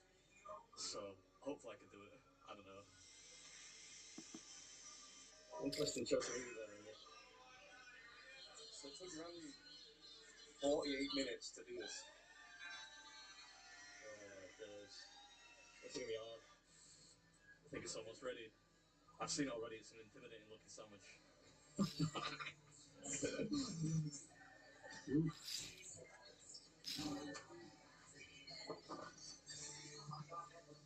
It's times like this, you know, where I think, how is this gonna fit inside me? And then it does. We'll see. We'll see. I'm a little bit worried about this. This is a large sandwich. You think I can do it? I think you can do it. Yeah. Looks like you can do it easily. That's what I want to do. Easily? I don't know about that. That sounds good. Sounds really good. Yeah, it's my job. It's a tough job, but nobody's really got to do it. You know, but I do it.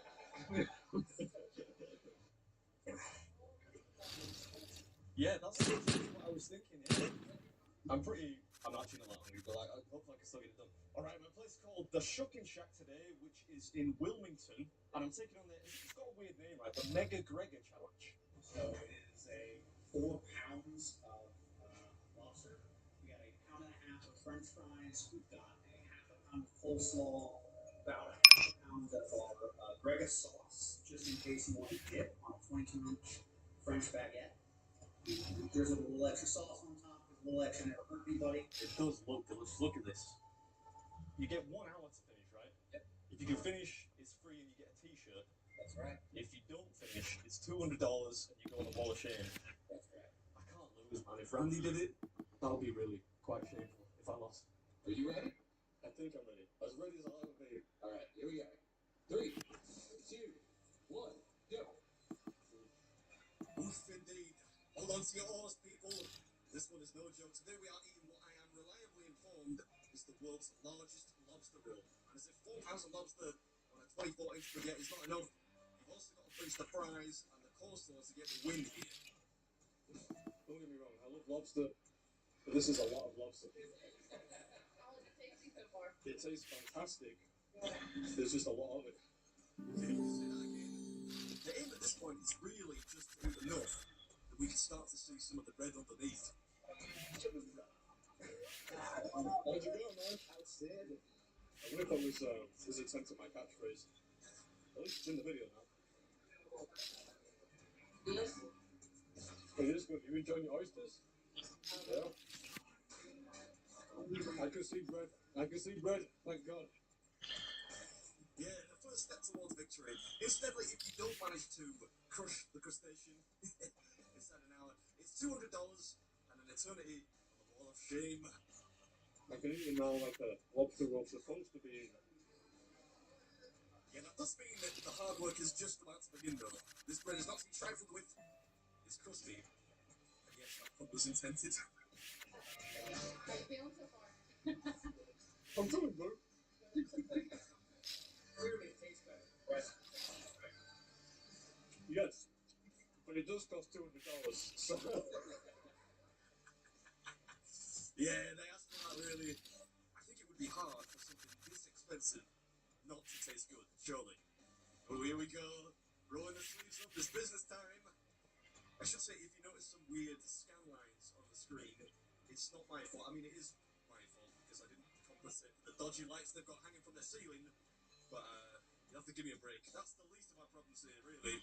The least of them. This is heavy, man. Hey, we're celebrating our 41st anniversary. Yeah? You can do it. Congratulations. Give it a go box. What do you say? Give it to go box. I could never. Yeah, no, man. Go box. Sorry if I smell like seafood.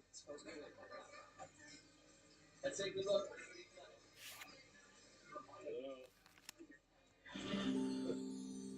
Hey, that could be a first, you know. Not sure if anyone's jumped in for a selfie midway through a video before. Let's sight them right there. We're almost done with the roll. Almost there. What the heck are you looking at?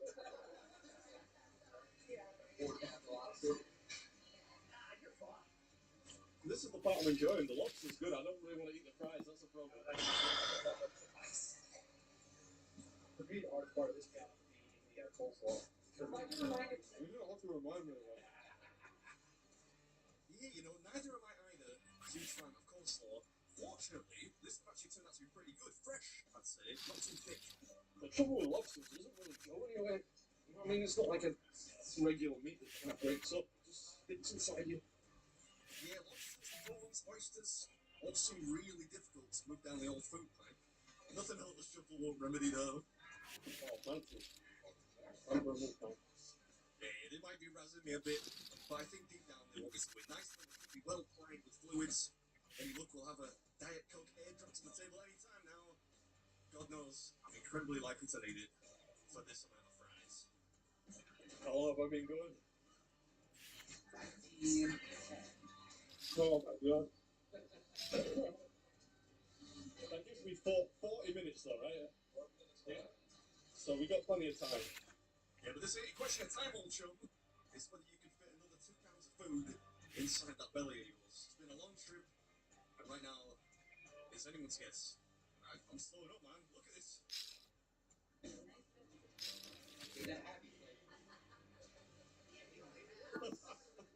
Give me a break, man. To go. Like in that case, he's done 6. Now he's in the 6th part. So, I mean, it's no problem. Hard part's over. Just a pound and a half, you know.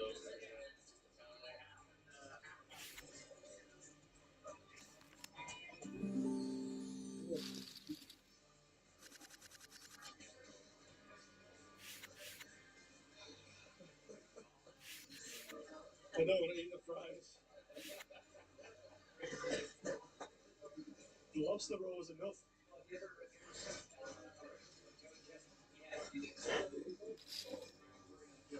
I don't want to do it, but you know.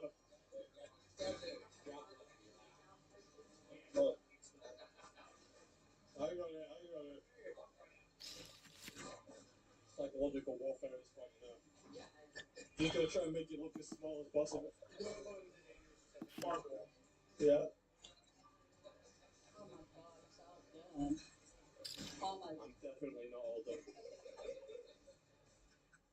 Yeah, no, I wish I were. There's some way to go believe it. Luckily, you don't need to eat the mustard dip thingy that they give you. But since you do need to eat the coleslaw, I thought it might be tactically quite astute of me to kind of use that to freshen the potatoes. A little bit, yeah, a little bit. So I'm gonna start on the second bowl with green. This is how it. Starting to regret this now. Thank you very much. Cheers. You don't have to cry. We know it gets good.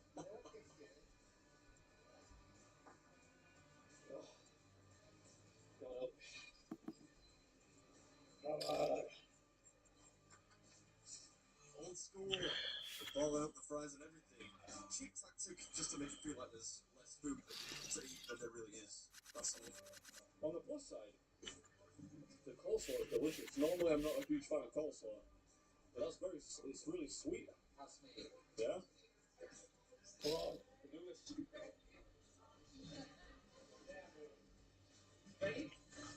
Yeah, I'm just trying to scrunch them up, make it seem like there's less food than there really is. Already said that, sucker.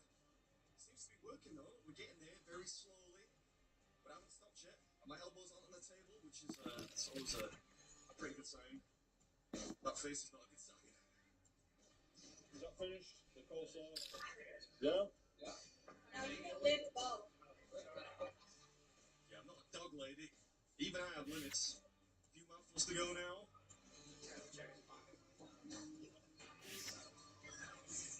These are skinny jeans, man. You're not going to be able to get into my pockets for this episode.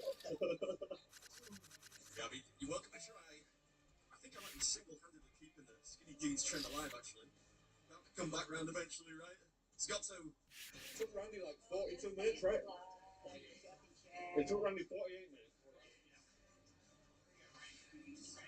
That punk. I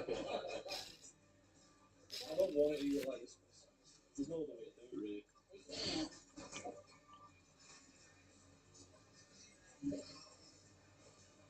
I think that's two mouthfuls, I would say. I could try to do it in one, but it'd be a bit of a mess, I think. Yeah, I'm proud of you, mate. This has been pretty clean by your standards. Anyway, hope you enjoyed it. I'll catch you next one. I did not think this would be this difficult.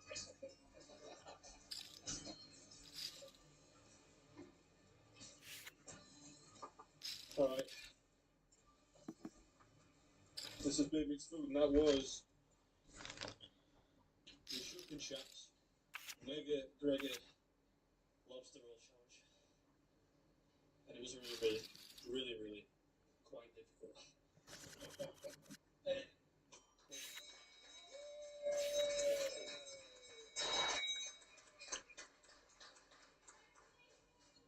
Jesus Christ. Sorry for the blasphemy. Do you have a dessert menu?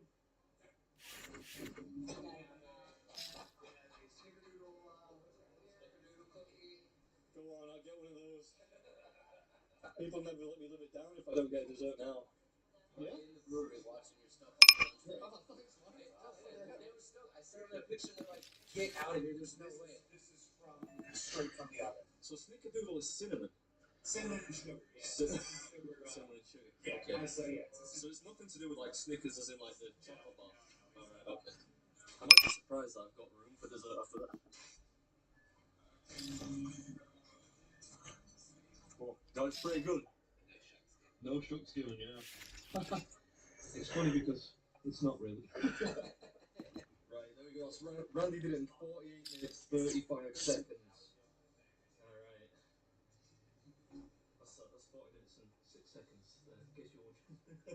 A normal one is 1/18 the size. Yeah. I'm glad you told me that afterwards and not before. Happy anniversary to you and your wife. Thanks for watching and support everything. Thanks for all that. Really appreciate it. Really great, man. I don't want to overshare, but this is really one of those times when I'm very close to needing spare underwear. I think we've got one more episode on this trip. That's tomorrow.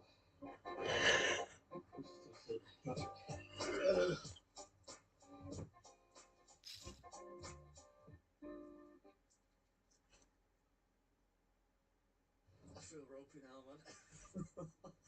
That was the hardest one of the trip so far, by a mile. Oh, felt like more than 8 pounds.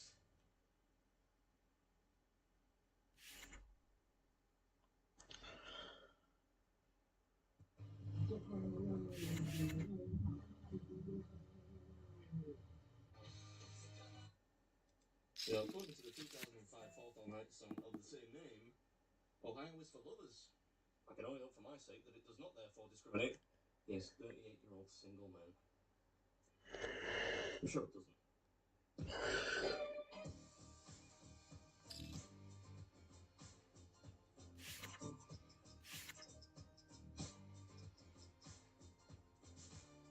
Cleveland. Never been, so I don't really know much about it.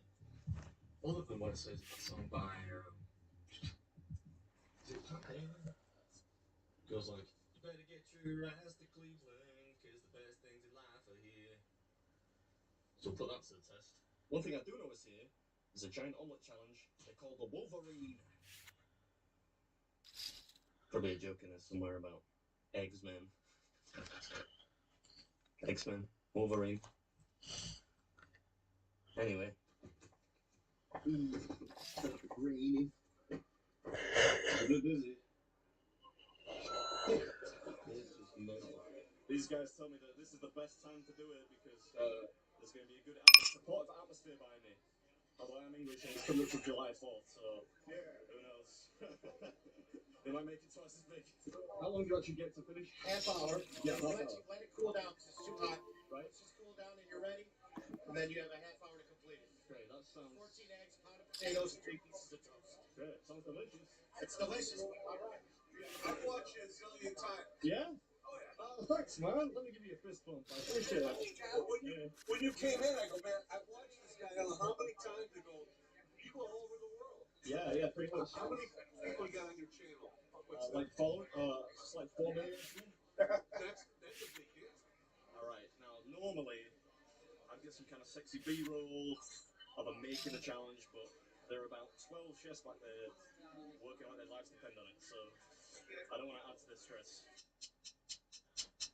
Yeah, it's pretty big. I'm feeling confident though. I love American breakfast challenges. What do you reckon?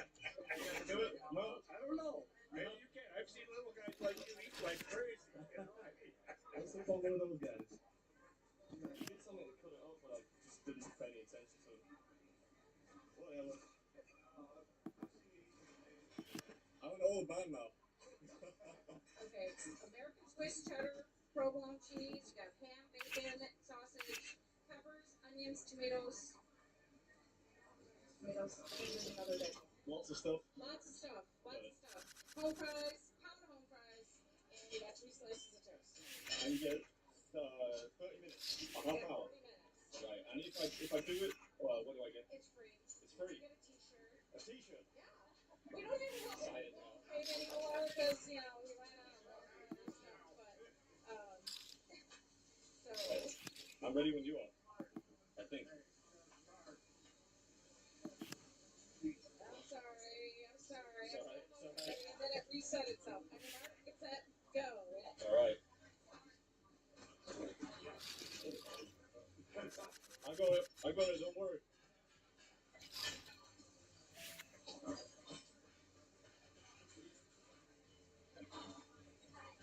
Oh, this is delicious.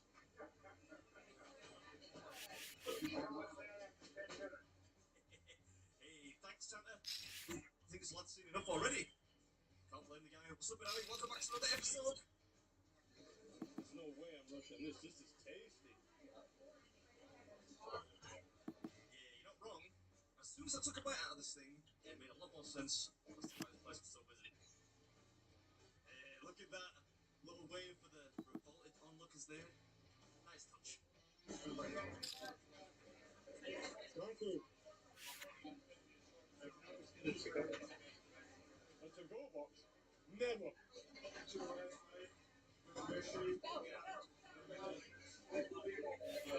Imagine the indignity. Yeah, come on. A doggy bag. I never let it down. You reckon these guys are still enjoying the spectacle? I suppose we're only, 2 minutes in? The novelty probably hasn't quite worn off yet. Still really Yeah, I tend to do that kind of thing. I'm just gonna get in there with my hands. It's surprised it took you so long to tell you the truth. I mean, there are a lot of people in here. I didn't want to eat like a wild animal, despite this thing being called the Wolverine. Only costs $20 to order this, you know. Can't say further than that.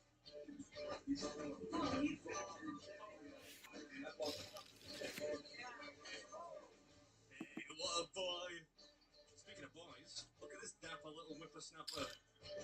That's probably how I should be dressing at my age, come to think of it. Never really liked the feel of a shirt collar against my neck, if I'm honest. I'll stick to the 2 sizes too small Vans t-shirts, I reckon.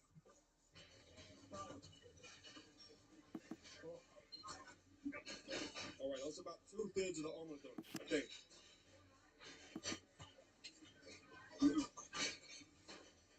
Yeah, 66 1%. Of the omelette done. And we're looking good as far as the time limit goes. Good 23 minutes left. Plenty of food remaining though. Yes. Look at that cheese pull. I don't have a napkin, so I'm trying to eat this as neat and tidy as is physically possible, because there are lots of people watching, trying to enjoy their meals. Ugh.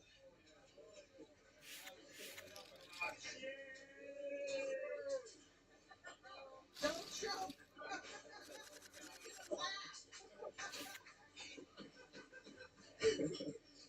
America's the best. Yeah, well, I mean, this kind of thing. Not like football, art, maintaining peaceful diplomatic relations with oil-rich countries. Yeah, made myself laugh. I'm only playing get your knickers in a twist. Omelette looks like it's pretty much done. Just the taters and toast to go. Ketchup, he said. Nice. The owner said this was special ketchup, like the world's best ketchup or something, so I gotta try it.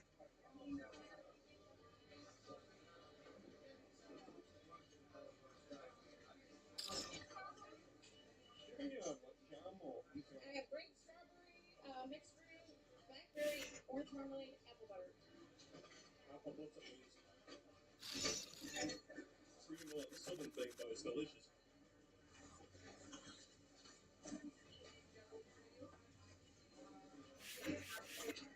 Thank you. Yeah, I love this stuff. I usually buy a jar from like a Cracker Barrel on my way home from a trip like this, just by way of a little treat for myself, you know. So is it tasty? I was so sad when the omelette was over. I'd rather do the omelette twice. Yeah, I know.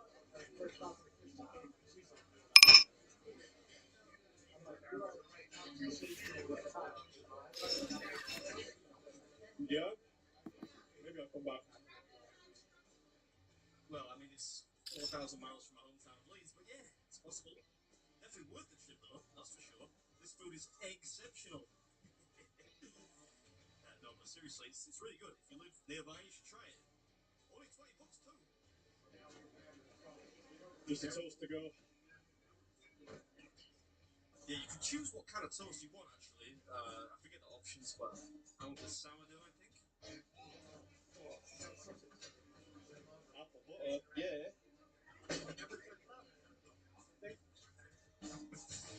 You nerd. You can probably tell how excited I am about this particular preserve. Can't get enough of it, I tells you. And this is it's kind of like dessert at this point. There's some time to play with, so I figured I'd get something sweet. Spread on the toast to make the final flavor as enjoyable as possible. It's just kind of hitting me now that the dude in the back looks a lot like Leland Sklar, which might be a bit of a niche reference to most people. He was the bassist for Phil Collins, and he was in total. I'm pretty sure he makes YouTube videos, actually. He might, maybe I should ask him. Could be him. Stay in school, man. You don't end up doing something like this for a living. Classic gag, that one. Lost count of how many times I've used it. These cats are still enjoying the exhibition. We're almost there, you know, and this is a good one. The omelette is out of this world.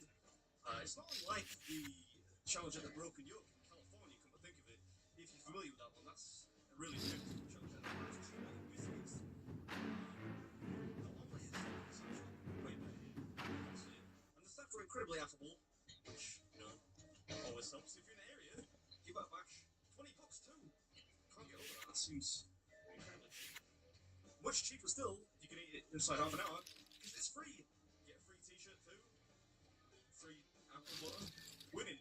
Anyway, hope you enjoyed it. And as always, I'll catch you in the next one. Do you know how long I've left? You have 11:53 left. Ooh, man, so. Oh.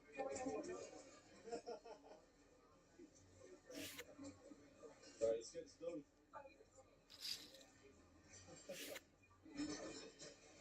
I'm not sure about apple and ketchup, but.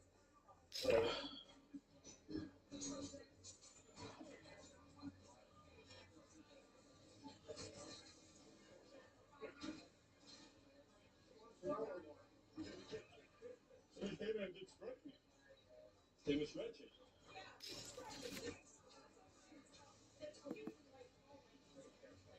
Any loss?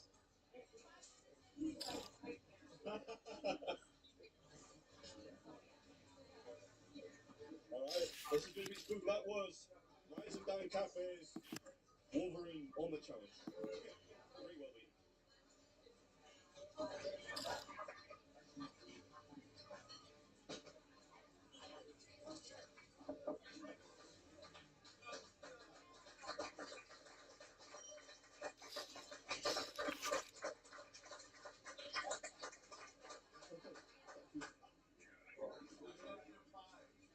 I was just about to say, do you have a dessert menu? Thanks. Oh, thanks, Mike.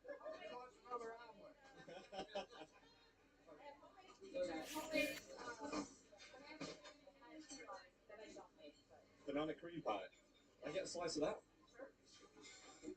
I could have done with all this cream after yesterday's challenge. Play off tomorrow though. Let's try some of this gooey pie thing.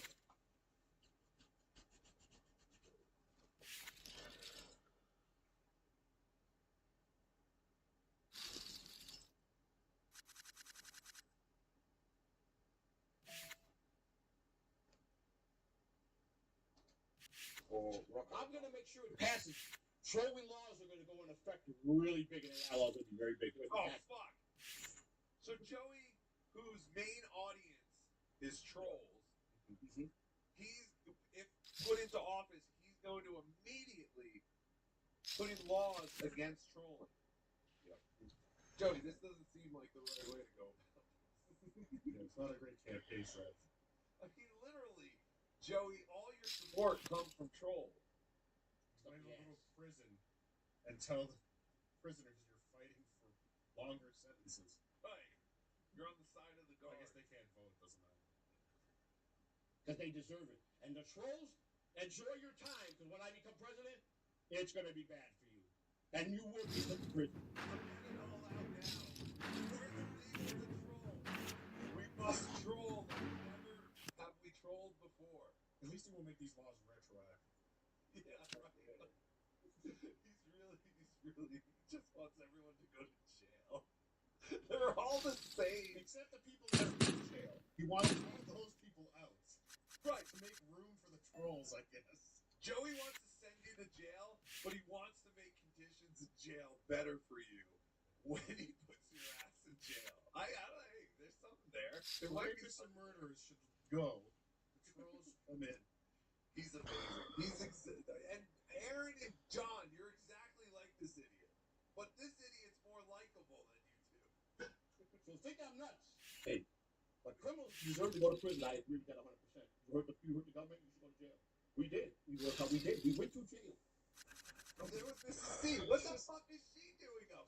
Why are these people up at 5 in the morning making Well, we know why she's up. She's screaming in the kitchen. She can't sleep. Yeah, I guess so.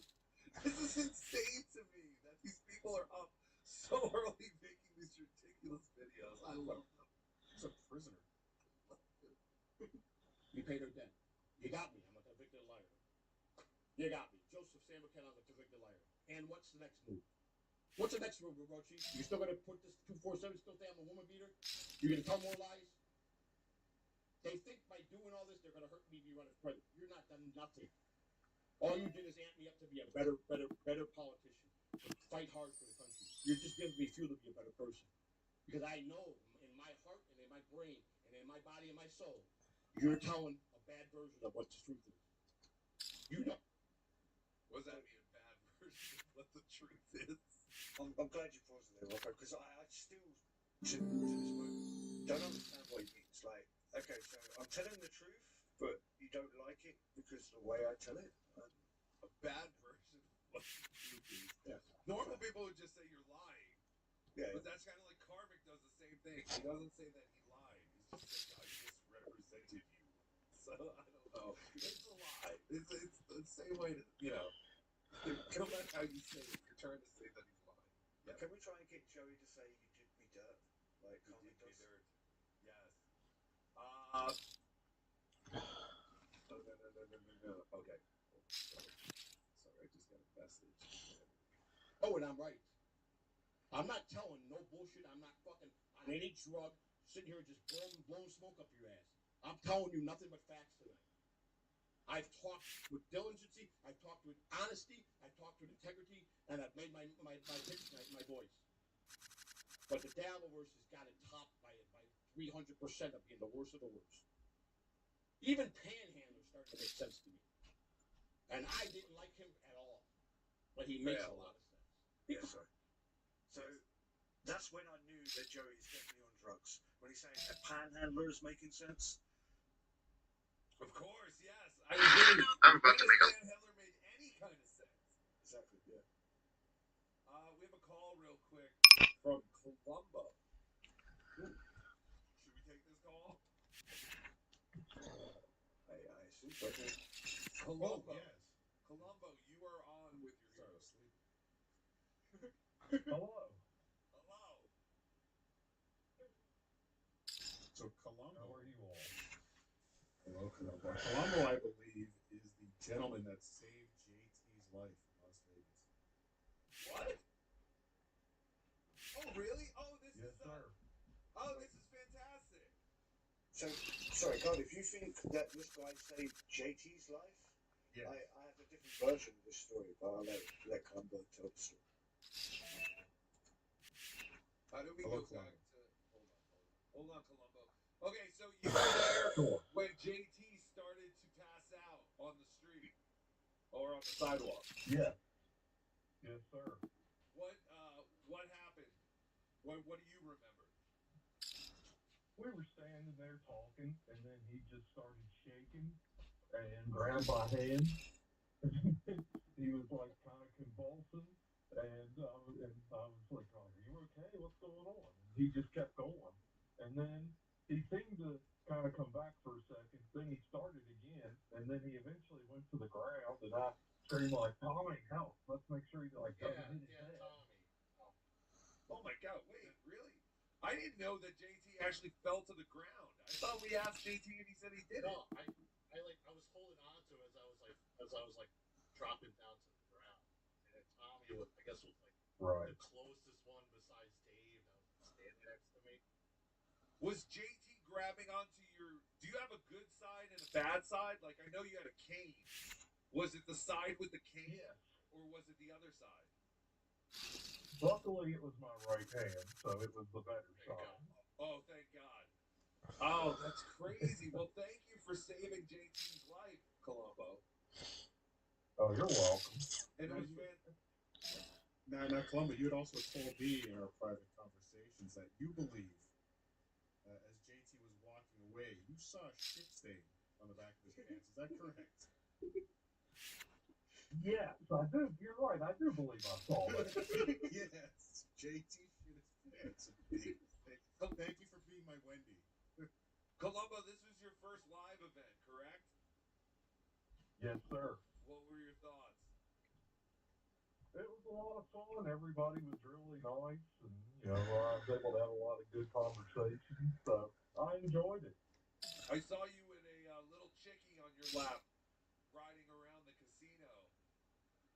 What was that all about? Yes. I didn't even know who the heck she was, but I went up to Nimrod. I was just like saying, "Hey, can I get a picture with 2K?" And then she proceeds to jump on my lap, and then she starts driving the scooter around the casino, and we kept arguing about how fast she should go, and she'd do it, and she'd kind of sit down, and she got my cane, and she was hitting Deadpool and other people with my cane. That's fantastic. And then, did you get a boner? Yeah. Yes! Fantastic! Boners were had at Hackamania. Yeah, then eventually she eventually ran into a machine and knocked me off the scooter. Jesus Christ. What the fuck is going on? In the plaza on the floor, all the table games, it's kind of like a circuit. Like you go out and walk around a circle. Was that the path you guys were on? Taking up scooter? Yes, she kept going around the circle, around the table games and around where everybody was Nobody standing and stopped you talking. guys? No, I kept thinking security or one of the people people who work there were going to, but at one point she dropped her purse. And we went back to get it, and it was like one of the management people, and they just handed it to me, and I'm like, I'm sorry. And they're like, it's okay. And then afterwards, after I fell off, security was like, hey, you were having fun, no big deal. So I thought they were like going to throw me out or something. No, the Plaza's No, cool. security was really cool. Yeah, the security was really cool about it. This saved JT's life. You can do whatever the fuck you want in the Plaza. That's true. Exactly. I got immunity for life. It was great to see you. I hope we see you next year. And we love you more than a friend. Thank you for saving JT. Thank you, Jade. You're welcome. I was happy. You're welcome, guys. I was happy I was there at the time and was able to help someone. All right, buddy. Tommy Jordan must have been too busy. That's true. Tommy Jordan, where were you?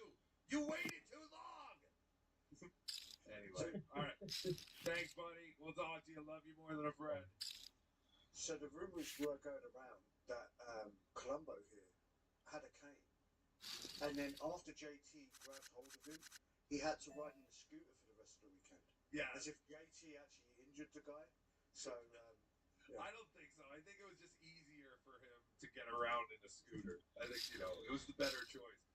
Because I remember he was a great, he came out with us the first night to Fremont Street. And I was like, we're going to make this fucking guy walk Fremont Street with a cane?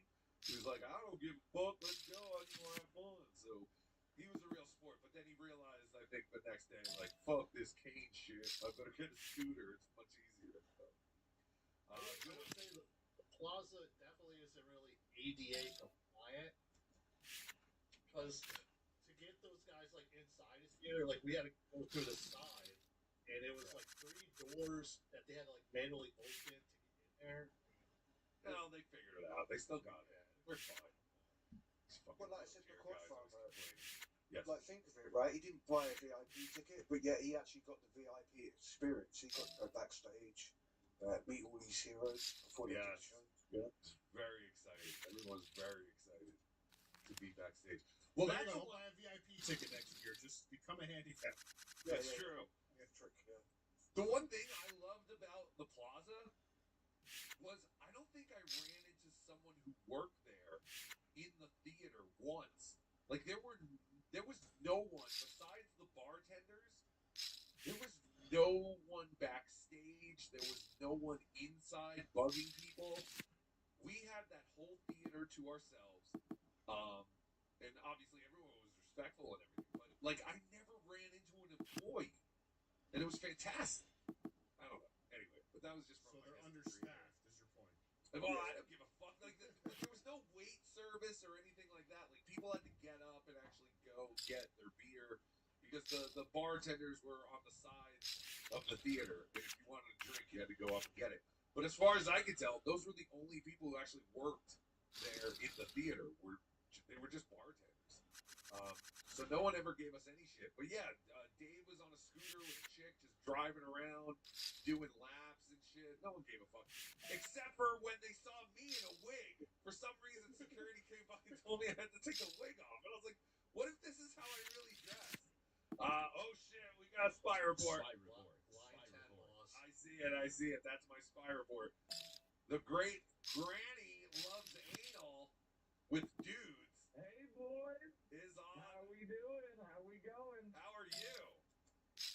Oh, shit, man. I've never been better, you know what I mean? Never been better. That's fantastic. So you're back home at the shed? Right planted in the fucking shed. You know what I mean? I'm saying, you guys made it back. How was your trip from Vegas to Florida with 4K? Oh, fantastic. It was fantastic, sir. All right. How much of this $8,000 do we still have? All on black, 28 black. Oh, You know what I mean? stop it. Lock it up. Even you're not that retarded. I would hope someone would stop you from doing that. Well, you know, you can double up. So why not? Why not do that? No, I did not fucking gamble all the money away. Yeah, so there's enough of it left. What are your plans? Are we going to use this money to get it out of the shed? Or are we... Yeah, of course. Okay, good. All right. Well, I wanted to hear, You don't fuck a man in the ass and stay in the shed. Okay, you use a man's ass as a stepping stone to a tiny home. I am still somehow less gay than that fucking cum-eating potato. That's true. That is true. It's definitely not true anymore. At one point, you had a legitimate argument that you were less gay than me. Today, that argument is out the window. I mean, until I announce my plans for Hackmania 4, obviously. But we'll talk about that on PTH.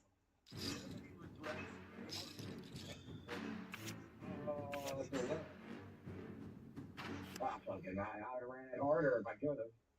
Oh, you were disappointed in your performance. Yeah, well, no, not really, no. No, you can't. I just realized that I'm not gay at all because, you know, as part of these cum, I can't get boners to fuck dudes, you know?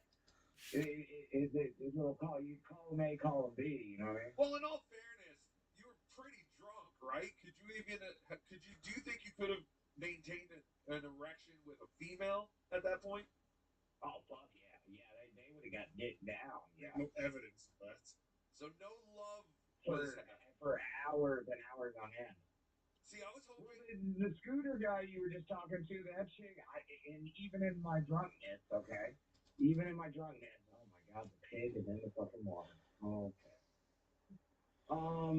Even in my drunkenness. Is that what you said when you put your penis in Latanya's ass? The pig is in the water. Yeah. The pig is in the water. Wait, what about the girl that was riding on Scooter Dave? Yeah, I was the first one she encountered, and she was like trying to go up to the room and shit. And I was like, who is this pig? The pig is in the water. Who? Wait, you're telling me there was a girl who came up to you and was like, "Hey, I want to go back to the room with you." Yeah. Oh, she's disgusting. Granny, how much? You don't know? There was no charge. I think she just wanted a sleep in. You know what I mean? Really? I mean, because you physically had a layer of filth on you the whole weekend. Like, I can't imagine. I'm just I'm naturally greasy. The more I shower, the greasier I get. Oh, is that it? I've said that to you. Yes. The more you shower, the filthier you get. Yeah, that's not a thing. Yeah. Like water off of Granny's back. Swear to God. You do have pretty eyes, though. I do see what Lemmy fell in love with all those years ago. Oh, yeah. Oh, what a time we had. What? Granny, what's the excuse for the smell? Because everybody said that they could smell you from like at least 10 meters away. No, they're just fucking with me. Nobody else said I smelled. We told you to your face. Everyone told you smelled. Literally, to your face every time. You could see the stink lines on screen. I literally just look like I smell. So now everybody's going to associate the fucking casino smell with my smell. And now we're all smelling. You know what I mean? Wait, Granny, are you saying that the plaza stunk of shit and it wasn't you? When Granny checked in, we're like, finally. Why would I stink of shit? Because you don't wash. The plaza was so happy to see Granny because they're like, finally, we have something to blame that hideous odor on. Especially now. Granny, isn't it true? I have showered more. Lovely day, poker enthusiast. Sal's Quick and Chips. Online play is different. It's easier to type things you'd never say across the table. Oh yeah, but fingers get real brave online. And listen, we love banter. That's part of this. We joke, we chirp, we have fun. But when it turns personal, that's the line. Especially newer players. That's not what we're building here. You want a full game bot? Or ghost town or what? Exactly. We protect the game.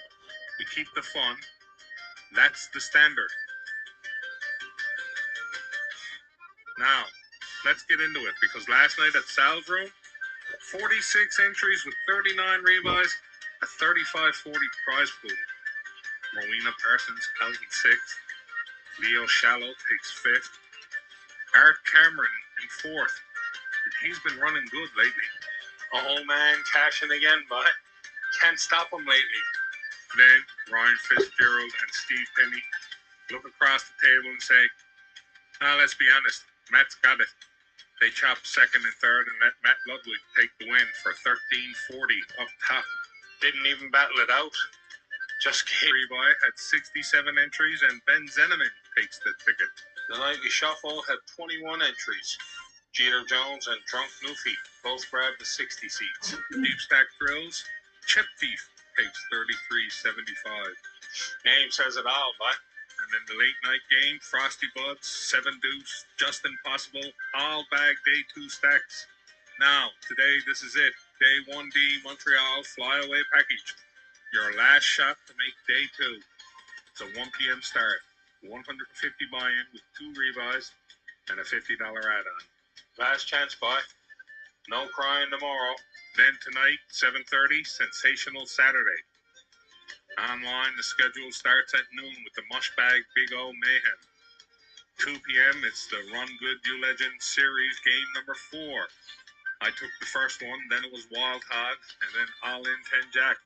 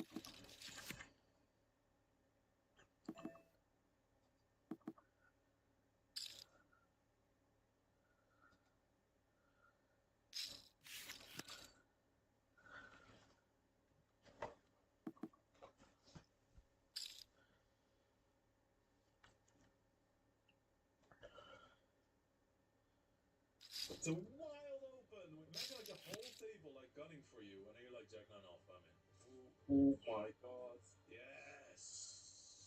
We don't even have to hit. We just have to fade. You never know.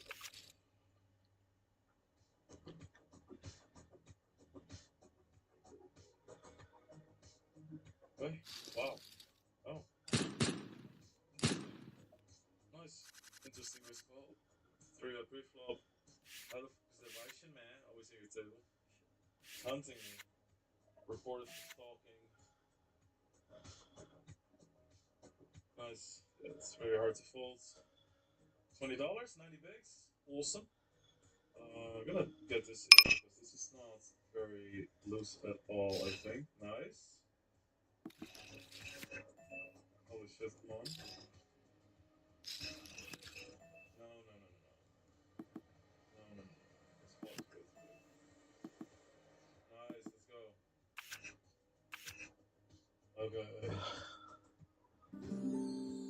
King 10 off. You have no outs.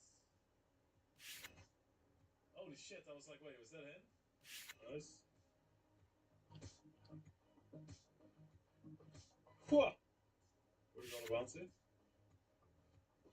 That's good. That's good, that's good.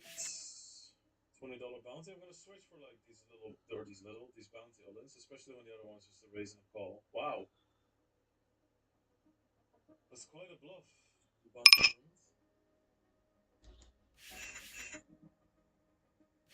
No. 8-6 versus $2. I'll do it. Keep it low, dealer. Yes. $40. I'm happy, I'm happy, I'm happy, I'm happy. So outs.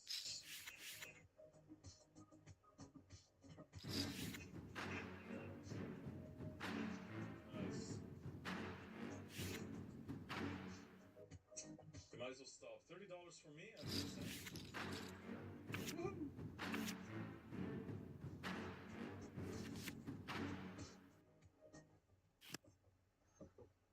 $65 bounty. But what is that worth right now? 3-bet blind. No. It's like 4 big blinds. Yeah.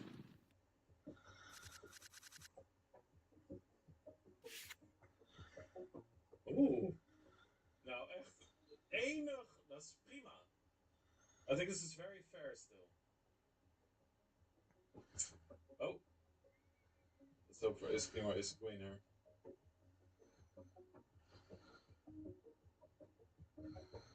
$95 bounty and pretty much our tournaments.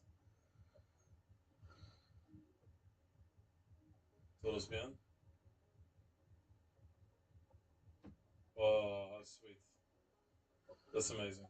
Over here we have a jam that we're gonna call. Ace jack suited. He's gonna have to do it.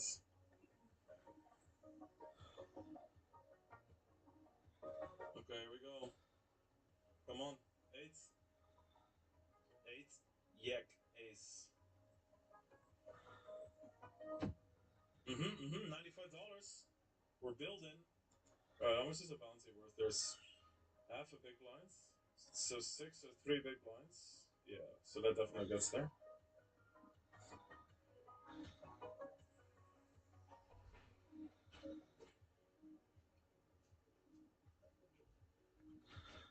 A beautiful 6. It's unfair.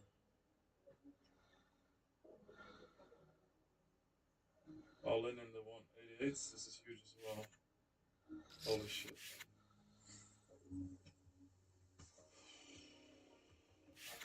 Last 69 here. First place is like 24,000.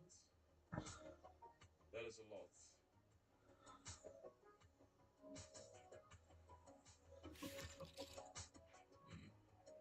Check, check, please. Nice. Oh, that's a one. This person has $1,000 bounty. What? Look at this. 290, 33, 303. That's 6,000. Oh, I don't cover them. I can still defend. I can still defend. I mean, it's like it's not the best defend in ICM, but okay, I'm just gonna call because I have a spade. Like, if they check a spade unless they flopped it, which is really hard. Yeah. Okay, nice spot. I cover now. That's a wild open when you have a dead bounty. That holy shit! Imagine like the whole table like gunning for you, and then you're like Jack 9 off. I'm in. Uh-oh. Come on. Come on, how boring. Oh, I thought it was nice. Oh my god. Okay, we are gonna shove here. Our bounty isn't even that like astronomical, right? Like look around. Okay. Just gotta win hands like this. Come on, super deep. 26 people left. Oh, come on! Oh, there's so little working now. Okay, cool. That was definitely money with the gutter and an overcard. But I think I'm a little bit hangry, and I think that I haven't taken enough bites to get rid of it. Because I got angry in the last hour as well. So you know it's harder when you make it deep in these kind of tournaments. Now people will realize there's 12,000 up top, by the way. Holy shit! People will realize it, but there's also people who get this deep and think, "Oh my god, $300," and it's hard to estimate because people really shouldn't give a shit about my bounty at this stage, but they will. I think that everything that's higher than ace 10, there might be some ace jack. He's gonna three bets. I do think there's a lot of like ace five of diamonds and that sort of thing. Double flush draw. Whoa! Yes, exactly. Holy shit. We're just clean. Holy shit, nice. Pure double. Good estimation.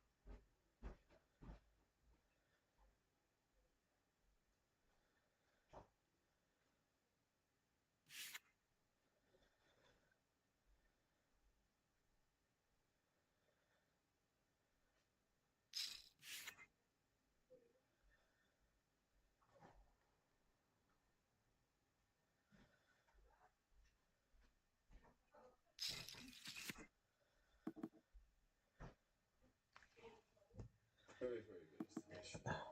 We have 4 out of 14. This is super exciting. Whoa. 10k is not bad. It possibly can recover it, winning a few tournaments by playing smart. To be really honest, to show you just how not how like not worrisome it is, I consider like 10k down over this many months even. This is bad. It's very hard to get value from two pairs, and the obvious diamonds are there. I'm gonna no, no, no, no. There's no diamonds. Okay. I don't think it just necessarily puts it jack. I mean, I really think, like, the only thing that he might flush like king 8 of diamonds when I check raise the flop, right? But he's also gonna have some like queen 9 or king 9 that he's gonna turn into a bluff now. This is gonna be so massive. Like, obviously we're not folding anymore. Like, so many of his diamonds are stripped. Yes. Holy shit. Does that put us in first? I think so. Second, 60 bigs. Oh my god. Alright, so 10 starting bounties is worth 1/3 of the big blind. That's crazy. So I think if he shows, I just fold. Yeah, I do. Of course I do. crazy, right? Not when you shove, though. Oh, maybe lead shove. People love to do that.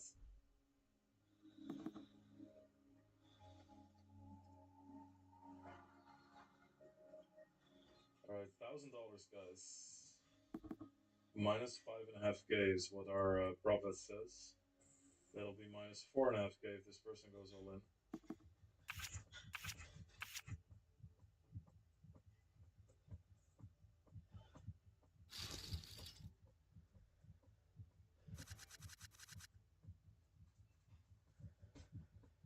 Nice. $1,000. And 14 days. And then final table is like lots of skill again. Alright, let's go. Oh wow, what a strong hand for this spot. I have a spade though. I have a spade though, come on. Playing it black. Ah. Ooh. Oh, we got bombed by so much. 70 picks. What the fuck is he doing? Is 9? What did he have? 1? Like, come on, bro. Like, come on. It's not that important to make the final table. Oh, I'm glad the big blind's full. It's only 3 big blinds, but the bounty's so small.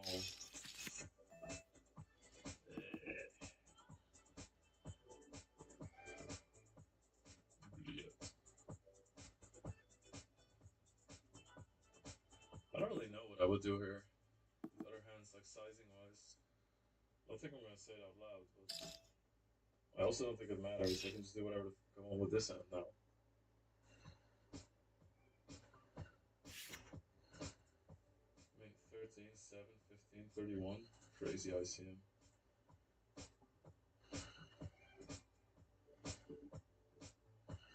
Okay. Alright. Didn't want to see the diamonds, of course.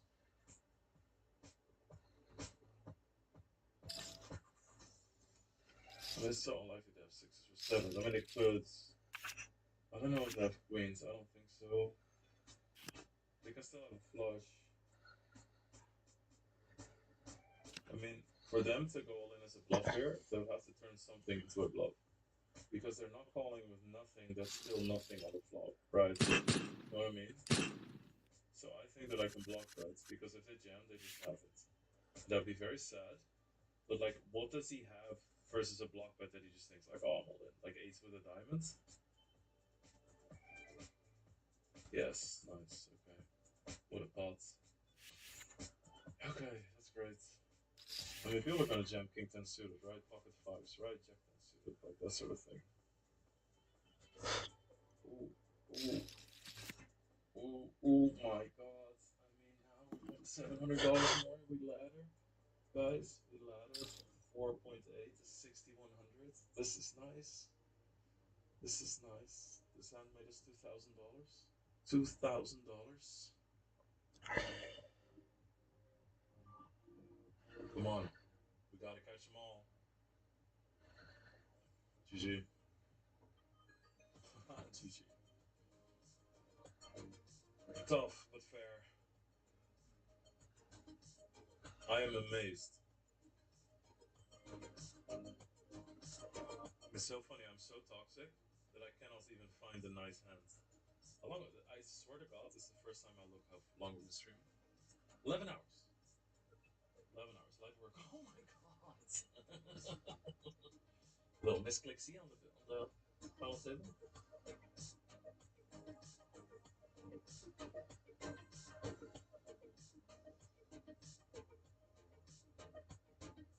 Steppenwolf. That's such. I love the name for a villain.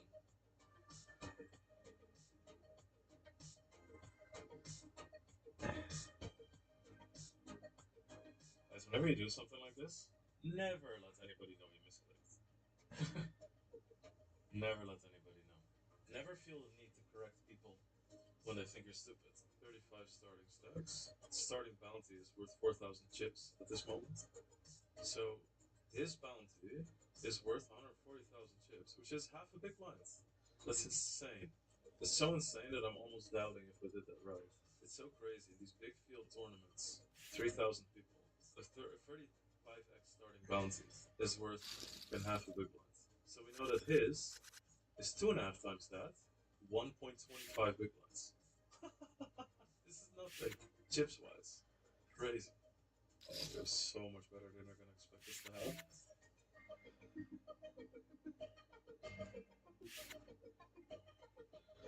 Come on. Come on, come on, come on, guys. Come on. $700. Hands up. Yes. Holy shit, holy shit, holy shit. We're playing for a lot actually now too. Wow. Alright, 12k guaranteed, plus what we won in bounties, which is a snazzy little 3000. So 15k score at the very least. 15k score, and we are playing for 3,800 times 2, and that is 7,600. Yo, Blogs, thank you so much for that sub gift.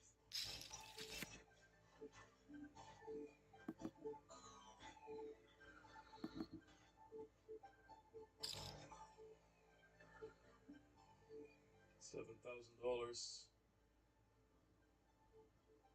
I gloriously hope that he doesn't have a flush, but I ain't about to check this shit. Also, it's very hard for them to fold and make it flush draw. It has to be like 5x or 6x, and I have the 6. I mean, this could be some 10-9 or something, but whatever. Come on. Okay, that's a great start, though. Okay, guys, this is it. $7,800. No 8. Don't even have to hit. Just have to put. No heart. No, no. God, it's so crazy.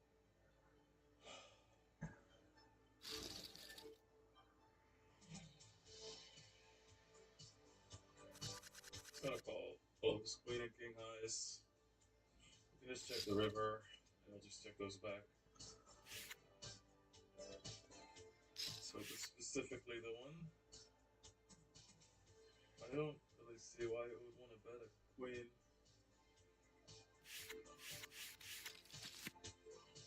Wow, let's see that's okay. Alright. Okay, just all in. We want to full out equity. We're gonna be flipping a lot. Like I really don't like the prospect of flatting.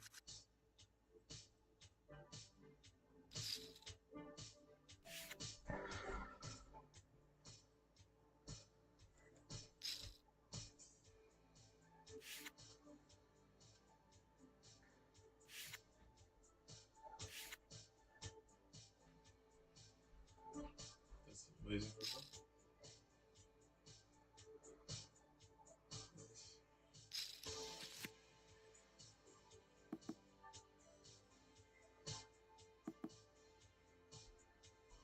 Yo, Brinks, yes, what up? First time back on Twitch in 5 years. First thing I see is Lex getting hurt. Don't worry, bro. I'm good.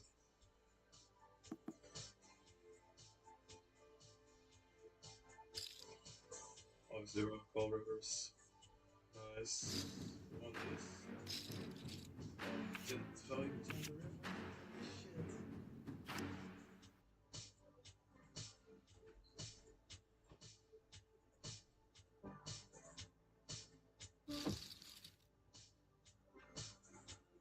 Dude, what a joke. Okay. Okay.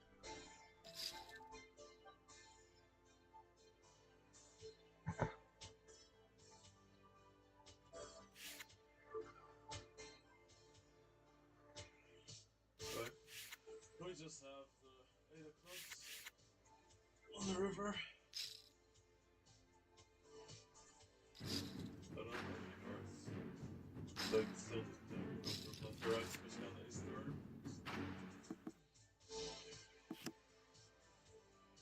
Yes, yes, yes. Oh, yes. Oh, that feels so good.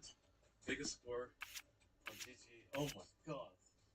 Oh man, that feels good. 3,000 people, $23,000. Oh man, the release, like after you win all in twice. After you win all in twice for like big pots, the release. Oh, it feels. Whew. Yeah. How's the prop bet doing, guys? Oh, okay. Oh, don't you love it? Oh, oh, I love this.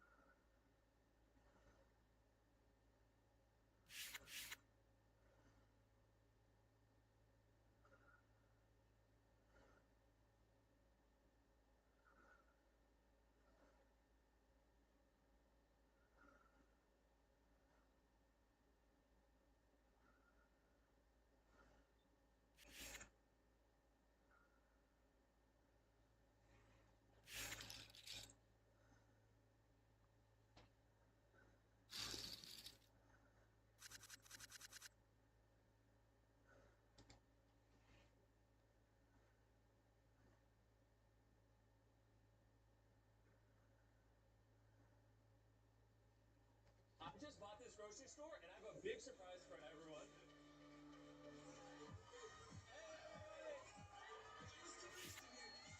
Attention, everybody! You are now in a Mr. Beast video. Whichever one of you leaves this grocery store last wins that $250,000 right there. This is going to be interesting. I don't know any of these people. They're not my friends. They're just random shoppers, and I'm sure they have a lot of questions. Let's go talk to them. Do you know that you're in a Mr. Beast video right now? Mr. What? How long are you guys willing to stay here to win $250,000? Put on the last one in the U. As long as it takes. You graduated college, you have no job. No job. Oh, he's deadly. But others in the store do have jobs. If I don't leave and go back to the job, I have no job after this. And I made my choice because I'm still here. Look, are you gonna give her a chance to win? She has to come to work. So for anyone who could or chose not to participate, are you just gonna leave or do you want to compete? I'm not trying not to compete. Okay, well then fill up the cart because your groceries are free. Enjoy the free groceries. We have our first person to leave. And once they found out about the free groceries, a lot of people just left. Once you step on the red line, you're eliminated. All right, she's eliminated.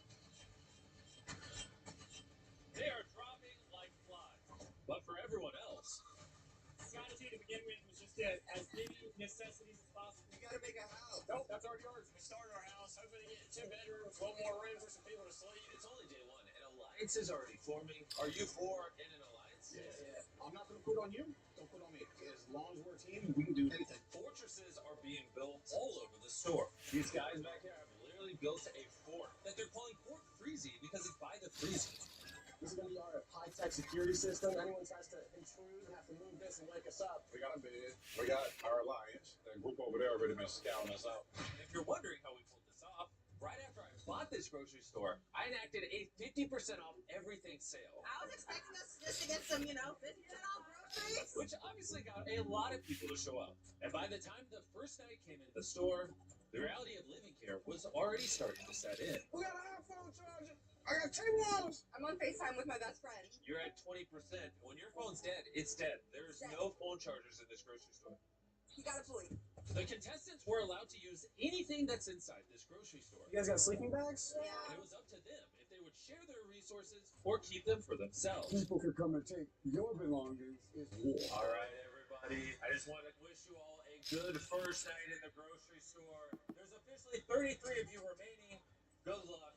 I hope you sleep well on the first night. I've never slept in a grocery store before, so. In the following months that these contestants would spend in this grocery store, they would destroy each other's forts. And prevent others from sleeping. It's about to get crazy. They will do just about whatever it takes I'm gonna get the biggest give back of the century. to outlast their competitors. And I mean it when I say this video can go as long as they want. Oh. Fort Freezy developed a lot last night. Fort Freezy! Freezy boys for life! Are they actually going to let you guys lay claim to all the meat? I don't think they have a choice. They want to barter for it. We're open to bartering. And Fort Freezy weren't the only ones expanding. While they set up camp in the back of the store by the meat, another team had found a really interesting spot for their base. When they found this empty manager's office, they completely transformed it. We're kind of locking ourselves in this room. We have the whole refrigerator set up. We have a whole shopping cart. Next to the manager's office was an alliance made up of only a father and son. Are you going for the win, or do you think you're going to have to leave? I think might as well leave. I have school, I have work, dad. Do you have work? I go through my vacation to stay a little bit longer. And then in the produce section was a team calling themselves the Innovators, with one member who's doing this challenge while pregnant. I turned 11 weeks today. Maybe the first beast baby. And there are additional teams in some of the aisles. You guys are very much barricaded in. It feels almost like a zombie apocalypse. So yeah, we're locked in. We're ready. Good. Mythical warning, shoppers. 250K on the line. Might as well leave now if you don't plan on staying more than a week. All right, bye-bye. Yeah, I'm going to be here forever. By the morning of day 3, people were starting to figure out lots of different ways to sleep in a grocery store. Wow, they've got 2 fully functioning beds over here. This is smart. All of you sleeping on the shelf. Yeah, that's the new sleeping situation. The setup back here is really fire. There's this thing that's filled with napkins. This is a nice pillow. The youngins over there aren't sharing their beds or make you sleep in chairs? Yeah, yes, sir. Wow. But some people couldn't stand to sleep here even one more night. It was so cold last night. I got no sleep. I'm not gonna lie, it sucks. It sucks so much. I want to go home. People were realizing that if they were really going to live in this grocery store, they were going to have to stay active. Ready to start working out? Ready? Got the whole workout station. This is our bench. We do bench presses. All right, let's see it, Nolan. Wow, this is actually working very well. These people were making the best of the space they had, as well as the items they had to stay active. If I don't leave with the money, I'm leaving with a new body. And if they're going to be working out in here, they obviously need to shower. I heard we built some showers. Yes, right behind this door. Oh, it's steamy in here. We hang this hose up right here. So this is our shower right here. Just do this. And then you hang it up like that. I'm away from home. Wow. And since we were now on day 4, and almost everyone's phone had died, people's families were starting to miss them. They started coming up to the front of the store just to wave at their family members through the glass. Your boyfriend's in there. How often are you visiting him? Every other day. Every other day. You just staring up through the window. But some were trying not to lose sight of why they were here. I'm not gonna let my guard down and leave the base. I'm probably being overprotective, but when it comes to 250 grand, I'll be as overprotective as I want. It's only been 4 days. Over half the competition gone already. Once I land this money, this is exactly how I'm gonna sleep every night. But only one person can win this competition. And so on night 5, Xavier decided to sneak into the Dream Team's fort, where he then popped someone's pool floaty that they were using as the bed, which they noticed almost immediately. Oh no! We had some people think it was cute to come by and pop a hole in a floaty. This is the repair yacht going on. Dude, they did my sloth dirty. Josh and the produce aisle had a perfect view of the attack on the pool floaty, and he made sure to tell Gunner who it was right away. My floaty's been busted. I get word that a slimy green jumpsuit little man is stabbing floaties unprovoked. When Xavier noticed that Josh told on him, he turned his attention to the produce aisle. I'm sorry. Actually, all stay up. Let's all stay up tonight. Let's all stay up. Don't touch me. Don't touch me. Don't touch me. Don't touch me. Are you an adult? Yeah. Are you an adult?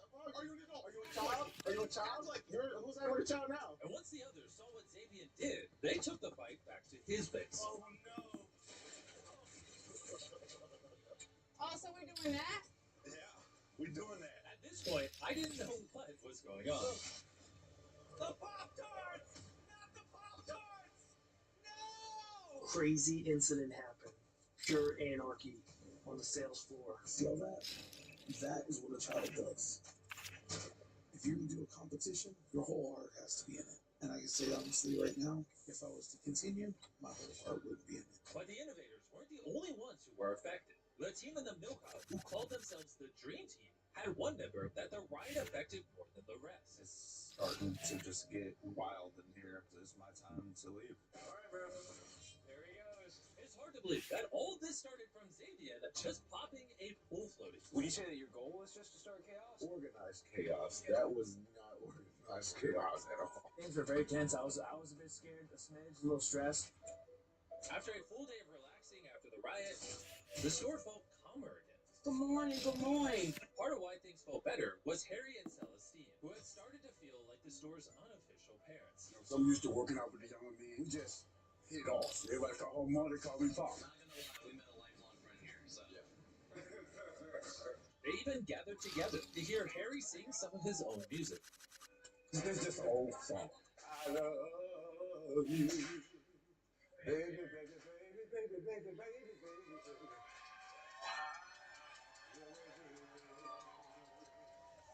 Good morning, guys. Good morning. We have to get back to our kids. You know, our life. We thank everybody for everything that they have done for us. We had a nice time. We really enjoyed it. You will be missed.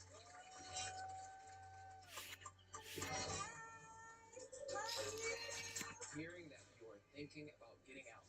I am getting out. Oh, you are getting out? Yeah. So tell me why. Well, I'm 3 months pregnant. I've got a 3-year-old at home and a husband. Everyone had been respectful enough to let the pregnant mother and older couple sleep in peace. But with them now gone, the team in the manager's office decided that courtesy was now over. It is 3 o'clock in the morning, boys and girls. Let's have some fun. Harry's not here. We truly do miss you, but this is what we wanted to do for a week now. Fellas, 4 in the morning. Let's make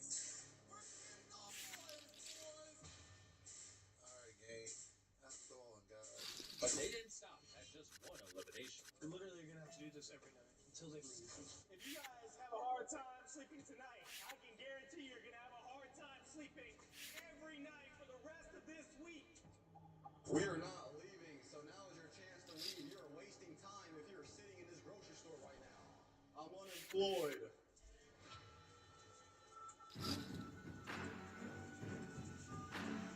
The incessant noise was driving everyone insane. I don't care for Robbie at all.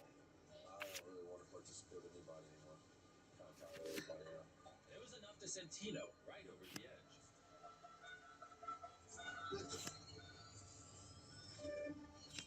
And after he left, Tino's elimination sparked a unity between Fort Freezy and the Dream Team, the ultimate boys club.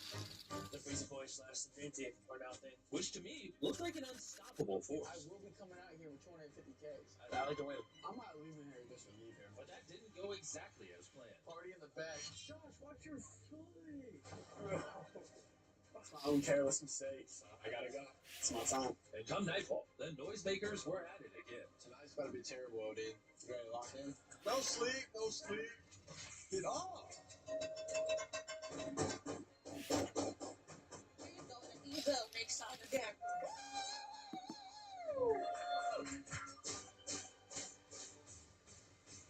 They really want to get people out of this store. I decided that I don't want to stay here.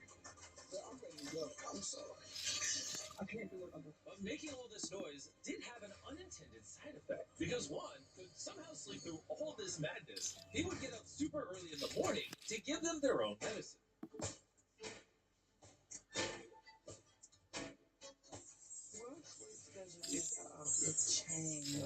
No.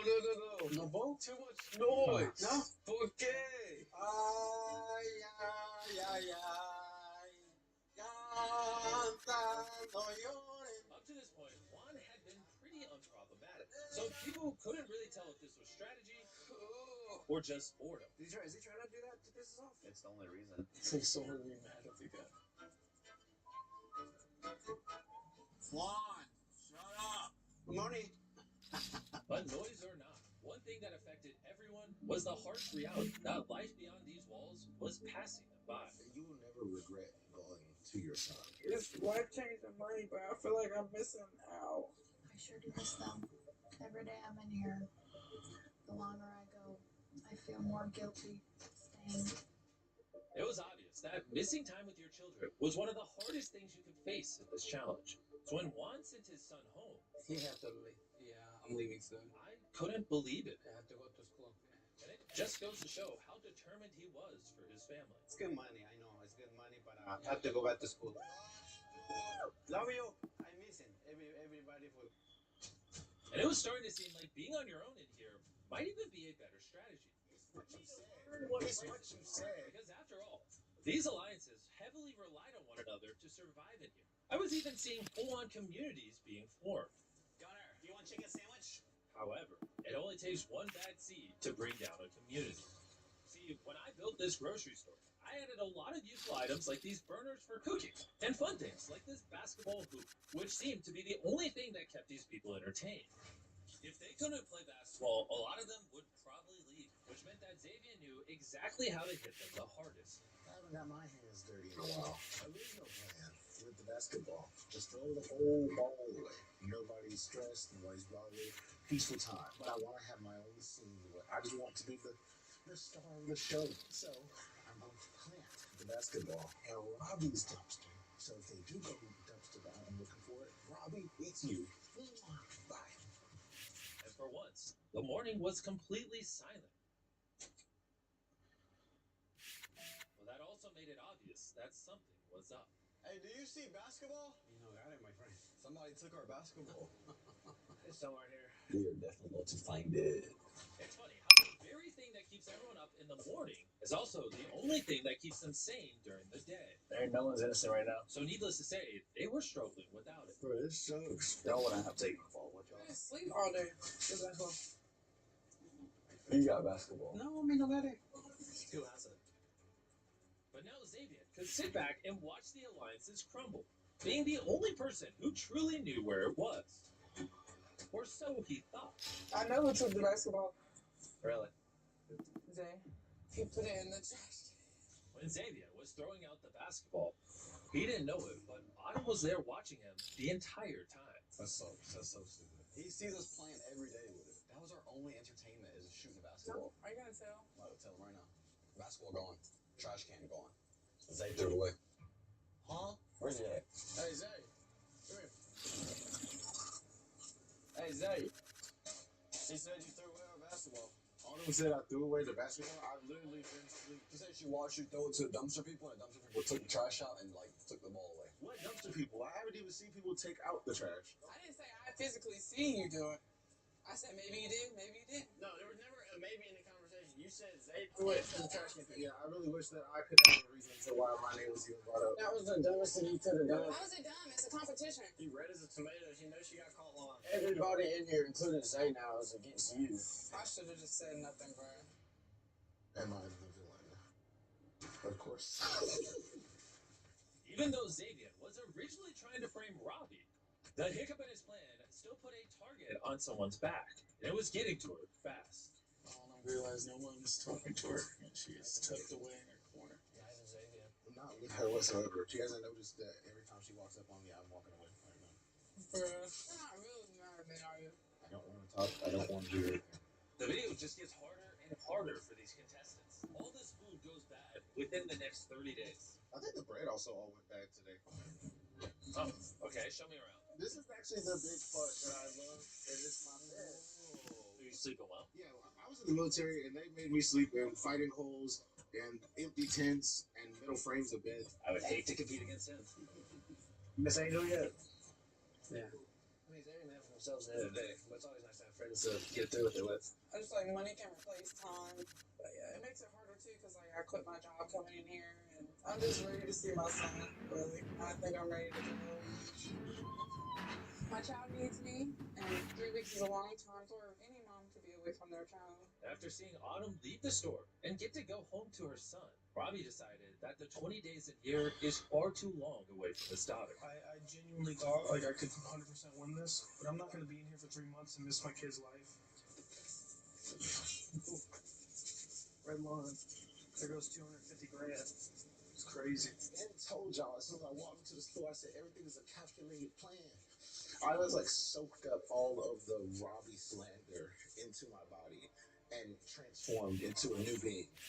So, on that note, deuces.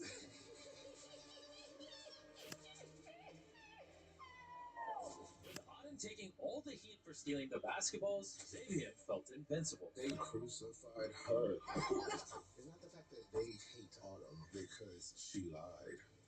It's the fact that I have them hating her. It's really easy. It seemed Xavier wanted to be the villain of the grocery store. And he wanted everyone to know it. Like, I was really crying and lying to them. I was like, do you not think that I'm capable of flying through here? You're scary. I like Zay a lot, but I don't trust him. That's what I told the boys, so, be careful of them. I mean, they don't like him though. Yeah. And the Dream Team had a plan to take advantage of that. We have decided in controlling the food. Since they're in a grocery store and a lot of the food requires cooking, they teamed up with Ford Freezing and targeted the one item everyone needed to heat it up. So what if we took their burgers? It comes right back to us if we have a burger. What if we play on Zay? That's the best way we can do it. We gotta plan on Zay. So once Fatima had left, and they were officially down to the top 10, they came up with the perfect plan to steal all the burners. Tomorrow we're gonna have a ceremony right here. They decided on having a top 10 ceremony as a distraction to steal the burners. For the top 10 ceremony, we're gonna bring everybody back here. When the lights go off. Oh, lights are off. Oh, top 10! Once they had cleared the sales floor, Come on, everybody back there. and everyone but Colin was all gathered up. Hey, you about ready? Yeah, I'm coming. Alright, Colin's about to get dressed, I guess. Everybody get like right here, shortest to tallest right here. Start with Zay. The coast was now clear for Colin to come out of the shower and rush to steal all 4 burners before anyone notices how long he's been gone. He quickly stole the burners. The office team left in the open, but time is running out. Is this everybody? No, Colin will get back there. Hurry up, Colin. Come in. With 2 of the burners secure, he went to steal one's next. But unfortunately, that was the only burner they didn't know the exact location of. Missing Colin. Where's Colin? Where's Colin? Where he is? While Colin was struggling to find the burner, the rest of his alliance were doing their best to keep everyone distracted. So what are we doing right now? We're just gonna chill and then wait. I have something else to say. I can't remember what it was. He rushed over to the bread aisle to steal theirs from their hiding spot on the top shelf. And the final step was to hide all the burners and rush back to the group. So what are we doing right now? We're chilling right now. We're missing Colin. Where's Colin? You ready? Yeah. And now that Colin was back with the group, They needed someone to pin all the missing burners on. Zay, come on. So they brought everyone in the walk-in freezer and interviewed them one at a time. Do you have enough endurance to be the last one here? It was crucial that Xavier got interviewed first, so that he would be the first person back in the store, where he'd be there long enough to steal all the burners. Well, all but one. I couldn't find once. Are you serious? You didn't find it? I literally looked everywhere. Everything's going perfect. I thought we got all four. Let's change this thing. We gotta figure out a plan for that. Soon after the ceremony, LD noticed their burner was missing. Where's our burner? Did y'all leave it? No. Did Gunner take it? It could be Gunner. Do we still have our burner? Why? Do you have your burner? Yes. You have it? Yes. Someone took ours. Oh my god. Oh my god. And just as planned, all eyes were on Xavier. What'd you take? What do you mean? We're missing something. What are y'all missing? Burners. Oh no, I have no idea actually. I promise to God. I literally have been here this whole time. Everybody's burners are gone except for one's. I am not taking Eli's runners. It was seeming like Bryce and Cullen's plan was a success, Told you, bro. We played it perfect. because those left out of the plan had their minds made up. He knows where it was. He's scared. Like, he's really good at lying. You think it's... I know it's something. As you can see, it's taken a lot to get this far and be a part of the top 10. Which is why I swear the sponsor of this video has a little surprise for all of you. Square powers neighborhood businesses all over the world. And so, as a reward for making it to the top 10, every time one of you leaves this store, you will receive a curated gift box from neighborhood businesses that Square and myself support, as well as $5,000 in cash. You'll not be going home empty-handed thanks to Square. Thank you, Square. And as I said that, do any of you want to leave and take this offer right now? I'm ready to leave. Oh, you're ready to leave? Yeah. That would be the last of the innovators team. Does anyone else want to leave right now, or is it just her? I will be coming out here with 250K. Obviously, Freezy Boys for life. Shout out to Freezy Boys. I love the brand. But if I'm taking it forever, I'd love to take it forever sooner rather than later.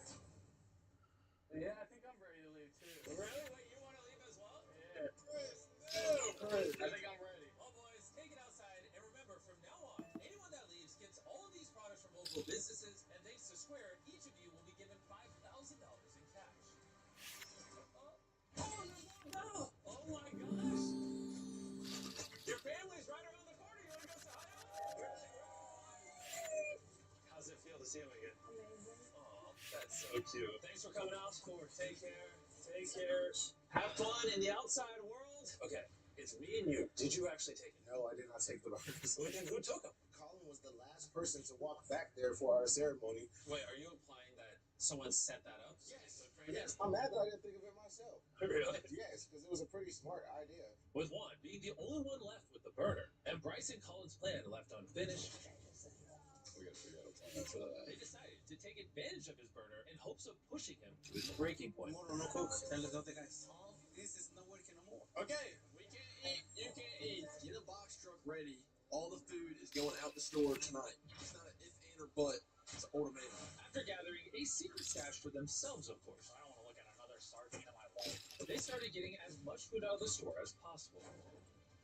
And the next day, Juan was not happy at all. You take all the food. The food is for everybody, no? Right? What person would tell someone no more hot meals? Tomorrow, no cook. Tell the other guys. It's not my fault. We come and take the other burners. It's not my fault. So the same way you don't want to share that, we can take all the food and throw it out the door and donate it. All right. Good talk. But Gunner wanted to take it one step further, stealing all of Juan's cookware. Buy pots. What are you doing? No more pots. Don't do that. Don't do that. Next. Don't do that, my friend. You use your burner. That's what we asked. I don't care. I say no. Okay, and your pans are gone. Big deal. You understand what I say? No. I'm fine. I can eat off crackers. I can eat off beef. Go ahead. You respect me. I respect you. I don't respect you at all. Okay. And once all the food was gone, they started just tearing the store apart. And after this, it seems Juan just isolated himself for the rest of the day. Live long enough to see Zip gun do. The entire grocery store was on the verge of complete and total anarchy. Anna was gonna give me her cooker, so there's no reason. So now I would have broken, stolen, or misplaced it. So, where did that go? And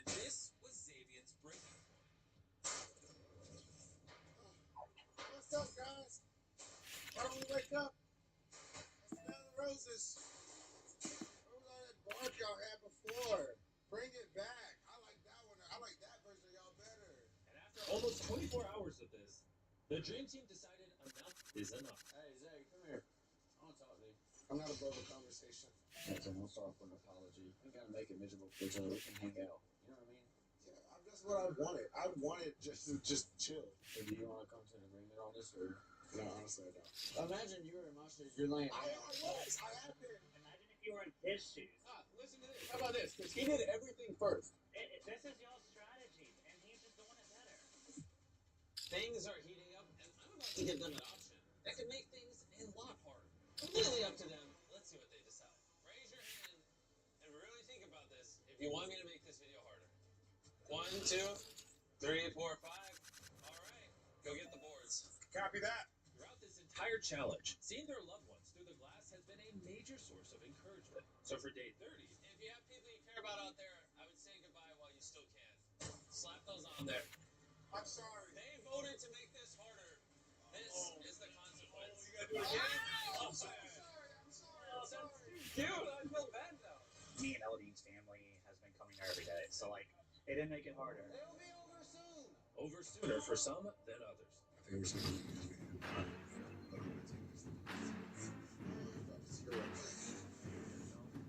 showed every aspect of myself, like the good, the bad, the ugly, and I don't want to stay here to see more of the ugly. I hate doing that way. I hate that. I hate that.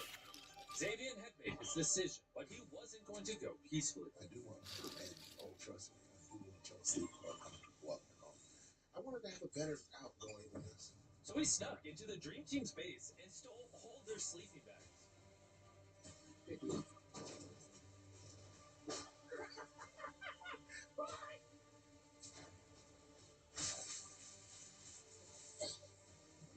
Goodbye.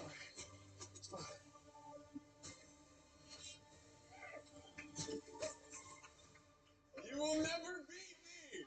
I don't care about the sleep bag. As long as he's gone and I beat him, that's all I care about. Oh, I gotta start at least. Just know that I won the battle. But Xavier wasn't the only one leaving today. It's been over a month here, and I'm ready to be gone. See Frank's out. Oh, yeah. What are you doing? Make some memories, have some fun, but I'm ready to roll.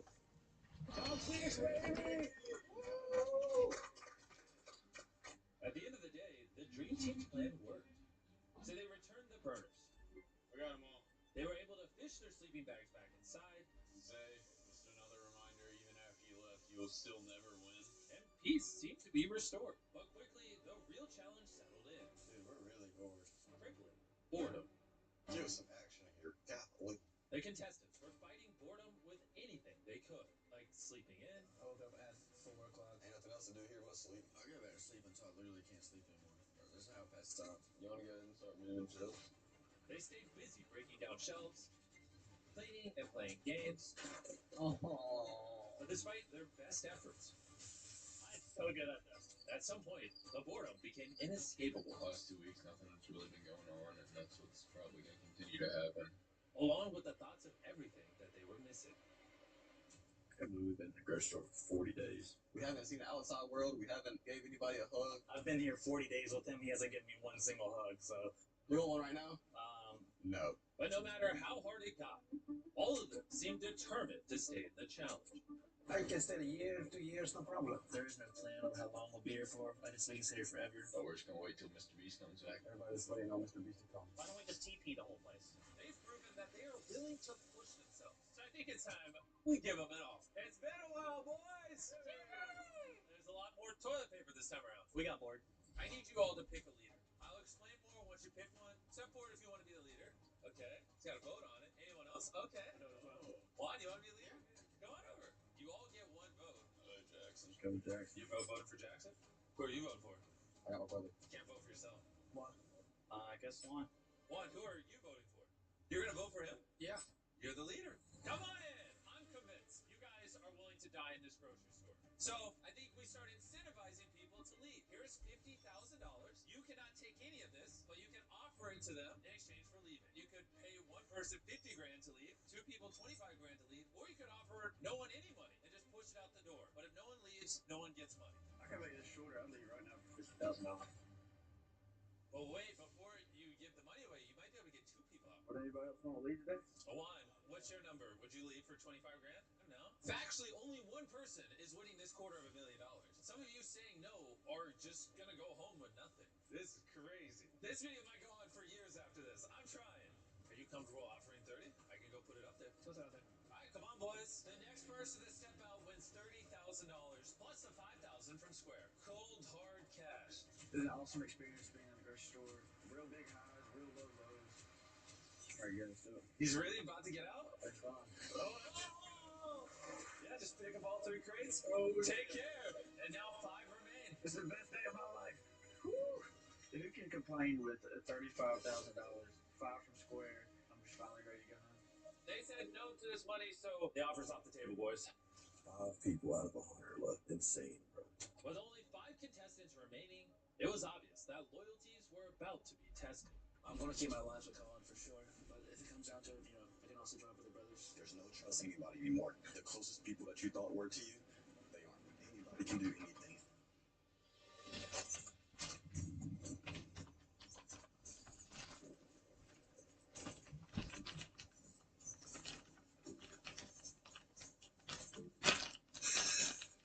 Attention contestants, there is a red button in the middle of the grocery store.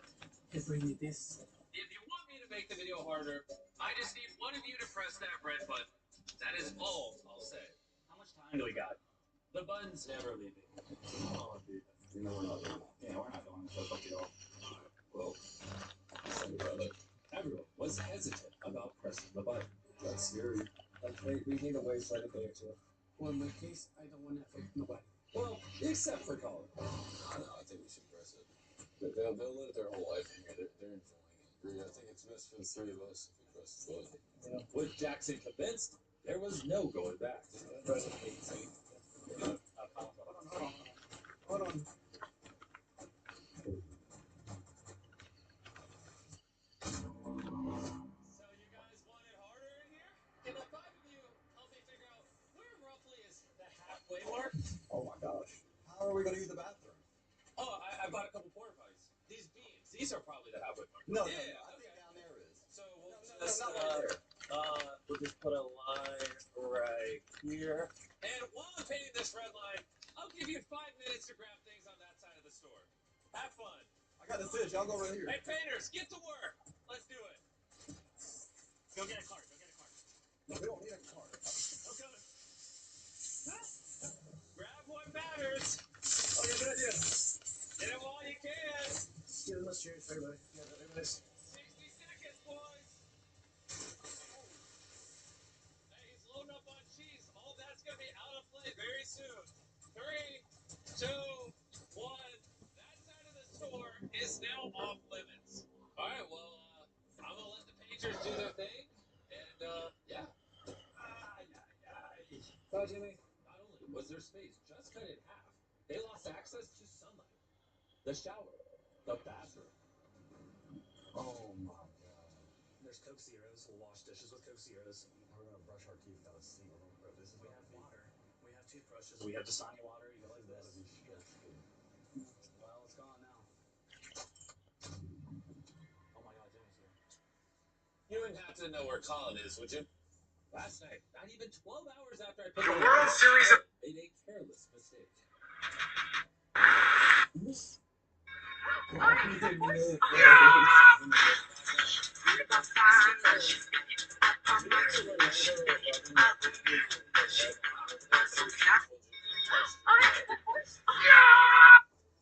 Yeah, why'd you do that? It's kind of just like in the moment kind of thing. I literally just put that line up. Yeah. Alright, we gotta head out, man. You're eliminated. Alright. Welcome. It's been fun, bro. Good one. Take care, boys. Bye, God. Any last words? Yeah, you spend 50 days in a grocery store with one goal, to not touch the red line. 4 people left. We're getting closer to getting up out of here. Top of the morning. How's everybody doing today? We have something very fun. We're going to be turning your food. This is us across the red line. We're taking dairy products, cheese. This is a great thing that we're going to be able to do to help some people out. This is going to help. Oh, Despite losing their food, the contestants had started adjusting to their new space. We had a shower until the red line. Brayhan had a great idea, finding us water from the produce section. I called Juan over and me and him tore all of this apart. Now we have fresh water.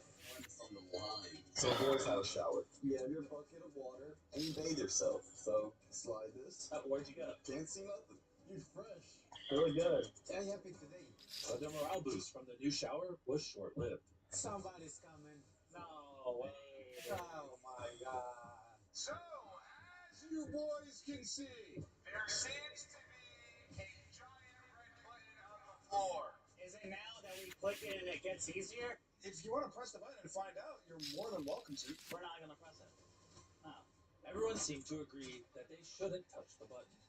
I'm not pressing that button anytime soon. I don't think anybody is. Yeah, that button is definitely cursed. Y'all are probably wondering, how have you been in a grocery store for 50 plus days? I've been working out, making food, and making friends. Let's go! And that's how it is. Look at us now. Top 4. Oh my god. So what's all about, guys? Chilling and daily competition. And we're having a blast out here, guys. Like my childhood all over again. Yo, it's been 2 weeks, boy. Hey! Did you miss me? Yes, I did. If I were to put a soccer goal in here, where would that go? Maybe that. Over there? Bring in the soccer goal! Okay, I hope you guys are ready for a challenge. Coca-Cola wanted me to give each of you a chance to win tickets to the 2026 FIFA World Cup. Oh. All you have to do to win it is score a goal on match. I'm the best goalkeeper in the nation. Don't you remember me coming up as kid in the window? So sorry, I'm sorry. Oh, man. And what's cool about the 20-ounce Coke is you can peel off the label and see if you can collect all 12 Panini limited edition stickers featuring 12 of the best soccer players in the world. All right, who wants to kick first? I'll go first. All right, come on, Jackson, let's see it. Here's my ticket. I'll hold it. Will he win? I'll take it. I thought I saved that one. Jackson is officially going to the FIFA World Cup. And if you want to be like them, grab a 20-ounce Coke and see if you can collect all 12 Panini limited edition stickers. Oh, no, too much mustard there. Let me take that from you. Let me just, I could have just put that in my car. You didn't have to. Yep, it's gone.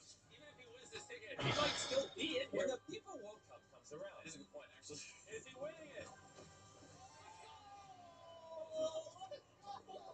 Here you go. All right, you're going without your brother to the FIFA World Cup. And now it is one turn. One.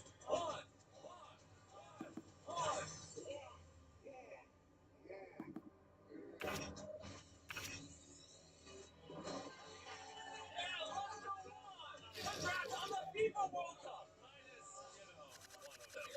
And for everyone else, don't forget to peel the label off your next 20-ounce Coke to collect the Panini limited edition stickers featuring 12 of the best soccer players in the world.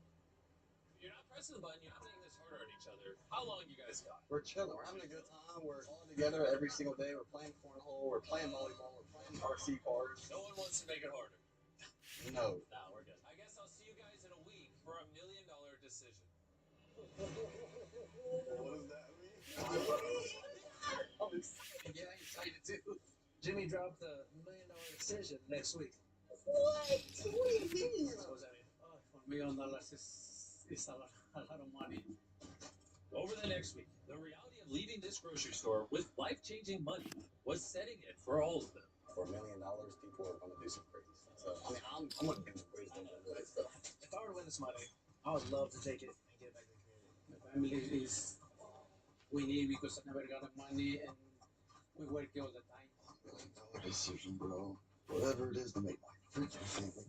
Despite the pressure of this decision, the guys went out of their way to do something nice for Juan on his birthday. We have his cake made. We have the pitatillo donkey made. We have his pinata made. Let's make this man the best birthday that he's ever had. All right, we're gonna. Juan, come here. I gotta show you something. Come here. Happy birthday to you. Happy birthday, dear Juan. Happy birthday to you. We're gonna eat this after. We got some surprises for you. Oh, we got the pinata. Put away. Someone broke the pinata, and now he's playing his pin the tail game. Thank you for this moment for me. I happy. You got a big heart, everyone. Thanks. I love you too, Juan. Love you too, dude. Juan's birthday made for a nice distraction, but the $1 million was still all they could think about. $1 million decision. $1 million deal, dude. Never so $1 million on top. And on day 67, it was time for them to find out what I had in store. Boys, hey! What's going on? This entire video, you've been competing for $250,000. Would you like to compete for $1 million instead of $250K? Boys, bring it on in. If you don't mind, just speed it up a little bit. It's a lot of money. There is now $1 million in front of you. If you guys decide to change this video from a last to leave the grocery store to letting me restock it and eating everything in the grocery store is $1 million. Jax doesn't want to get fat. Rayhan doesn't want to get fat. Oh, I'm glad you brought that up. That's why we'd also build a gym in the back and give you guys your very own nutritionist and personal trainer. Oh my gosh. What if I also told you we build you beds, give you showers, make it a lot more enjoyable? Wow. I mean, what's kind of making this hard for you? Your wife and 2 kids. Okay, that's fine. It's a big decision. This opportunity never before ever. To have this much money in front of us. I knew it was not going to be that easy, though. I can stay. I can stay a year, 2 years. The problem is, have to eat it. Well, I'm not even stressed that if I were you. You don't have to train your gym. Am I restocking this store, quadrupling the prize pool, and turning you guys from enemies into teammates? Jackson, yes or no? Stock the store. Stock the store. 1. Stay in the store. Stock it, dude. Stock it? Stock it up, brother. Oh my gosh! Okay, this video is over. The prize pool is now $1 million. Restock the store. $1 million if they eat everything in this store. See you in a year.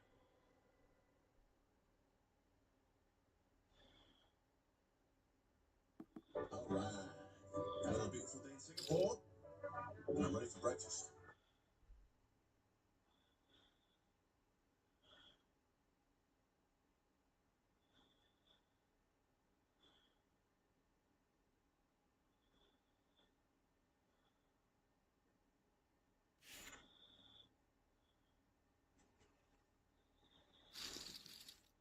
Speaking of fatigue, I'm a little fatigued on the elites. Oh, did you hear that? Did you hear that? Speaking of fatigue, I'm a little fatigued. He's a little tired. He's fat. He's tired. He's for tired. So if we go, By the way, He's zooming in. and these Kino guys are just—they're like literally the embodiment of like troll. yeah. They're just trolly. They make fun of everybody, and for like the dumbest, silliest, most like asinine things, and it's fun. It's funny. They are funny, but I feel like the context that they were like iDubbbz was one of their main like targets, right? iDubbbz. They've been heavy on iDubbbz. Right. Although nobody's really talking about him anymore. Which Yeah, is now nobody's talking about it. yeah, which I can understand why. But they're very funny. But when watching their content, I'm always like surprised when people like respond to them, because that's clearly the worst thing you can do. Yeah. Because they live for that shit. They're trolly. They're there for the drama, for the feed. They are the trolls that they say don't feed. That's them. Yeah. And and you guys always end up feeding them, and it's always a disaster for them. It's impossible to respond and win.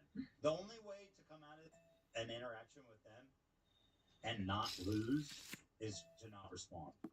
You automatically lose the second you talk about them. So, and they know that too, and they even say it. But anyway, so Jeremy makes the fatal error of trying to engage with them. I believe their names are Andy and PPP. PPP. Yeah. PPP. I don't understand what is the PPP. Do we even know? I heard it at one point during my research, but I forget. Which one is which? The big guy is PPP. Okay, got it. He is tall. That's not a reference to necessarily his width. He is taller. Okay. Yeah, he is. I don't know why I know that. Because you know about everything. I mean, in that. He's This guy's been doing politics for a decade plus.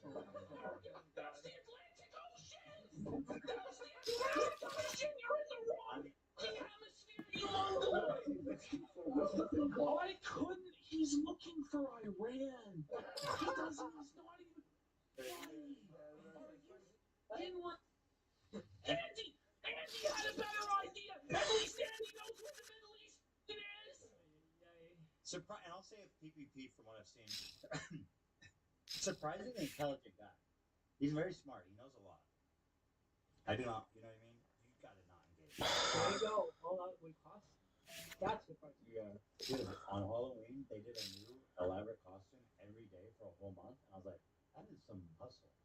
Put in effort. On Easter, they were talking about the quartering dressed up as the Easter Bunny, and it was. They always do it. Yeah, always do it. Yes, here's a little clip. Yeah, that's hot. This is what I'm saying. These guys live for this. He's got a fucking triangle. Oh my god. He lives for this shit. You know what cracks me up when iDubbbz included them in the video, which was like a huge deal. Like he made a video on his main channel, and it was mainly about them. In their response video, they had a giant triangle. Oh, he got a big triangle. He got a massive He had a triangle. giant one. They were in tuxedos. They went out for a nice meal. Because and they had every right to celebrate because that was the best thing Ian could have done for them, and I'm sure their channel probably grew considerably from that massive shout out. I see. I mean, like with Sam Hyde, I had no idea who they were until iDubbbz talked about them. Same way this guy. So we didn't know who they were. That is why Ian is ultimately the biggest failure of all time. Like, when he tries to be like, I want to do good in the world and call out the bad guys, he makes them more popular. I mean, he did it for me when he did a content talk about me. Although I'm not a bad guy, I'm awesome. I'm really moral. Thoughtful. Yeah, other people in the chat are saying they also never knew of them before iDubbbz. Yeah. All right. Okay.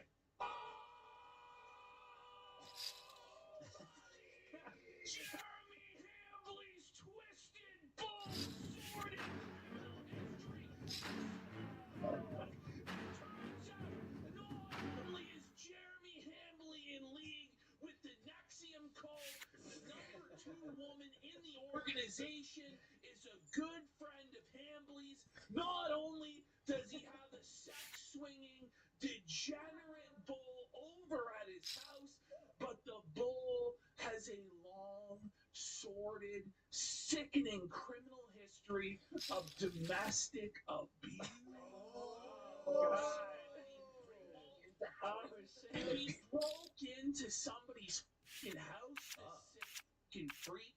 Like, apparently, there's a battery charge against him from his fucking wife. There's a restraining order from a woman. From his hot wife or his former wife? I think former. Family member in this guy's history. The not hot one. One sick. Hold on. Is inviting into his household for what purpose?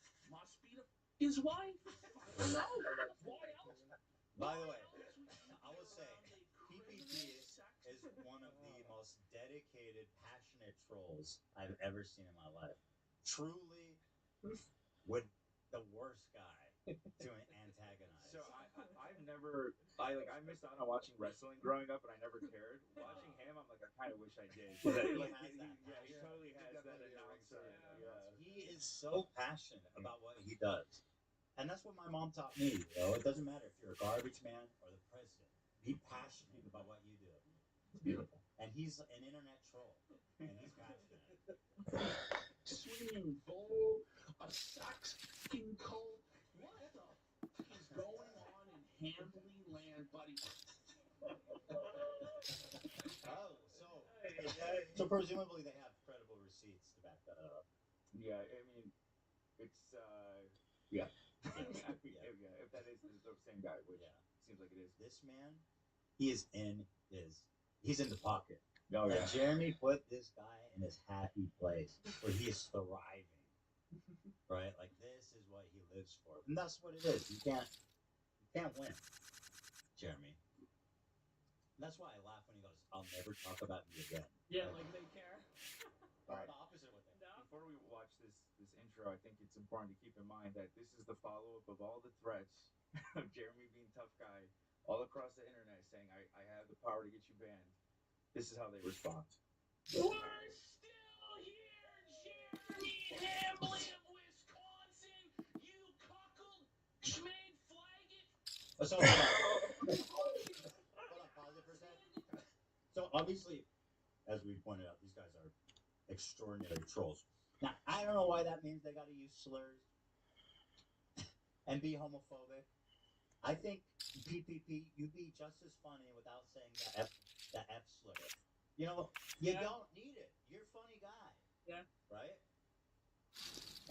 But there's lots of that. We bleeped it all for obvious reasons. But because on one hand I'm being very complimentary toward them, but I want to make it clear also that I don't know why y'all got to be like stuck in middle school with this. Just you don't need. You're a funny guy. You don't need to say slurs and shit and be homophobic. You don't need to, bud. Lots of F slurs. Lots of F slurs. Oh boy. All right. Now we're gonna just like your criminal bull does to you and your wife. Well, you sit in the corner in your chastity cage like the cuckold drinking swine that you are. Oh, and by the way, you're a poopy pants. True. Buddy, you your f***ing pants, Jeremy Hambley. You shot your f***ing pants. By the way, Kapaz, their dynamic is so funny. Like, I love how like animated and passionate PPP's being, and then Andy's like straight. He's like, yes, this shit is serious. He's like, yep, no smile. He's not even smiling, bro. Stink of your trail of smears went all the way from fucking produce to the goddamn bicycle aisle. You think motherfuckers that I'll ever bow to you? You think that I'll ever stop fucking with you? Send the fucking papers, cock. Fucking do it. You'll never do fucking shit. Take down this platform right now. You said that you had the connections. You said to Josh Moon and DMs that you were talking to Eddie from Kick and we would never stream again. Well, I'm still fucking here. Literally with the passion of like MLK Jr. He cares about this shit, bro. He cares about this shit. This internet drama, this troll, internet trolling, dude. He has a dream, right? Oh boy, it's crazy. Me out of this motherfucker with the crane, cause I'm fat and I've had it with you. You will never, and I mean ever, silence me ever in your miserable life. Do you understand me? I really did miss his calling. He should have been a pro wrestler. Well, This is such a good promo. Or like the manager, the manager for the Oh, manager. right. Who was the guy from Mouth the of the 90s? South, the Jimmy, whatever. Yeah. He revealed recently that he comes from a line of like firebrand preachers. Oh, Oh. Yes.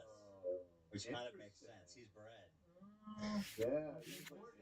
He has pedigree for this shit. Wow. But he's doing a more important calling than his heritage. Making fun of the chorus? Yeah, internet trolling. I respect that. Yeah. With the crane, cause I'm fat as and I've had it with you.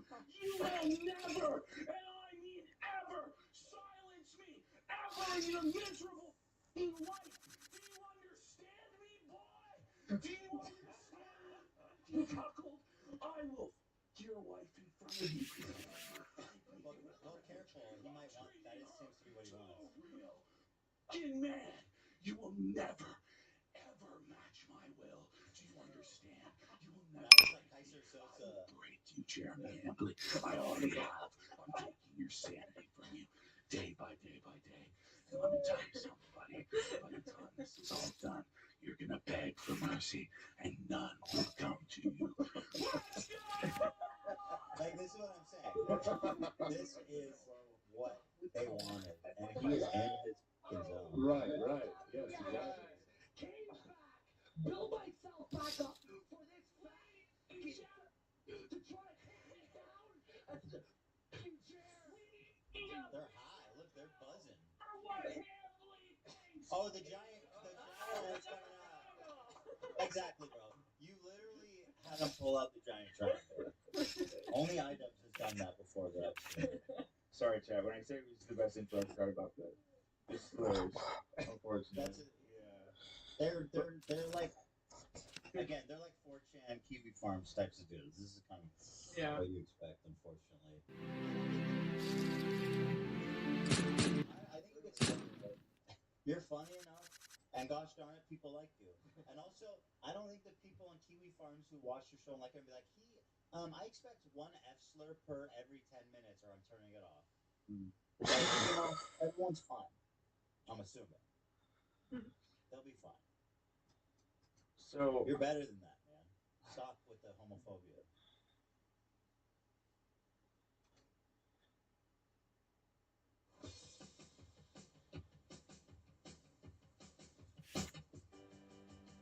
Alright, so Centre Fondo, which is in Shoreditch in London, where any day of the week you pay 20 quid to get unlimited lasagna. That's as many slices as lasagna as you want. Apparently, they keep score of a house record. Current record is 8 slices. Get inside and see if you could smash it. How did you get in here so quickly? That's continuity for you. Yeah. Alright, we're here with the restaurant manager Lewis, who's going to tell us how it all works.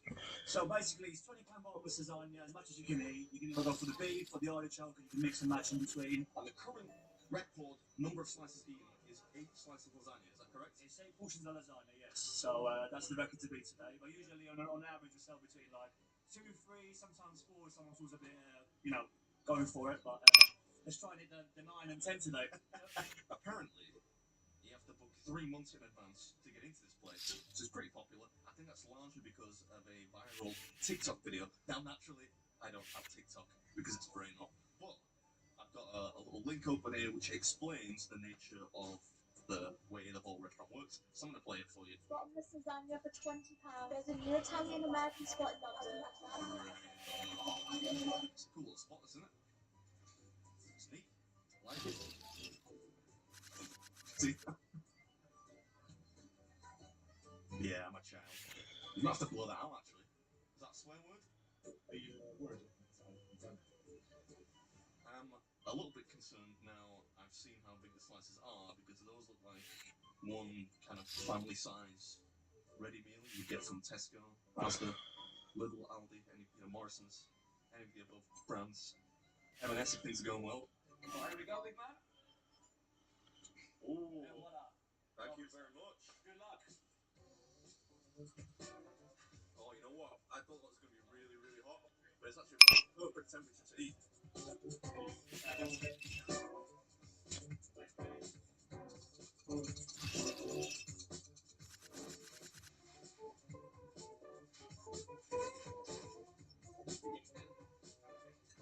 Alright, those slices are an easy pound, so if we do break the record, it's going to be like 9 pounds. And there's some animal walking the streets of London doing that casually.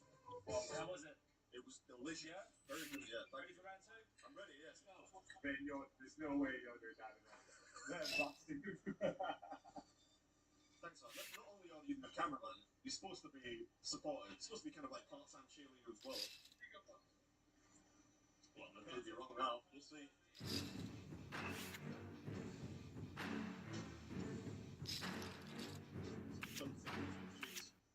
Lovely stuff. Thank you very much.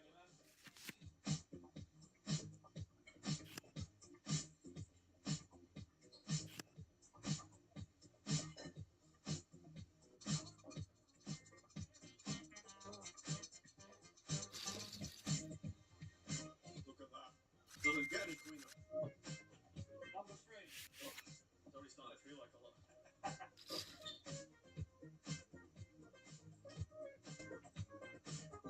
This is delicious, this one. This is a really good lasagna. I love how it's kind of little streaky pieces of beef. instead of beef mince, which is what commonly found in lasagna. I've avoided the vegetarian version so far, and we'll probably do that for the remainder of the video.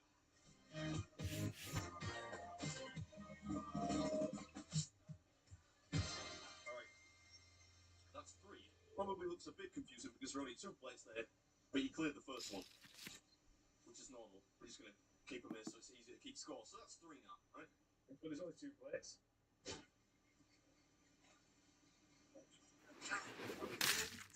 Feeling good?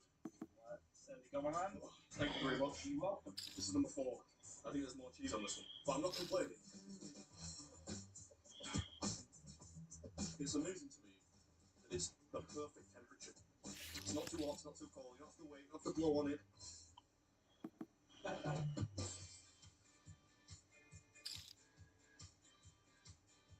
Adam, I do love coming to places like this.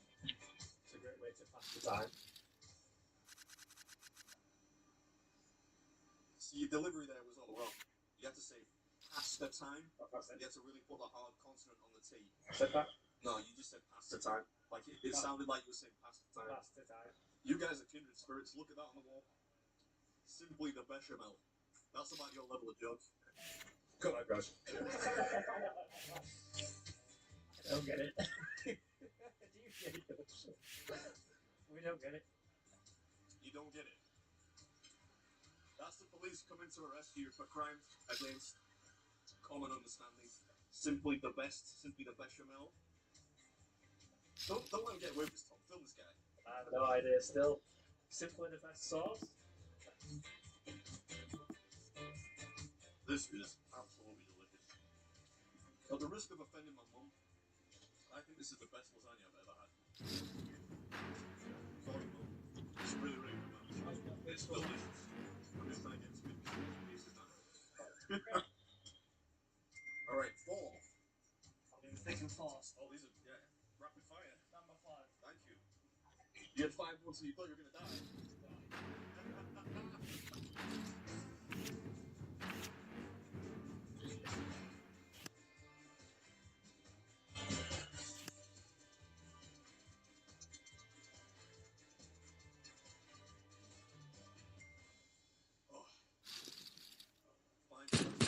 Creamy one. Well, I can't see this. You know what I say? Oh, thank you. But Let's go. can I ask you a question real quick, man? In those big giant containers, Yes. how many servings are in one of those? There's about 18 portions. 18. 18 portions there. You gonna try and tackle the tray? I don't know if I can do 18, but I give my best. I'll go for it. Thanks, man. Thank you. 18. I'm not doing first, man.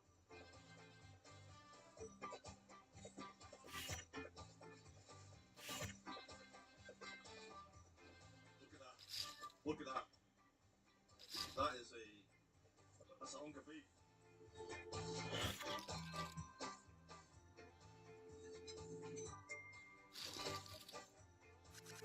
Six. Big man? Good lord. They're coming far too rapidly at this point. Oh.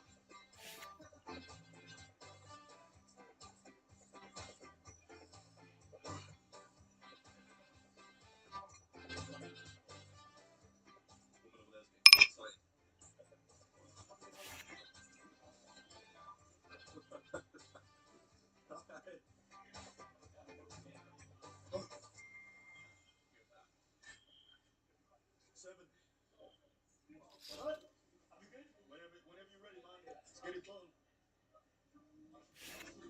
Beautiful. Thank you very much. You're welcome. Does that look a little bit smaller to you? Maybe slightly. I'm happy. But you can order beef or some type of vegetarian lasagna. I'm quite happy that every time they just give me the beef. Just presumed that I'm not going to want to dabble with the veggie stuff. Straight to the beef. How many calories do you think is in one slice with the bechamel cheese? I dread to think. I would imagine at least 600. I like to undershoot rather than overshoot because I'm not out of the electric, so.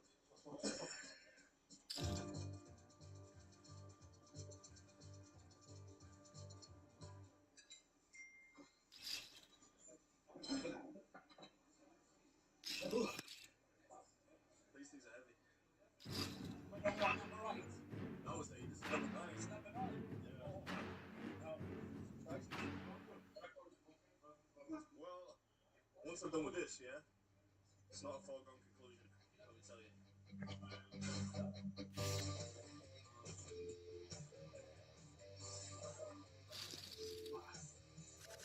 I just noticed that the table of people who just came in, there were 8 of them. They each ordered bottomless lasagna.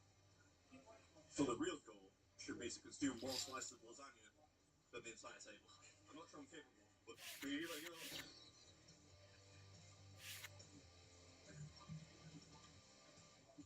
No mercy.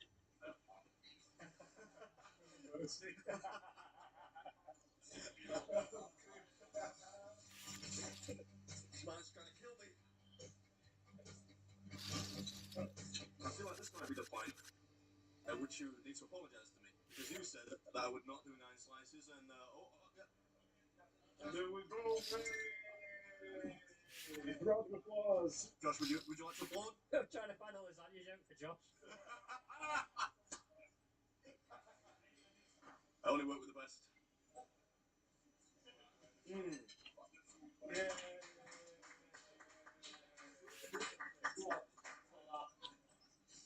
Nobody else joined in. Chef's like 9 more to give it. We did that with 10? I can't end on 9, can I? Yeah, let's do 10. Nice big juicy one. Yeah, I thought that looked a little big. He wants to clock off early. Go pick up his kids from school.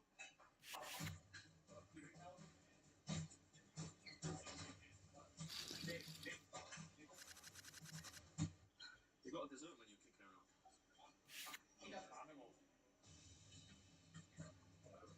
That's a crispy piece. I'm gonna save that. Crispy pieces are the best.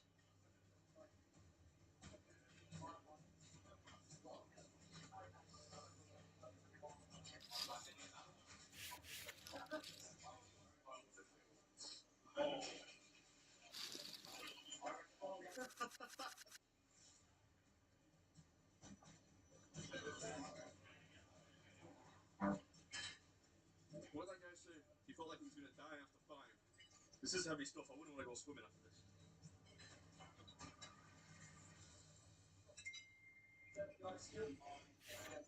That's 10.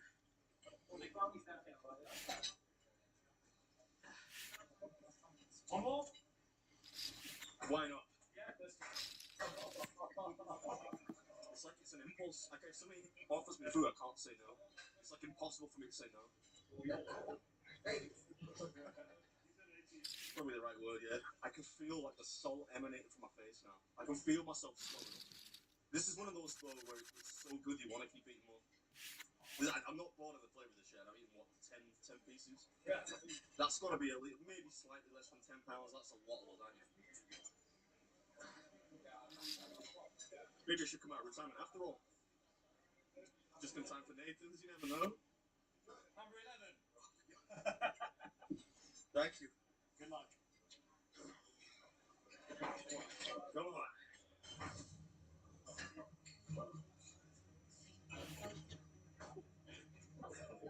Oh, was it? You has a good body, and I would have to really think back if I did the same thing. Because you got the body, but you don't think back. How often do you have to go to the gym to gain a lot of weight? Quite often, but it's more the fact that I don't really eat apart from when I'm filming videos, so that's the secret. How often would you do a challenge like this? Oh, like no more than once a week. That's still crazy. That's a lot of calories in one day.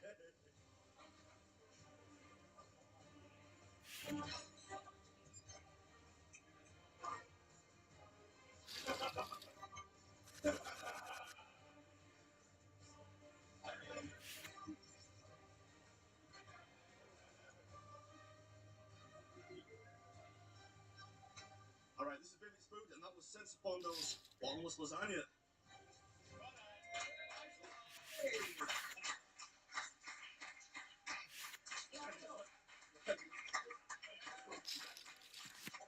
Well done, baby. And we got 2 more coming up. How you feeling, man? Heavy. Yeah. I feel like I'm much heavier than when I walked in. With that first slice come out, there's no way he's going to beat this record. That's the most satisfying thing. Is I could tell in your face you did not think I was going to do that. Prove you wrong, mother. Somebody put a beep over that. You have dessert menu? Yeah. Yeah. We have tiramisu, steak Alaska, sorbets, and ice cream. Sure. The tiramisu is very nice. Which is the best? Tiramisu. In that case. Foyer. Right. Yeah. So he's going to hold you right at me? Yeah, this guy's going for it. He just said 2 more. He's going for the record already. Go for it. Yeah, I love it. You got a Senza Fonda t-shirt? Oh, look at that. Congratulations. There you go, buddy. Well done. And my mate's still standing. Sitting down. Thankfully, sitting. Thank you very much. Nice tiramisu to finish off. Oh, thank you. Thank you. Oh, yeah.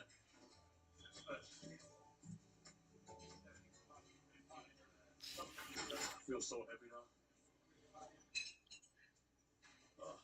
One more tiramisu.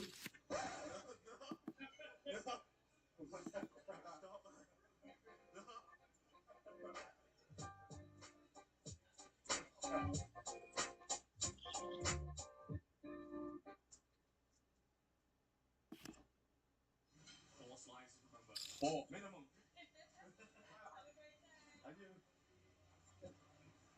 Oh, I went into like a half run then, and that was not a good idea. Maybe I'll go back in and use the toilet.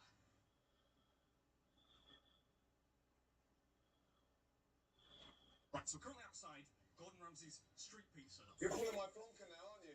Where for 17 quid, you could eat as much pizza as you want for 2 full hours. Now, there's nothing new about unlimited pizza, but this is one of those places where they keep score of the record number of slices eaten, so I thought it might be fun to get inside there, see if we can beat the record. What is the record? 18 slices. 18 slices. It was at this moment that he knew. He f***ed up. I suppose it depends on how big the slices are. Should we get inside and find out?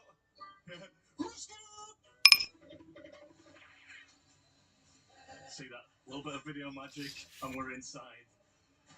This doesn't look like a pizza restaurant. It's a pizza restaurant. What's that?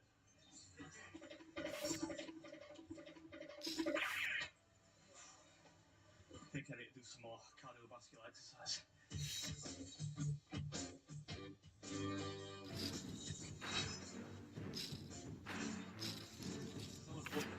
But I'm gonna have to stretch out a little bit, yeah. They call this the Cobra pose in yoga, which helps you with eating.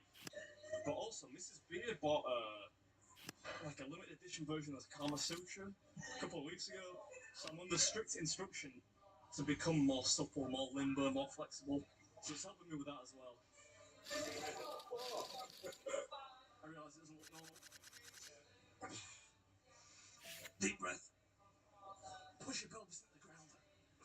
Feel the stretch. The bottom there says the record's 38 slices of eating. 38 slices? Is the record 38 slices? Yes, that's it. Buckle up, folks. It's gonna be a bumpy ride. Alright, so we're at Gordon Ramsay's street pizza today, and I'm going to break the record. Most slices of pizza eaten, which I thought was 18 slices, but apparently it's 38. Yep. You need to update your website. You get 2 hours in which to eat as much pizza as you want, but you've got to finish the pizza before you order the next pizza. It costs 17. 4 or 5 different pizzas you could choose from? Yeah, we got 5 on the menu and our daily special. So you've got 6 different ones to get through. Do I get anything? So you got some hats and t-shirts. Do I get a hat and or a t-shirt if I pick We're gonna put a free t-shirt in there for you. Good. Nice. Better do it. And 38 sounds like a lot. Do I have to do it? I think you got this. You got this in the bag. Because you've seen my videos. Thank you very much, buddy. Smells good. Ooh, crispy. We might need some dip, you know. I'm gonna break that record.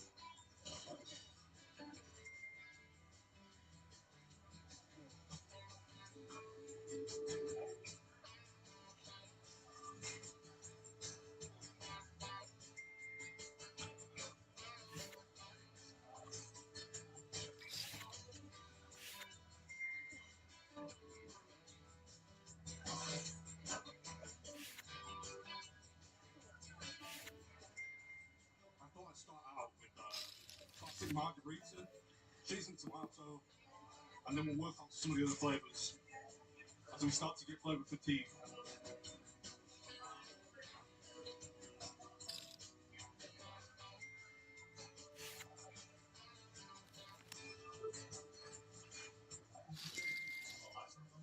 Just thinking about like I'm in the spotlight, yeah.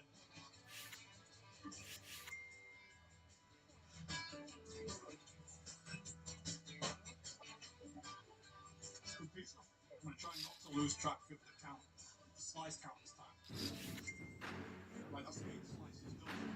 One pizza, 8 slices. I really want to get like a party popper because my budget doesn't quite stretch to CGI and After Effects. So just between like every course, I was gonna do party popper. That probably did look a bit weird. Like that's one done. What pizza should we get next? I didn't look at the menu. Can I get another margarita and then move on to the funky stuff as we go? You know, ordinarily, I would feel intensely guilty about abusing an all-you-can-eat offer. But Gordon Ramsay is professionally mean to people. He's made a career out of being mean to people. What is that? Stupid cows! Where's the lamb chop? So I think we're going to try and see if we can take a slice out of his profits. Pizza slice. Come on. Thanks, mate. Appreciate it. Cheers. Ooh, piping hot now. Piping hot. It might be fair too hot.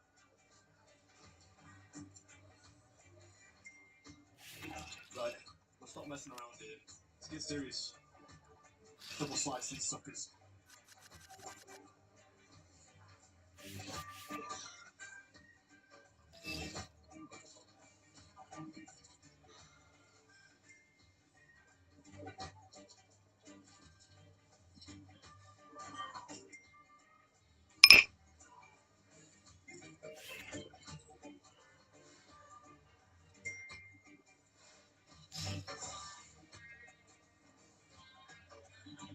What do you reckon? This is spinach?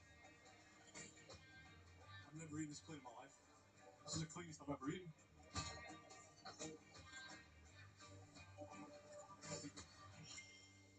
Start the reactor, boys. I'm ready for the next one.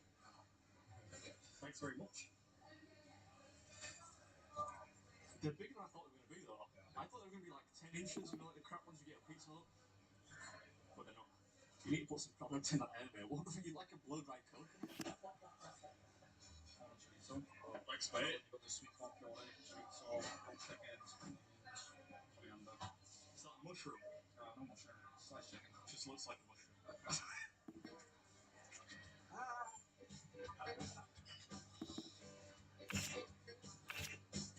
They're slowing me down, man. They're slowing me down. I should have given them free rein over the pizza choice.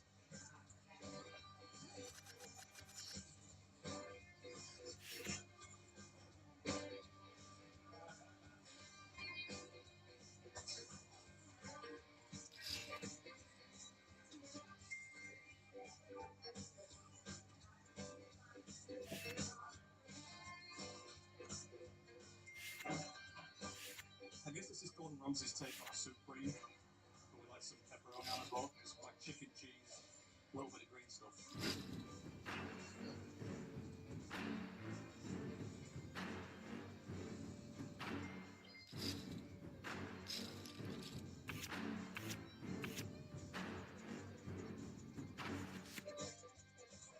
Oh, starting to feel it already.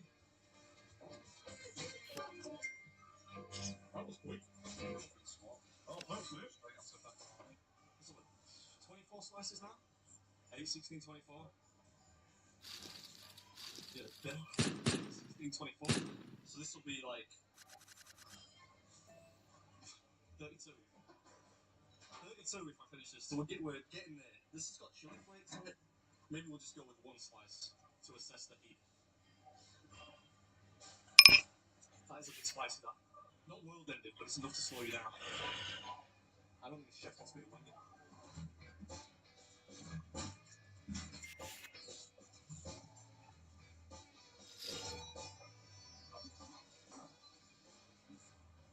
It's getting spicy.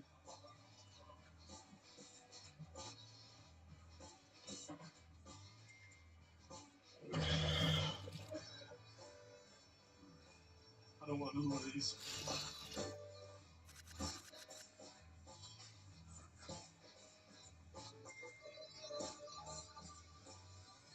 I think they got milk. It's borderline. I'm at that point where I might need milk.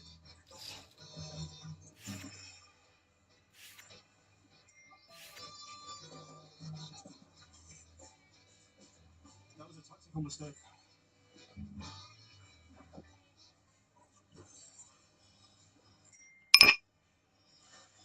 That was an egregious error in judgment. I don't know if I'm just a baby, but well, I am a baby, but that was really hot.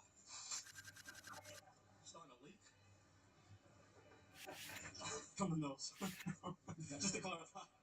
But the next one's a record breaking pizza, right? If I finish the whole pizza, that gets me to 40. 5 pizzas is 40 slices. Does that chili flakes on it? No, this one's good. So this is a puttanesca. So you've got olives, peaches, anchovies, cheese, tomato base, and salt and a little bit of oregano on there. Fishy, nice. Thanks, mate. Can I just get shall I get a milkshake? We've got Oreo or Can I try to stick this off really recording? Milkshake, please? Yeah, thanks. That was really hot. I needed it. How do you feel about fish on pizzas? It's one of those things that kind of polarizes people, actually. Arguably more than pineapple. I mean, I love pineapple on pizza. I'm hoping I have a pineapple one here. But fish on pizza is one of those things that some people don't really enjoy. Bread onion. Is he flexing there? Oh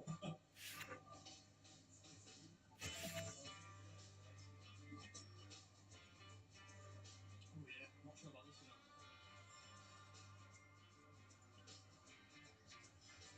It's growing a little bit. It is a pungent smell, isn't it?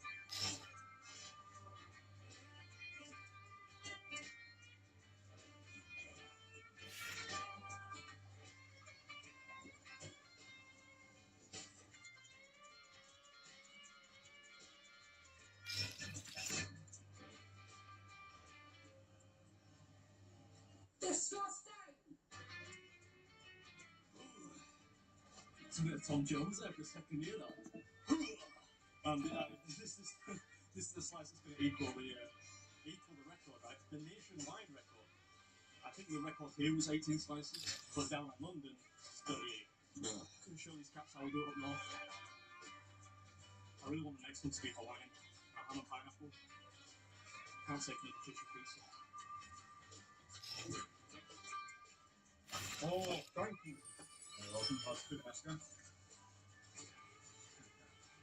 That's good. I should really do these one at a time. This slice is to break the record. This is the 39th slice. Fish with the milkshake is something you should. I've never recommended that.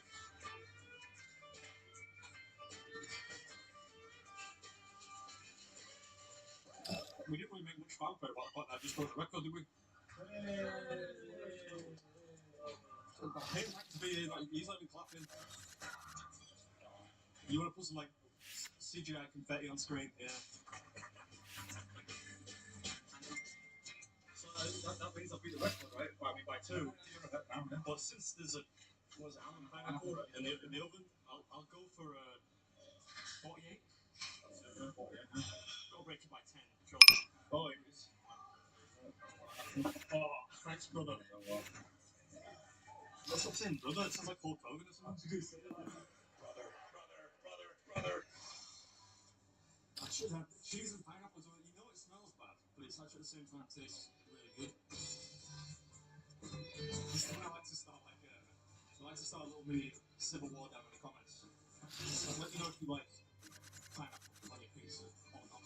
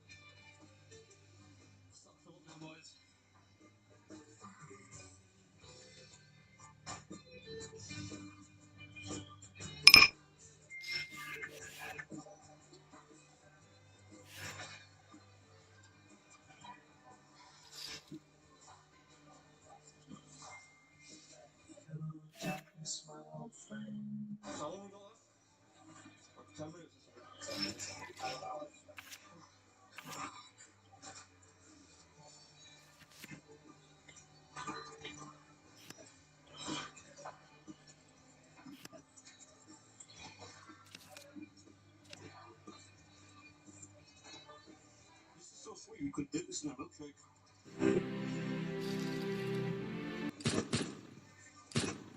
Like dessert.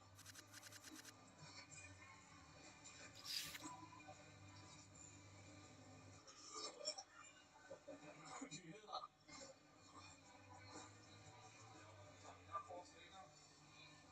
48, 5 for that.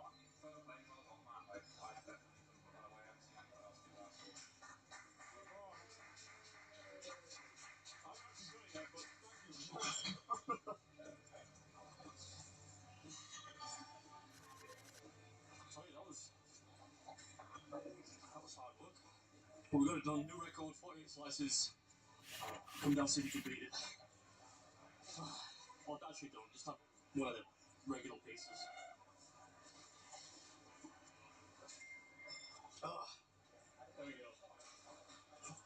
Oh. Hey, all working for a t-shirt. Ah, thanks very much, mate. Appreciate it. It's not even a hoodie. It's like a sweater, of which I wear many. So stylish, no? It's not bad. I put on Pride of Place. This is as if handed to me by Gordon Ramsay himself. Oh, f off you fat useless sack of Yankee danky doodle. Gordon, if you watched the video, which I'm sure you didn't, stop selling fish pizzas.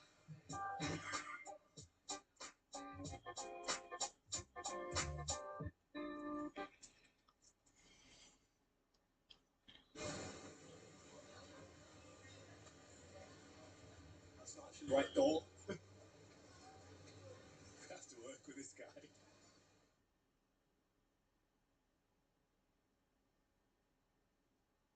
We're at a place called Jack and Beyond today, which is on.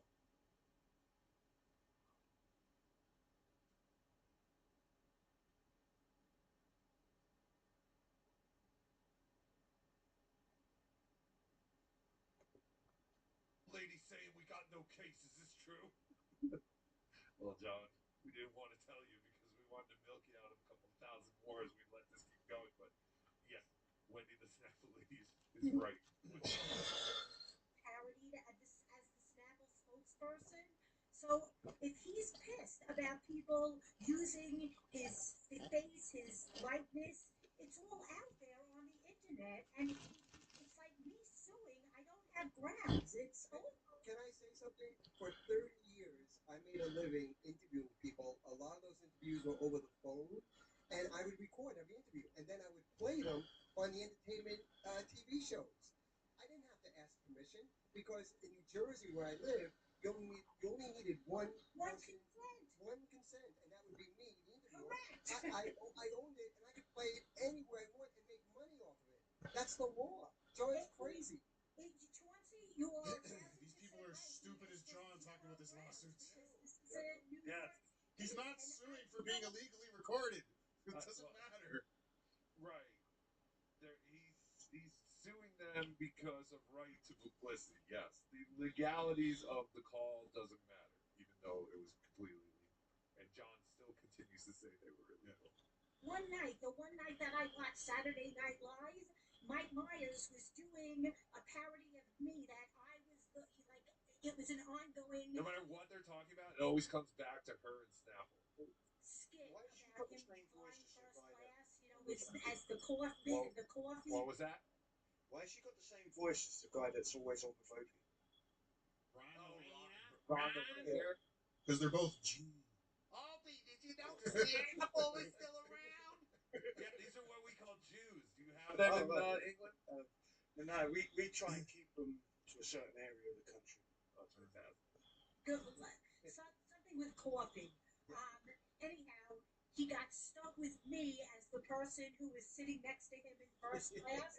You know, it was the joke of the whole thing, and it was very, very funny. And you know what? There was nothing that I could do about it because everybody had the right, because I was a public figure, to go and make parodies, and thousands of people made parodies about the Snapple commercials. It's almost impossible to sue when you're a public figure. You would have to show. John can't sue for damages because he's made money off of it.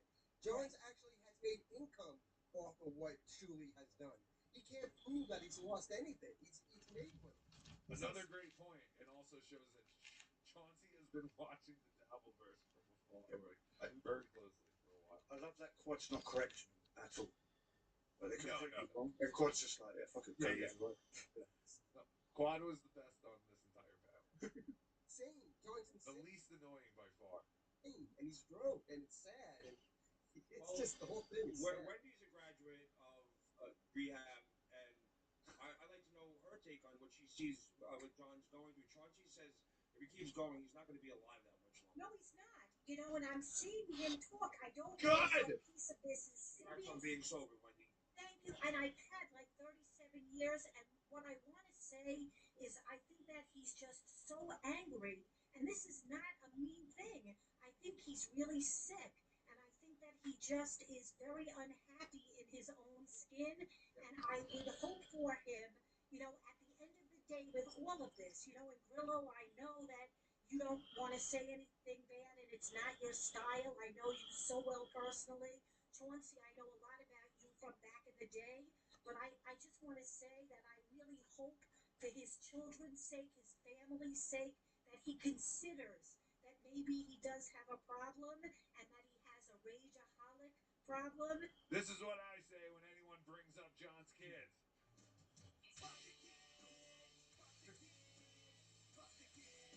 Fuck yeah, yeah!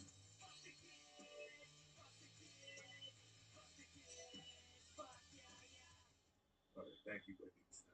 Because he sues people, and it's not just one lawsuit. If you start to look it up, that he needs to do work on himself, and I'm worried about him. Save his life. This is now about saving John's life.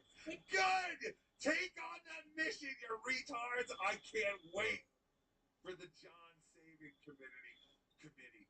3 o'clock in the morning. Chauncey, I need you. I need you to save me. What's the matter, John? What's the matter? I need a pizza.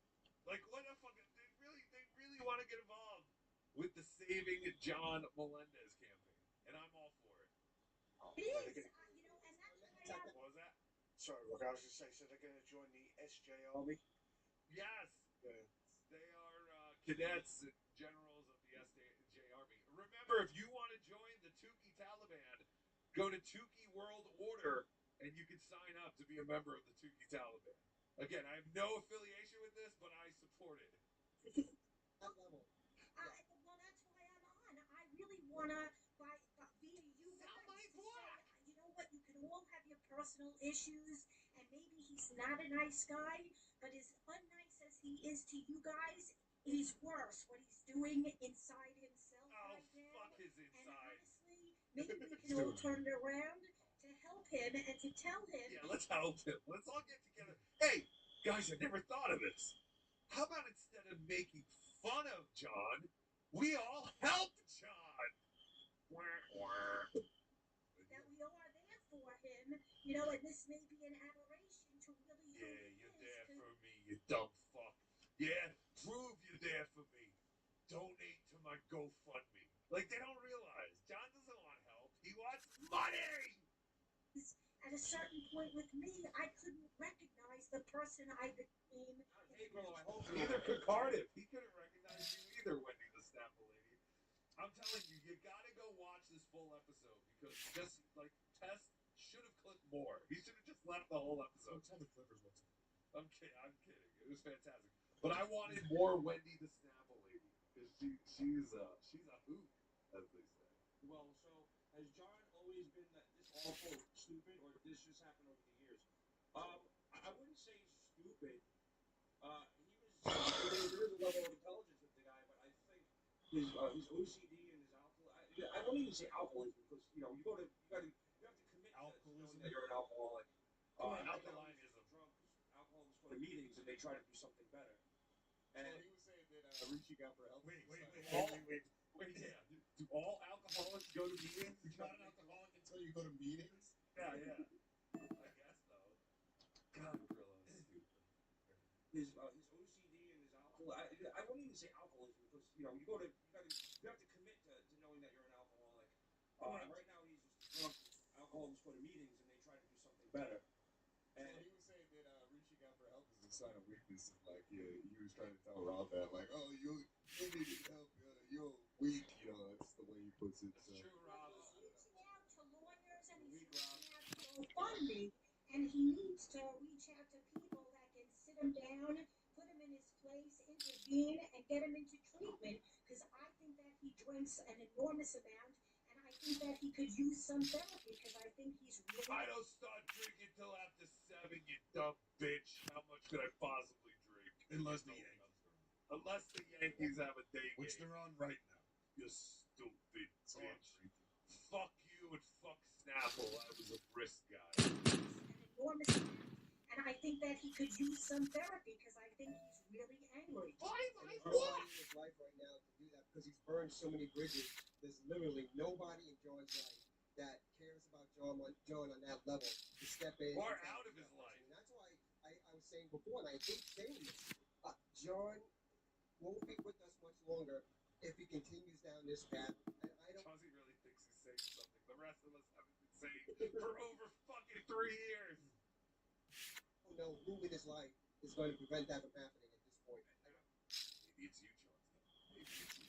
Anyway, go to Grill. I'm telling everyone to go to Grillo's channel and go watch that because it was fantastic. It was by far Grillo's best episode that he's done so far. It's not even close. Of all the Clippers, he's the best. Check him out. His name is Pest. Sorry, I just wanted to give him the theme song. I assume so. That's why I didn't say anything. The great Cardiff Electric and the great Rochi, thank you for joining me today. I'll let you guys go because we've been on for 4 hours, and I'm just going to do super chats and super tips. Good. I believe Cardiff is going over to Levyverse right now. Yes, and if plans go as planned, Stuttering John Stream Snipe on Rumble. Oh! Stuttering John Stream Snipe on Rumble this afternoon. So go watch John. Find Cardiff. Make sure you Twitter. And I will be appearing I will be premiering my new character. This is exciting. Ooh. Can we get a name or anything? A little teaser? Me and my husband just got in an argument. Oh, that's fantastic! I did see that, and I thought you left. No, it's John's Black Liver. I'll be okay with John's Black Liver. Oh, that's fantastic. On Rumble. Yes, and after we do the super chips and super chats, once the show ends, you will automatically be redirected to Levyverse and go watch Cardiff. Rochi, thank you so much. Rochi is now our official Joey C correspondent. Anytime Rochi feels like he has a good clip package with Joey C, he'll let us know, and Rochi will present it on Bedabbling Live. And he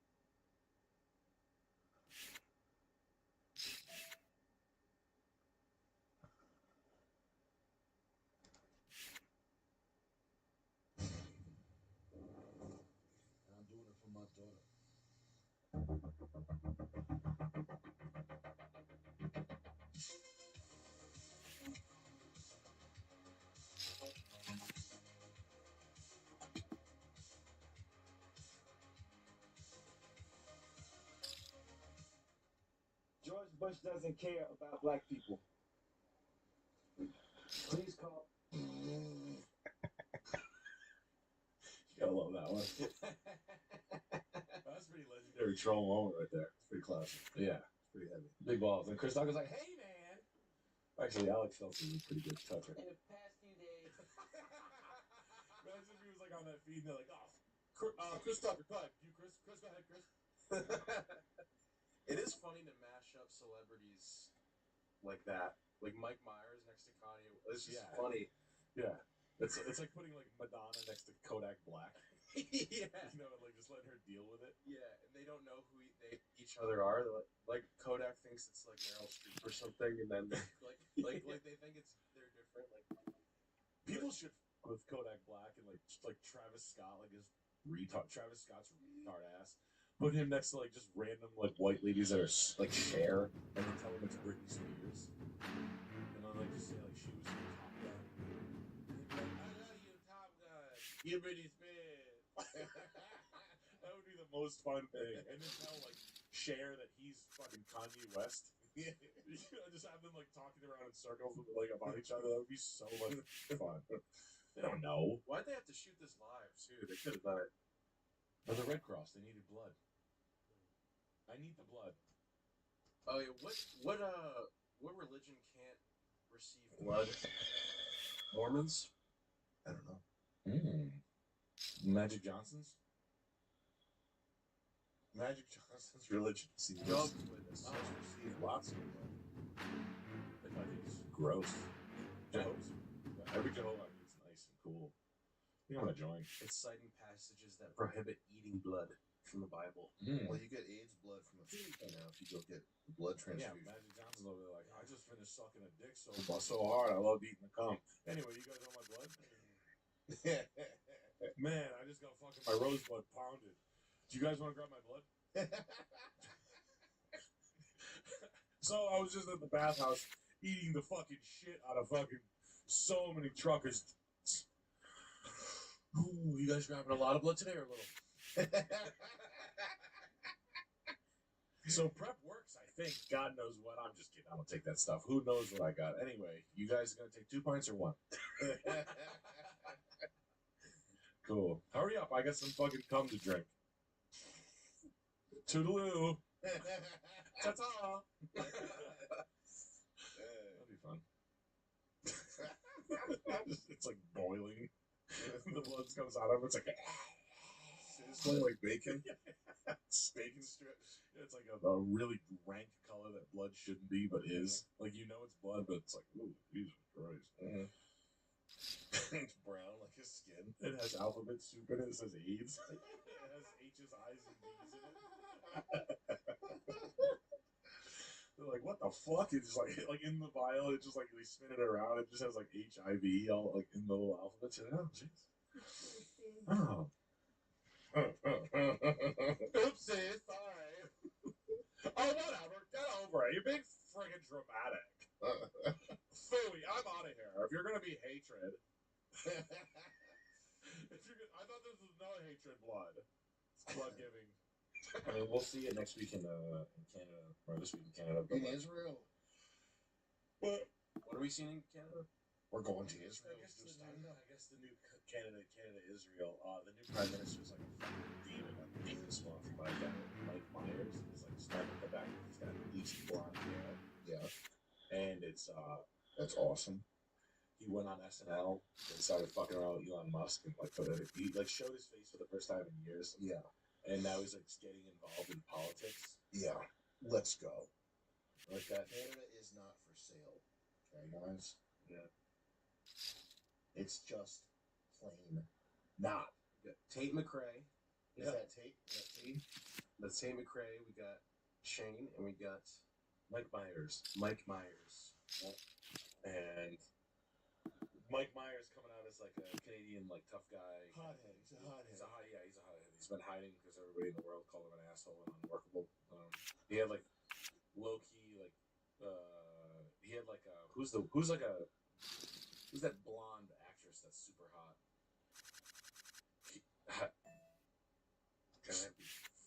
Fuck. Jason Statham. That's the one. She had Jason Statham. Well, basically, Heidi. No, 40-year-old. No. Who's the blonde? That was in Grey's Anatomy. Katherine Heigl had a reputation of being. Yeah. Mike Myers had the same reputation. Mm-hmm. And then he hides for years, then he comes back. God, she's so smoking. She better watch out. She'll come get some fucking. Of course, she's a sag. This guy's a fucking. Yeah, that guy is so fucking. So she's good with the sauce. Let's suck his tits. She's good with the sauce. Titty fuck that bitch. So, Sammy, I want to fucking sit on her, get put a shit stain on her stomach, and titty fuck her. When I titty fuck her, it's gonna sound like this. Oh shit. Slow. That's slow. It's because they're flopping. You're gonna have to go faster than that to get her going. I'll have a heart attack. She's so hot, deep. So did. But Mike Myers now he's like with this. He's doing like videos in Canada about like.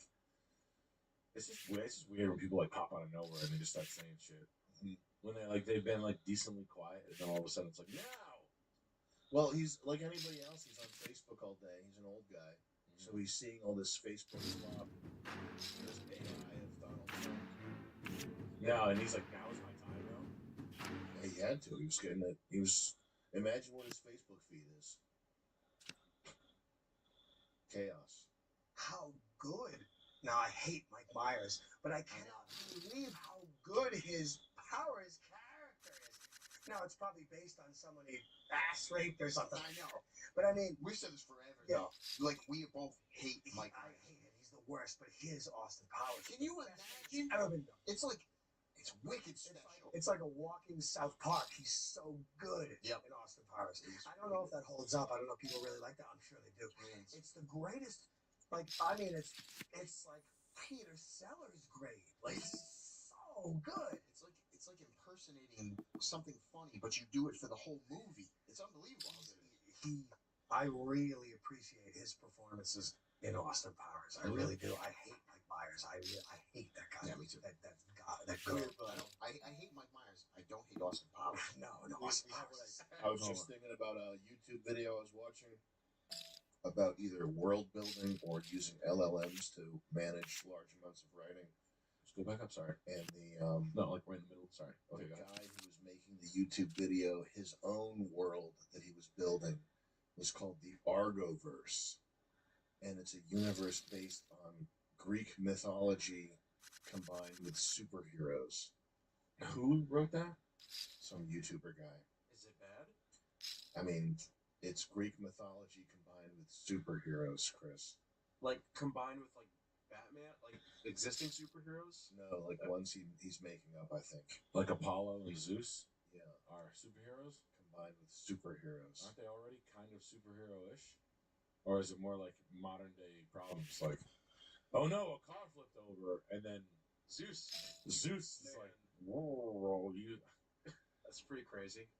The Omegaverse! If you start looking into world building stuff, I'm sure you'll see a lot of goofy shit online. Yeah, people really go. They build their own little worlds. I built the Boston Bruins verse. Mm-hmm. And it would have all of Bobby Orr. Boston Bruins verse. In games. It'd be Brad Marchand. Welcome to the Boston Bruins verse. Kenny Thomas. It'll be like a puck coming at your head 200 miles an hour. You're in the Boston Bruins verse. With the bear. I can control hockey pucks in my mind. Fat hockey puck fuckers. That's like Barkley shut up and jam guy in. A hockey stick sword or a broadsword. That's a hockey stick. Zauber. Have you seen Barkley shut up and jam guy in? No. There you go. Have to. Go to YouTube. And we'll watch the trailer for the first one, then we'll watch the trailer for the second one. These are the best videos ever. There you go. What are you still doing here? Oh, hey! I'm on OnlyFans. I'm a mush-faced mix. I'm called a nuckmugget. That's Asian combined with Mexican and white. I'm a nuckmugget.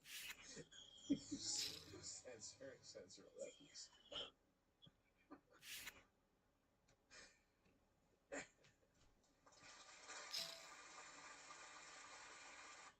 Just won a game jam? Games Master Jasper Game of the Year Award.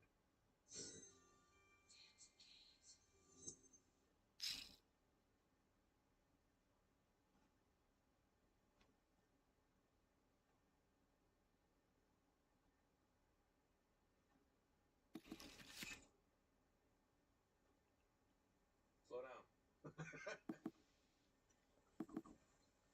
You gotta watch it now.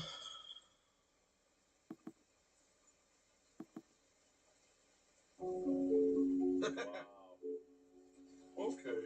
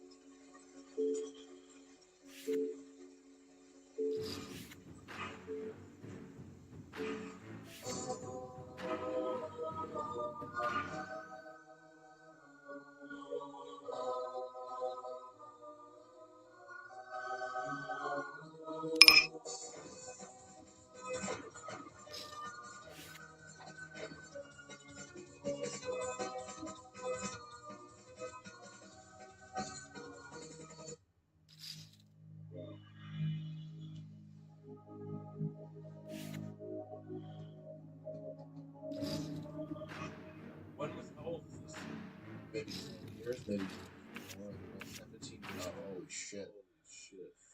So look up, type space chaos dunk. Right after what you have there, your chaos dunk. You gotta play this.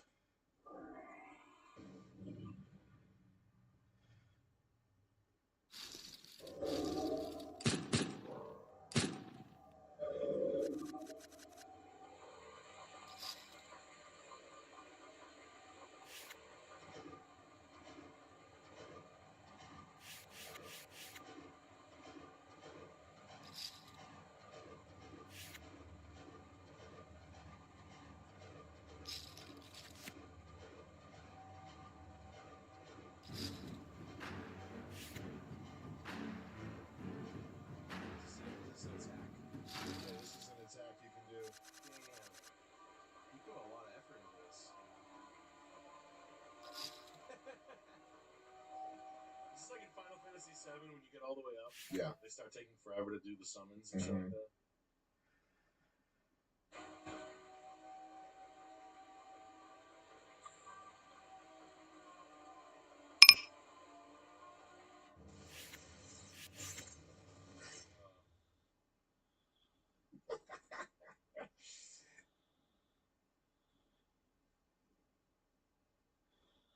Uncle Bob's roped me into another challenge. Apparently there's one in a place called Pottsville, which he's been meaning to try for a while. But it's a two-man challenge, so he needs a teammate, which is where I come in. Not sure he's going to enjoy the choice of music. Might be a little bit heavy for a man of his age. Took my stop. No worries, man. Hey, this is awesome. I think if you're in any more videos at this point, I'm going to need to start paying you like a salary or dividends or something. He was DC how close he just drove to me. Yeah. They hauled. They hit the afterburn into the turn as opposed to out of it. They're crazy around here. I mean, it's not my car. I don't really care. What's the name of the place we're going to today? So we're going to the Underdog Catering Company in Pottstown, PA. Underdog? That speaks to me at quite a deep personal level, you know. I haven't done that for a while. I keep forgetting to do it, you know. How do you forget to do that? I don't know. I get caught up because I've got like about 5 different cameras now.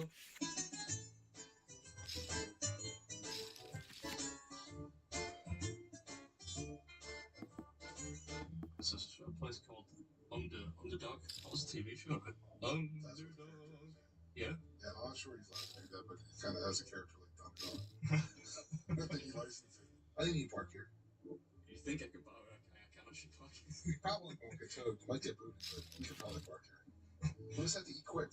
You could probably bite the boot off, right? We call it a clamp in England. No. I wouldn't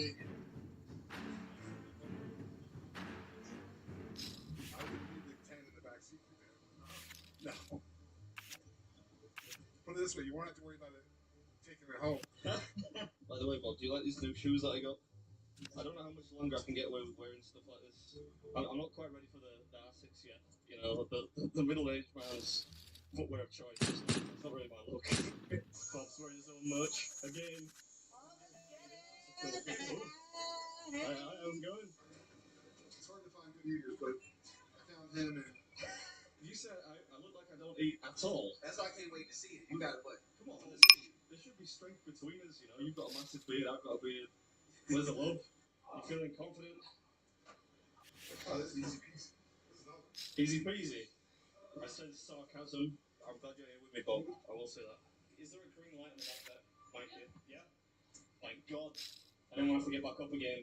It's a tight squeeze getting in here. I don't know how you did it. Right, so we're at a place called Underdog, and we're taking on this humongous team food challenge, which consists of every hot dog on their menu, right? Yep. And a bunch of sides too. I won't itemize every single one for you on there. And yeah, if you finish it in 30 minutes, you get the meal-free t-shirt. And there's like a little digital wall of fame in the corner. Not just a manual wall of fame, it's a digital wall of fame, which moves and stuff. That crew over there is definitely not behind us. No. I'm gonna have to prove them wrong, Bob. This is gonna be a tough one. Ready? Go. 5, 4, 3, 2, 1. Alright. I'll chips here because I see them a lot of chips. Fries? Fries. What's up, everyone? Welcome back to another episode. Did you hear that? I'm slowly starting to anglicise Bob. He said chips, not fries. Anyway, today we're at Underdog, taking on this veritable banquet of greasy goodies, which consists of a bunch of top hot dogs, loaded fries, chili, mac and cheese, onion rings, some other accompaniments. Fish and chips. Let's do it.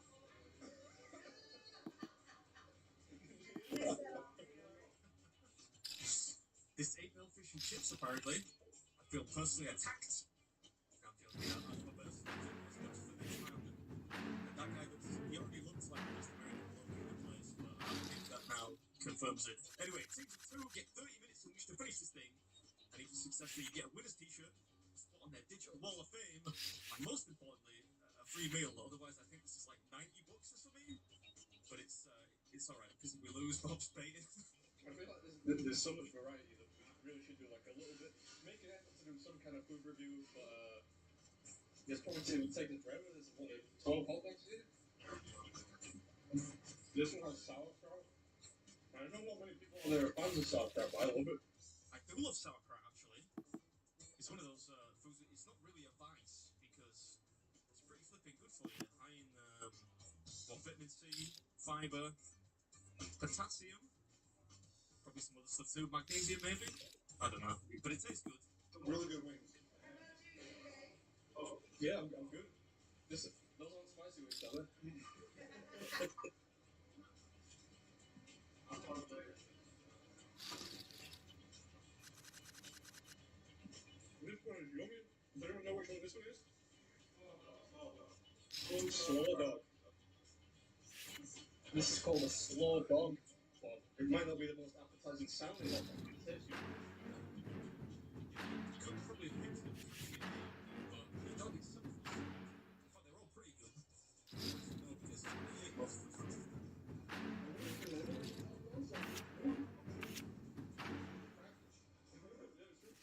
I just realised they're actually Nathan's dogs, right? They've got a Nathan's logo on there. Yeah, Nathan's famous all beef franks. I mean, well, they're famous in America, nowhere else, really. I think this is a deli dog with pastrami and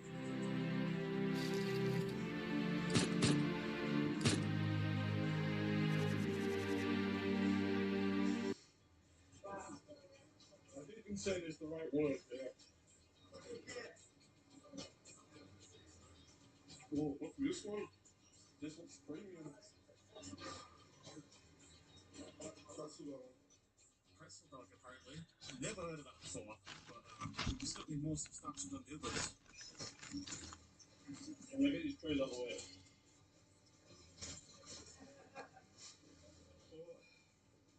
So napkins, Bob? What is that one of those dogs? Oh, one of these things? Yeah, you change it up. I don't know what that is. What is that? It's a waffle dog. I've never even heard of that before. Sure. Waffle hot dog. That is. I don't know what kind of french fries that is. Tastes like seafood? Yeah, crab. No, that's crab on it. Crab? Mm-hmm. You don't want to get crabs in your beer.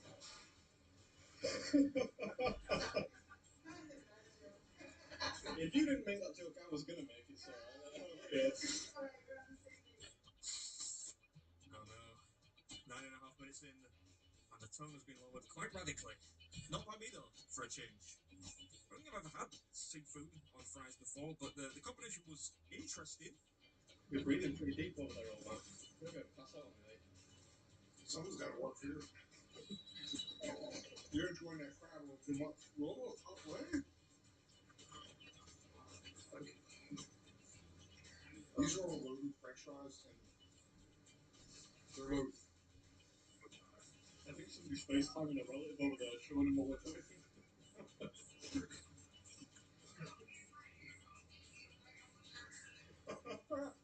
Yeah. Bob's the hero. You didn't look that big, right? I'm starting to see why it took you so long now. Yeah, I thought it was taking Bob a while, but the loaded fries here are a bit daft. The portions are pretty big. Is it pretty clean? Yeah, no, it's too clean. Too clean.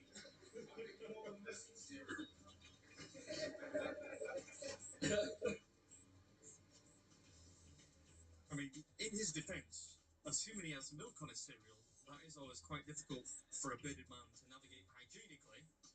Personally, I'm always trying to make adjustments to my technique, you know, trying to stay as clean as possible. I'm doing all right today.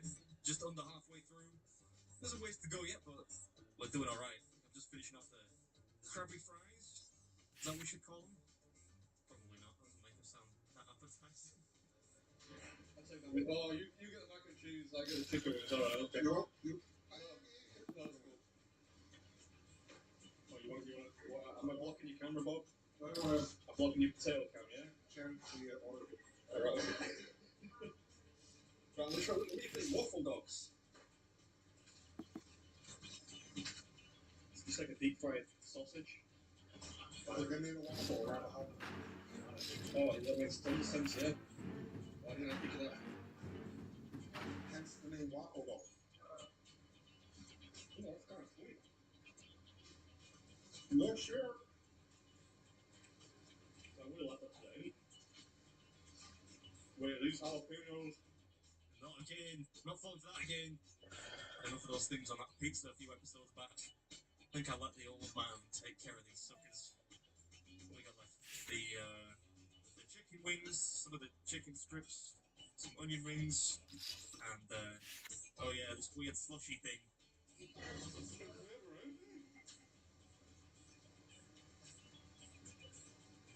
How many is one waffle dog, right? Why don't you have one to eat? Well, you sabotaged me with jalapenos in the last video, so the least you can do.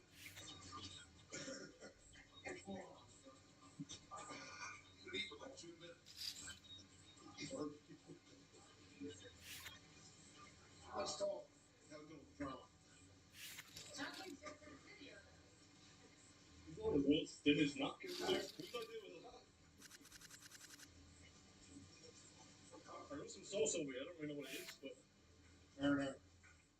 Marinara sauce was a bit of a weird addition. I think that's more like a pizza accompaniment. Thankfully, you don't actually have to finish the sauce, though. Give you some of that syrup.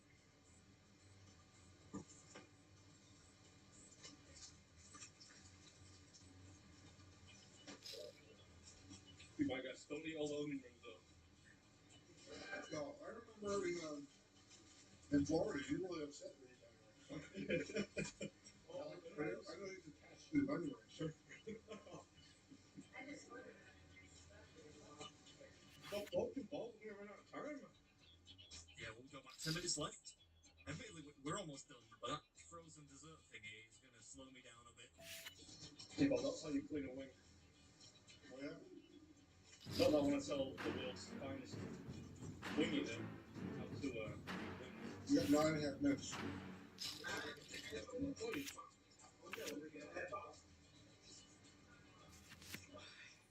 Ryan Street.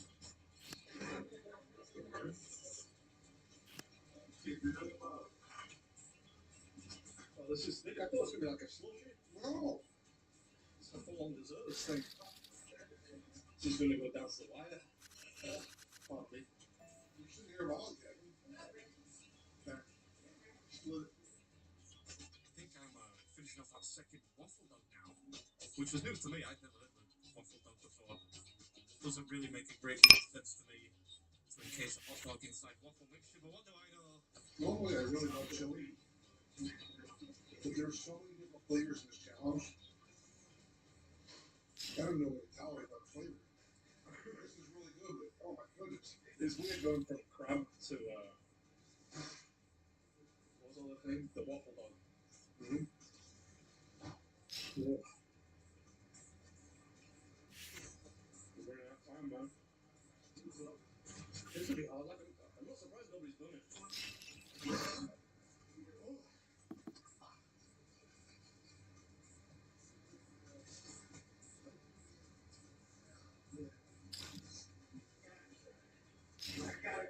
Onion rings and syrup, that's... You need to try that. Hey, I'm blazing a trail here. I would have thought syrup and onion rings would make a bit more sense than combining waffles and hot dogs like, but America, right? Who am I to say? Oh. This how I say it's like this isn't valid. It'd be hard enough without this, man.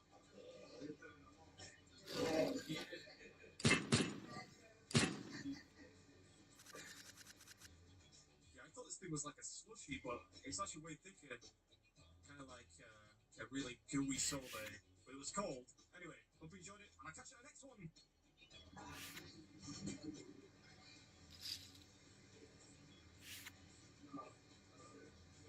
Done?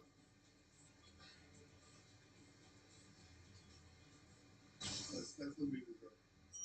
Yeah.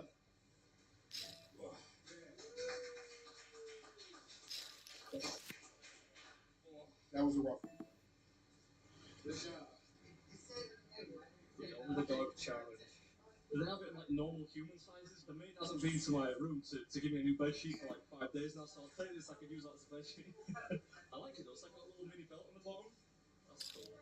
Oh, with the logo, it's got the little hot dog man logo on. That's no joke, bro. You tell me that's gonna be easy. Right, bloody get you home, old man.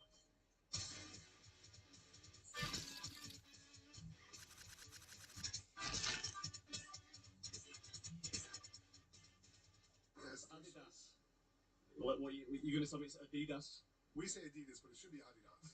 Adidas. Or what's Adidasler, isn't it?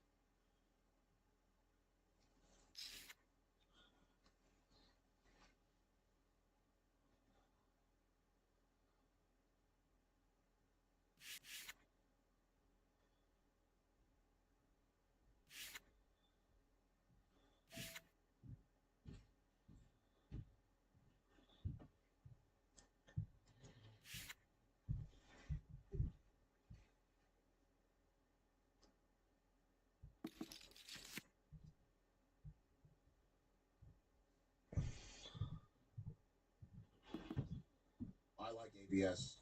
I like it a lot. I love it. Boy, these umps are gonna hate this though. Oh yeah. If you've been watching baseball this season, you've noticed something different. You got a cap touch. A challenge. That's right. T-Mobile is making sure the MLB gets calls right with ABS. ABS. No one knows what it stands for, but it's already rocked baseball to its core. Like that. Oh, Basayo's going to challenge. Basayo for the win. Yes!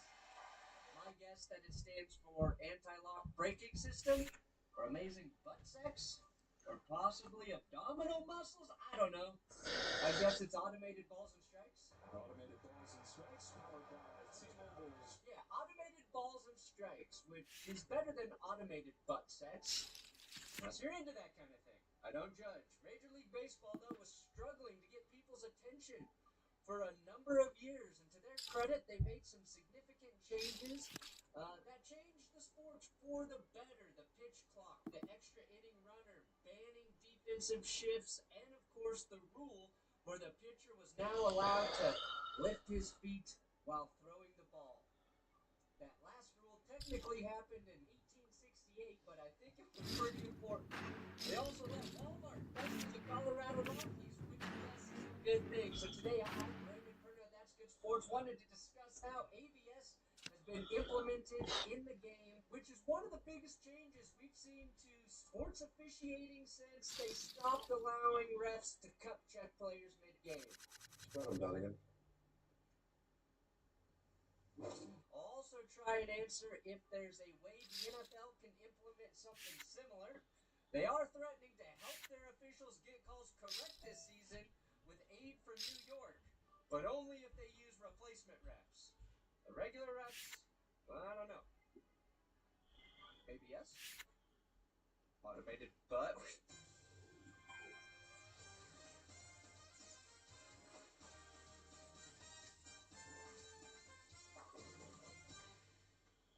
Today's episode is sponsored by goodshop.com/YouTube and my code 50 That's Good to get $50 off your first Good shop box of high-quality American meat and seafood delivered to your door. Good. Link below.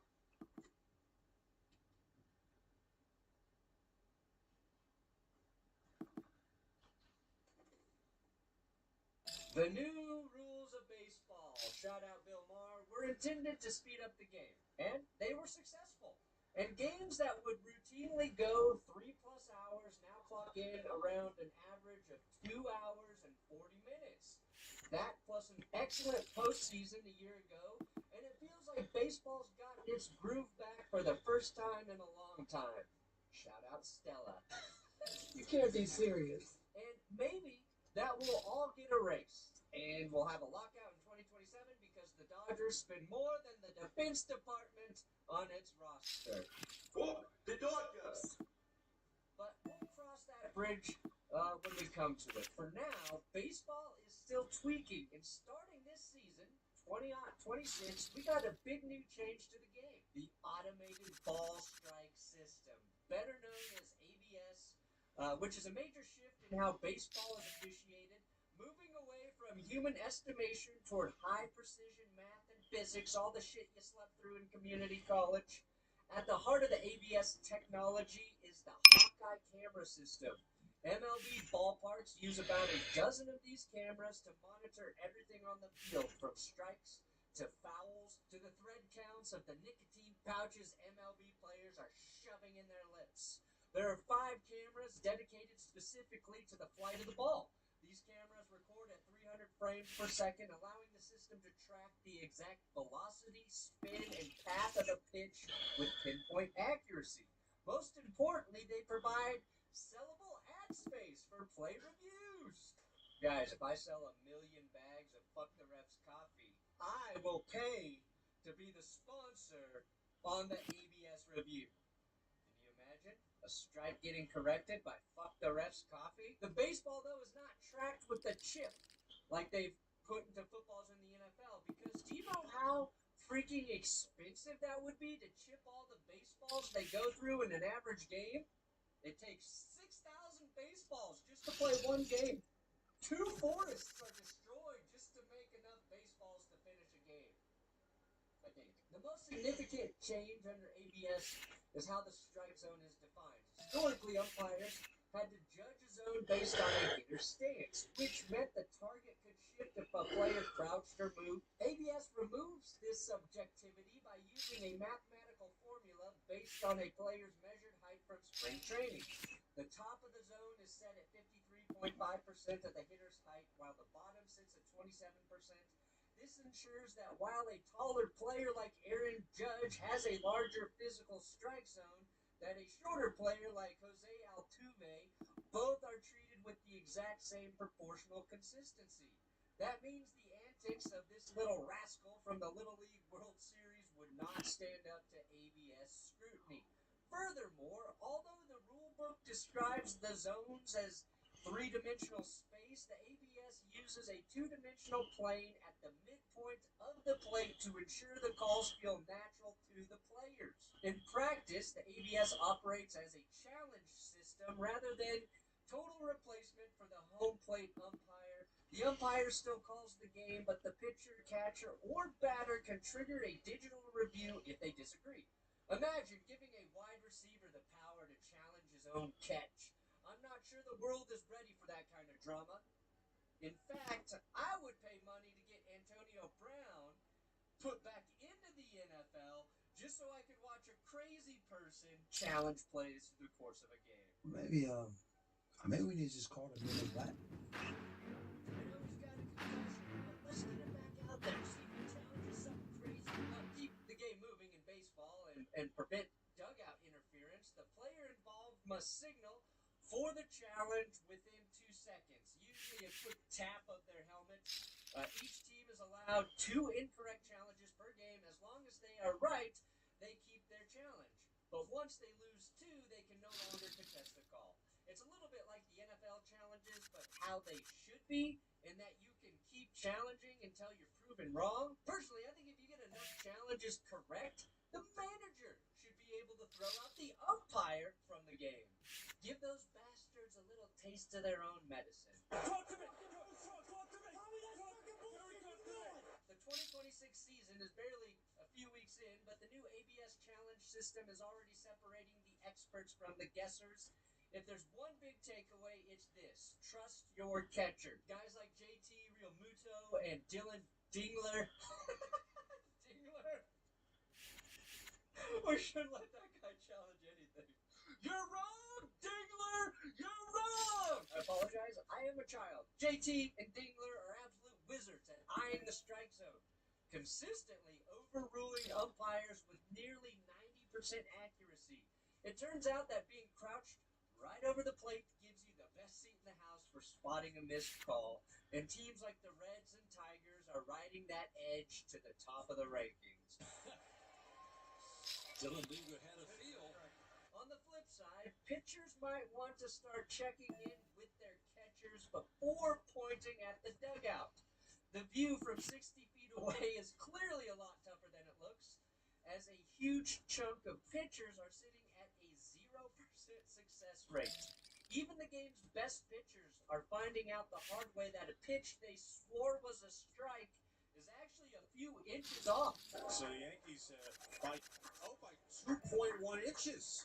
Like every man on his dating profile, claiming he's 5'11 or 6 feet when he's barely touching 5'9.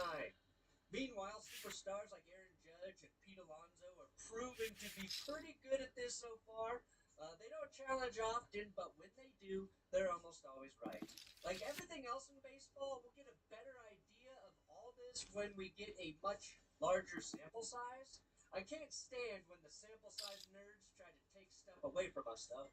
As for the umpires, the human element is on full display. Some guys like John Tumpain are basically human computers, rarely missing calls. Others are having a much rougher go of it, like Adrian Johnson, who's already had 17 calls overturned, which is a wild stat for mid-April. Might be time to go to the old eye doctor. It's clear that the challenge system is doing exactly what it was meant to do, but it's also proving that having a good eye is a skill that some players and umpires just have more than others. Something we have all suspected, but now have proof in the form of visual evidence and data to back it up. The question I have is, over time, will this help us to improve the umpires who are missing more calls than average? Or will it make them worse with the fear of God hovering over them in the form of Hawkeye technology? Will there be accountability for the bottom tier of performances? The NFL's current fight with their officials is about accountability. At this moment, there is still a lot of subjectivity in determining whether an NFL official got a call correct, even with video evidence and the benefit of slow motion. The main difference of utilizing this in the MLB versus something like the NFL is that a pitch is thrown every play in baseball, and the area where pitches go is stationary. The NFL's biggest officiating issues, they happen all over the field, and we can't really predict it. And they're typically the result of a ref looking at a play during a review and seeing it differently than the majority of fans. I'm not sure how an ABS-type system fixes that. I think about the Travis Kelce catch that was on the ground, ruled a catch, and then other similar plays through the course of the season ruled incomplete. Or the AFC divisional game, when Bill fans desperately wanted this to be a catch for their player. The point is possession can't really be determined by technology. NFL probably would humanize a product. Say 3 officials in a booth at every game with a majority rule. Oh God, that sounds like it would take an eternity to determine. Now, a strike is not subjective, right? Completing the process of a catch is. This technology, in my opinion, can only really improve non-subjective calls. Unless we create an AI Hawkeye that can determine the exact moment a play becomes a flop, say in the NBA, can we eliminate flops with this technology? It's pretty crazy to think that for over a century, the art of catching in baseball was basically just being a really good liar. It's why so many catchers go on to be great lawyers. You catch a ball 6 inches outside and yank it back toward the plate, hoping the umpire was too over to notice that you were pulling a fast one on him. But as of this season, that whole era of deception is officially dead. With the ABS challenge system in place, the catcher's job has shifted from being a sleight-of-hand magician to being a high-stakes auditor. It really has made catching a lot less fun for catchers. That's a massive shift in how the position is going to be thought about moving forward. Foolish Baseball made a very good video a few years back about Jeff Mathis, a catcher who couldn't really hit, but ended up having a 17-year career where he hit under 200 because he was really good at turning balls into strikes via the art of framing. If I were you, I would start getting your alibi straight, because Jeff Mathis could probably frame you for murder if he wanted to. That archetype just doesn't really exist anymore, or at least not to the same degree, because now you can fight back against a catcher trying to frame a pitch. In terms of trying to get the right call versus the wrong call, I think it's a good thing, but it also takes away a little piece of what made baseball so idiosyncratic and kind of goofy, for a lack of a better word. But the best part of ABS for fans is definitely the drama of it all. There's something deeply satisfying about watching a high-def information pop up on the big screen and prove a vengeful baseball auditor wrong in front of 40,000 people. It's become the ultimate accountability tool. In a world where it feels like nobody ever has to admit they're wrong, watching an umpire have to flip their signal because a computer caught them slipping is the kind of justice we can all get behind. The umps are essentially battling Hal from 2001: A Space Odyssey. Call it a strike, Hal. I'm sorry, Dave. I'm afraid I can't do that. For the 70th time, my name is Brandon, Hal, you piece of shit. Now call it a strike! I'm afraid I can't do that. Open up Pornhub, Hal. C.D. Buckner definitely had a rough one getting used to the ABS a couple weeks ago. He apparently missed 20 balls. They could have overturned 15 other calls in this game. They got 5.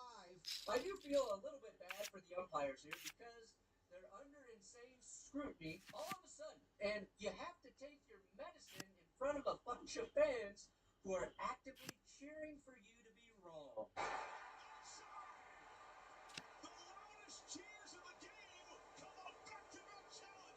And it doesn't matter if you're wrong by a lot or a little, because some of these reviews have come down to the smallest of margins.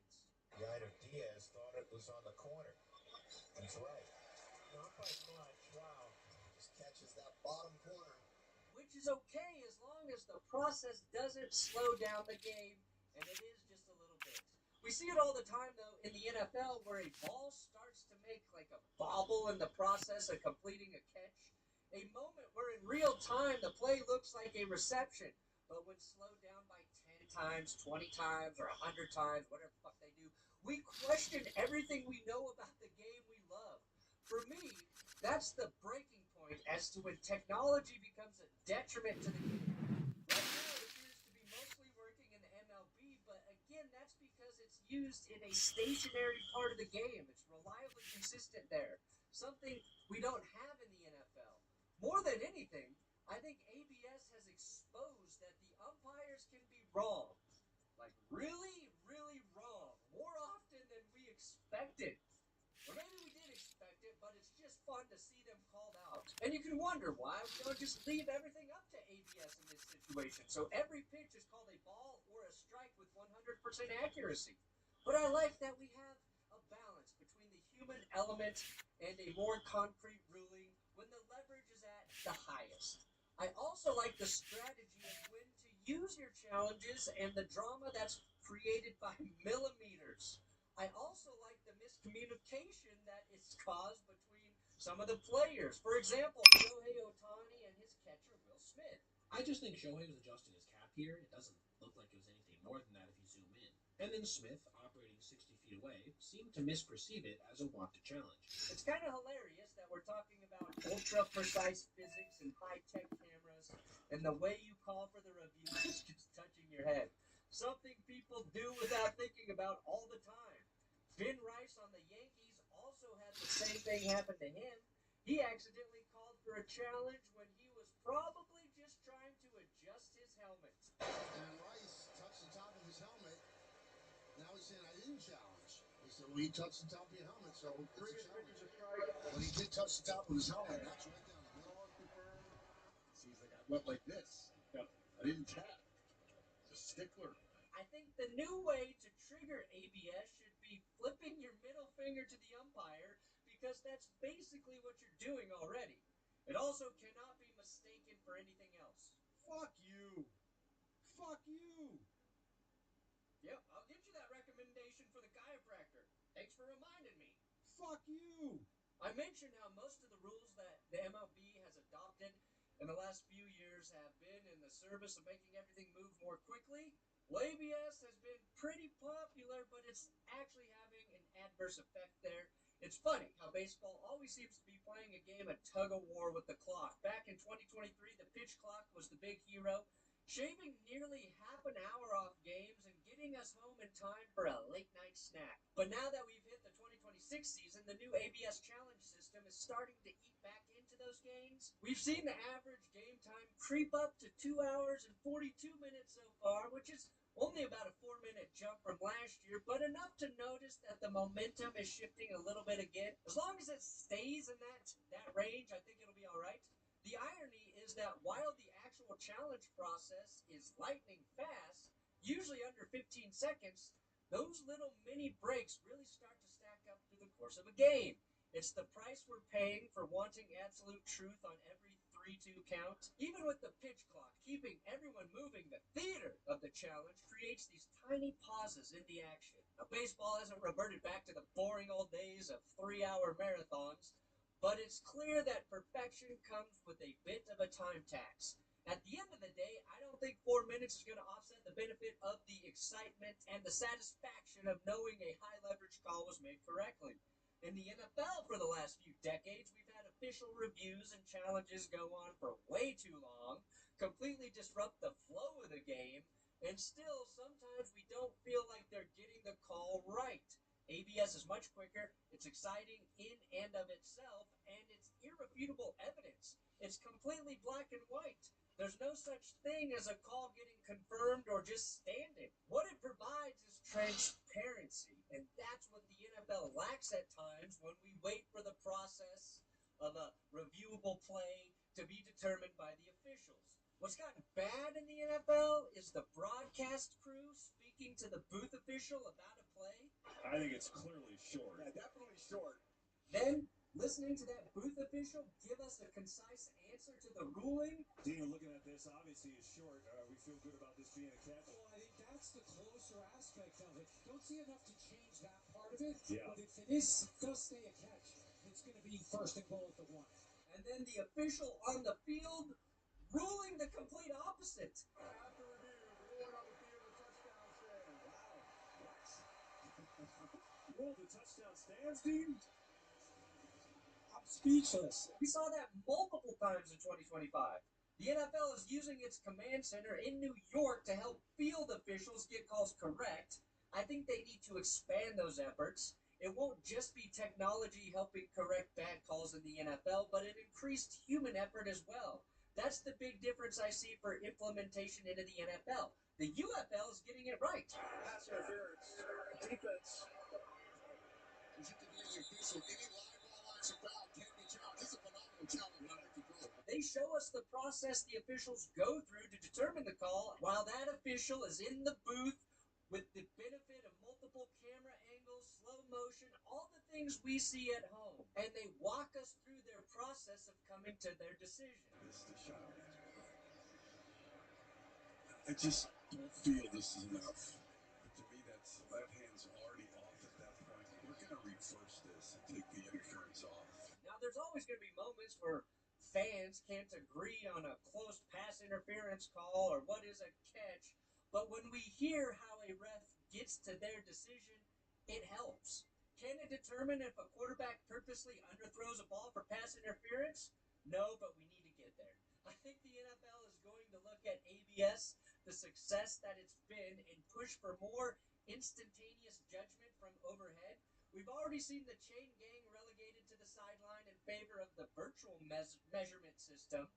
By the way, the virtual measurement system and both use Sony's Hawkeye cameras, so you know they're the real winners in this situation. But I think you could see a future where anything that's not completely subjective in the NFL being decided by this kind of technology. I just don't know which plays this can really apply to. Can the Skycam be equipped with the Hawkeye technology and follow the ball everywhere? I think one area it could help is the goal line and short yardage spots. We still have refs spotting the ball based on where they saw it in a split second, or where they can't see it in a pile, but I have to think there's a way to get the nose of the ball spotted with the Hawkeye cameras, even in a pile on 4th and 1, and I'm sure Josh Allen and the Bills would agree. There's no reason not to get things exactly right when the stakes are so high and the technology is available. It won't be as drastic an implementation as in baseball, but I think in specific situations it can help get some calls right. Like if a defender does this on an overthrown ball, kicked out of the game. He's kicked out of the fucking game. Ultimately, I like that in baseball and in football. We're leveraging technology to get things more accurate. Baseball's been killing it with every new rule that they have added recently, and I don't think this is any different. We get to keep the human element, we add some human drama, and the most important calls in the game aren't left up to the naked eye. And actually, every call a ref gets wrong, they have to remove a piece of clothing until they're naked, and that's when they're kicked out of the game. Thanks for watching That's Good Sports, baseball edition. Bet you guys didn't see this one coming, did ya? Please subscribe to this YouTube channel. I wanna be cool. Yeah, you're saying you were never cool. Shut up. I'm afraid I can't do that. Ladies and gentlemen, welcome to the Tim Dillon Show. The Straits of Hormuz are now open, I believe, in a stunning achievement of international diplomacy.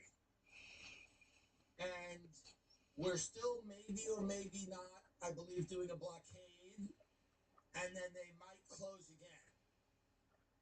Iran has threatened that. It's by the minute now. By the minute, as I was driving here, I was on my phone trying not to swerve into oncoming traffic, reading about the updates to the Straits of Hormuz. Iran threatens to disrupt shipping in Red Sea unless the U.S. lifts the blockade. And this is, as of a few minutes ago. So they're going back and forth. And, I don't know. If you don't like it, vote.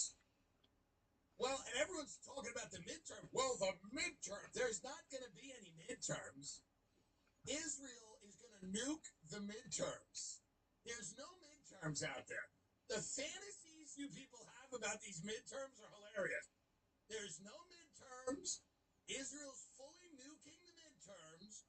We'll be in a war with Turkey by then, and you'll actually support it. It'll go the other way. Because you're just going to start to accept Where's it. the craziest place you took a shit? I legitimately have an answer for that. There's Lacandan Mayans, one of the last Mayan tribes, and I stayed with them. And they have this like dammed up river that everybody plays in. I was leaving and they locked up all the bathrooms and I didn't know where to go. So I shit in this river. I just lowered my pants. And I don't know if you ever shit in water, but it doesn't come out the same way. So I had to kind of guide it out. I just guided it out a nice, locally solid log and let the people I was there with don't know this, and I'm hoping they don't see this. I just let the current take it away. Anyway, hopefully they're all wiped out now and not watching this. I hate God to assume the Lacandan Mayans are not watching our Instagram page.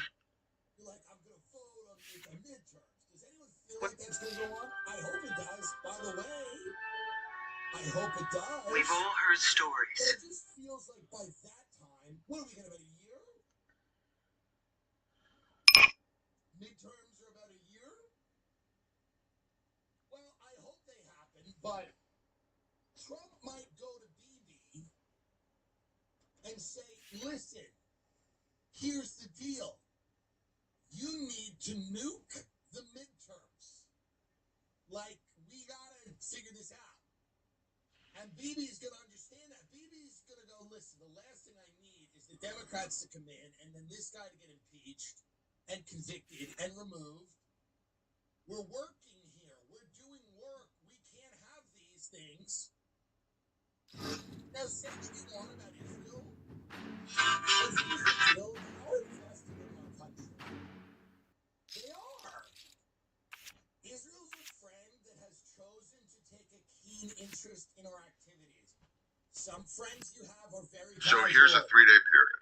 So I went to Gamara Market. So you go to Lima a lot? A lot? No, I used to go a lot. Okay. The last time I went was in 23. Yeah. I think 22 or 23. And Peru is it's the beginning of the upscale Latino. Mm-hmm. Chile and Argentina is the most. Yes, what you desperately want to be. And then Chile, and then Brazil and Uruguay are like different things, completely. Uruguay has a lot of whites. Uruguay's like Argentina. Yeah. Argentina light. It's like Austria, Germany, and then Brazil really is its own country. Yeah, for sure. Continent, really.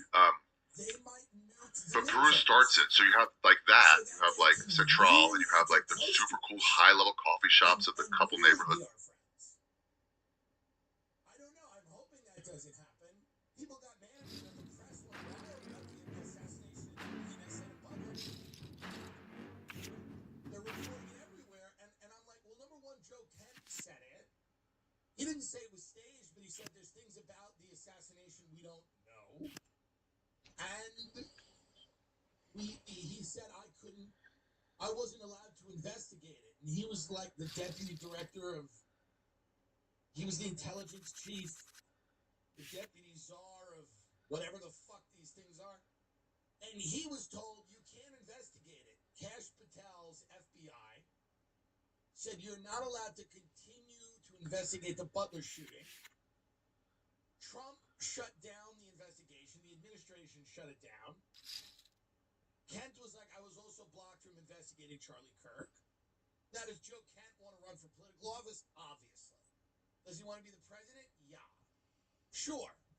Does he look at Vance's weakness and go, I can get in there? And then he looks at Rubio and he goes, well, the neocons are going to throw all the money to Rubio.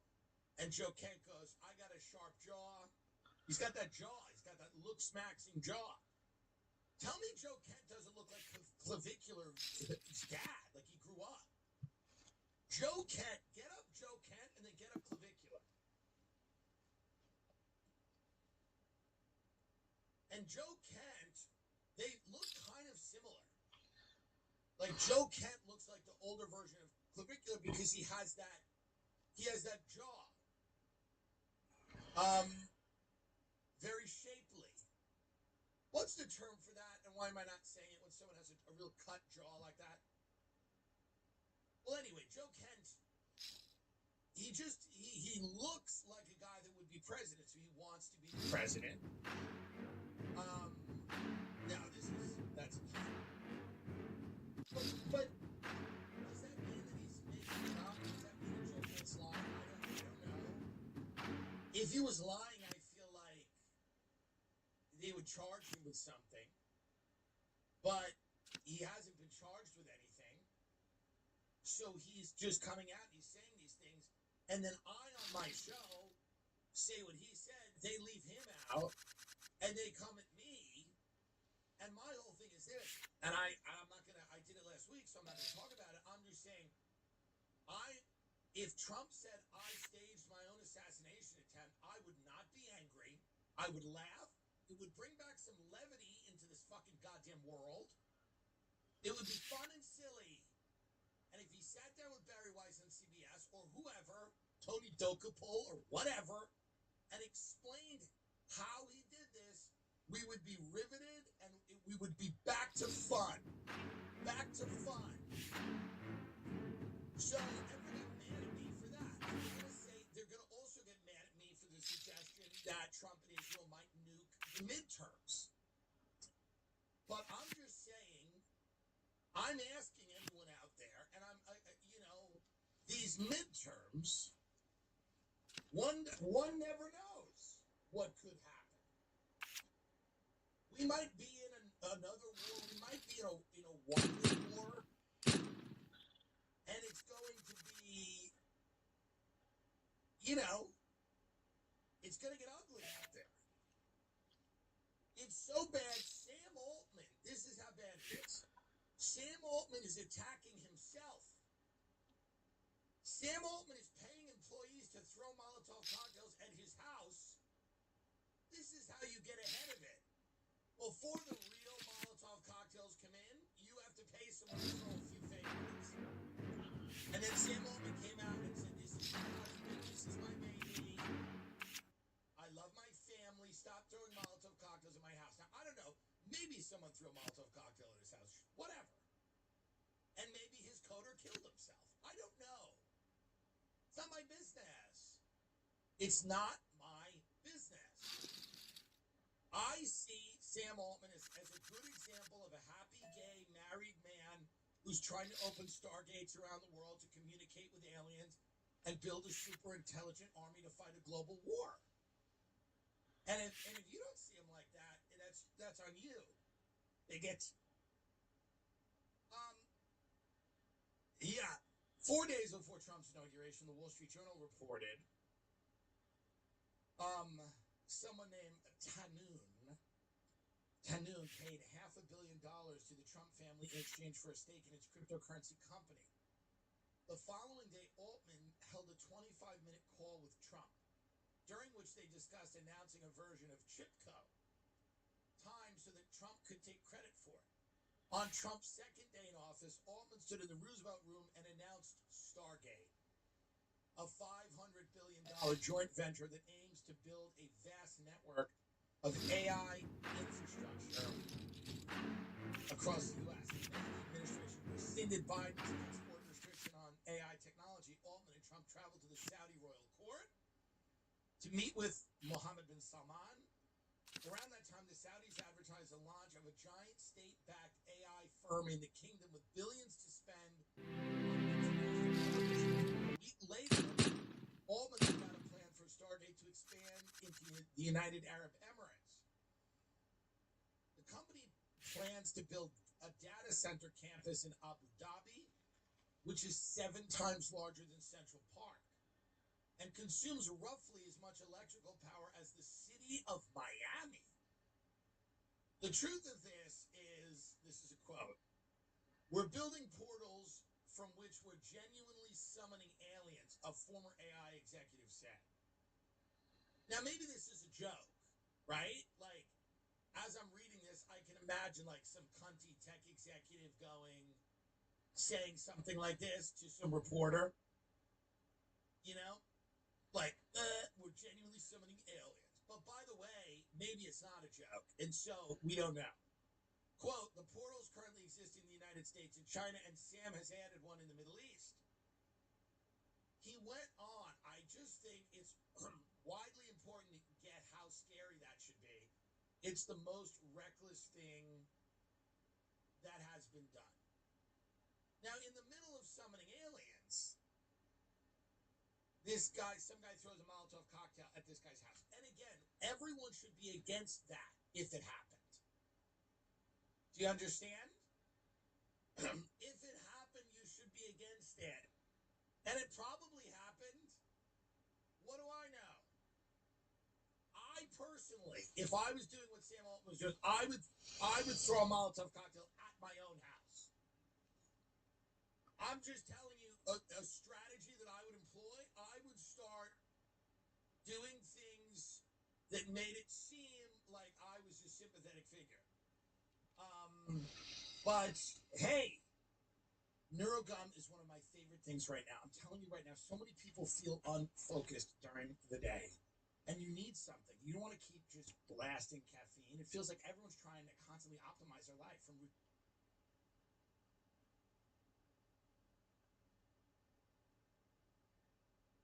So now, is this Palmer Luckey talking about more alien tech? Now, by the way, so it's interesting.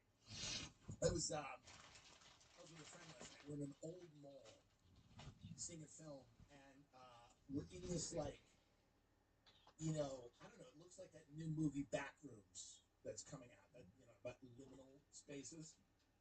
Literally every mall in the country is that film. And we're walking around this mall in Redondo Beach, California, and it's just bleak and dark. what's happening to me, but I have a little frog in my throat, and my body's been hijacked by Sam Altman. Sam Altman will figure out how to hijack my body soon. So you're going to see that, what's going to happen is one of these tech people, quite obviously, will biohack my body, will hijack my system eventually, and they will figure out how to do my show. And not only me, they will do it to Rogan, they will do it to everyone. We podcasters will begin to be hijacked by these tech billionaires, and then, they're going to do what they will with us. And it's not going to be a perfect, like my arms will start going and then they'll stop. I'll blame it on some rare disease, but that's coming. So just know that will be coming eventually. I mean, I don't see how it wouldn't. But we're in this old mall and we're walking around, and there's nothing like a mall to tell you that the old world is dead. There's no physical representation of the death of the old world than walking around a mall. If you think any of it is coming back, retail, any of it, people gathering, film, any of it, any of the things that you associate with a mall, if you think there is a chance that any recognizable form, that life is going to take a recognizable form again at any point, go walk around the mall and walk around the ancient ruins of the world that you grew up in, and you will realize, as I'm reading on my phone about these tech billionaires trying to open stargates and these scientists disappearing that are supposedly working on anti-gravity technology, and I'm staring at a hot topic in the mall in Redondo Beach. It's like a ghost town. I'm feeling like I'm looking at the past, like I'm a genuine time traveler walking past, the equivalent of a Spencer's Gifts, an Aunt Annie's Pretzel. Who are the people that would shop at Hot Topic? Those fat goths, do they even exist? When's the last time you've seen a fat goth? I'm sure they're around, but they're not out like they used to be. No, I'm serious. Yes, there were a few hot goths, but most of the goths had a few extra. And, that you would see them at Hot Topic. And I would wander around malls as a kid with my friends. You'd smoke a joint. You'd sample some bourbon chicken. You'd get some food. But that world is dead. Completely. And you should, if you doubt that. I know people that are very hopeful about the return of certain things. Well, people actually are always going to they're always going to want to leave their house. I don't know. People are actually always going to want, people like trying things on. Do they? Do they like going and trying things on? People like meeting their friends and going to play. Go to a mall and look at the death of that world. It's not coming back. And you feel it, and it would be crazy if it did. It would be even crazier if it did. I grew up at malls.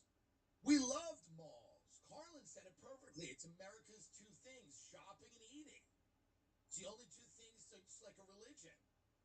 But when you walk around one now, you're keenly aware that the world is never going to look the way it did.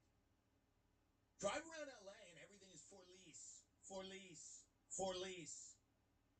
A lot of these commercial spaces are gone. The office spaces are gone.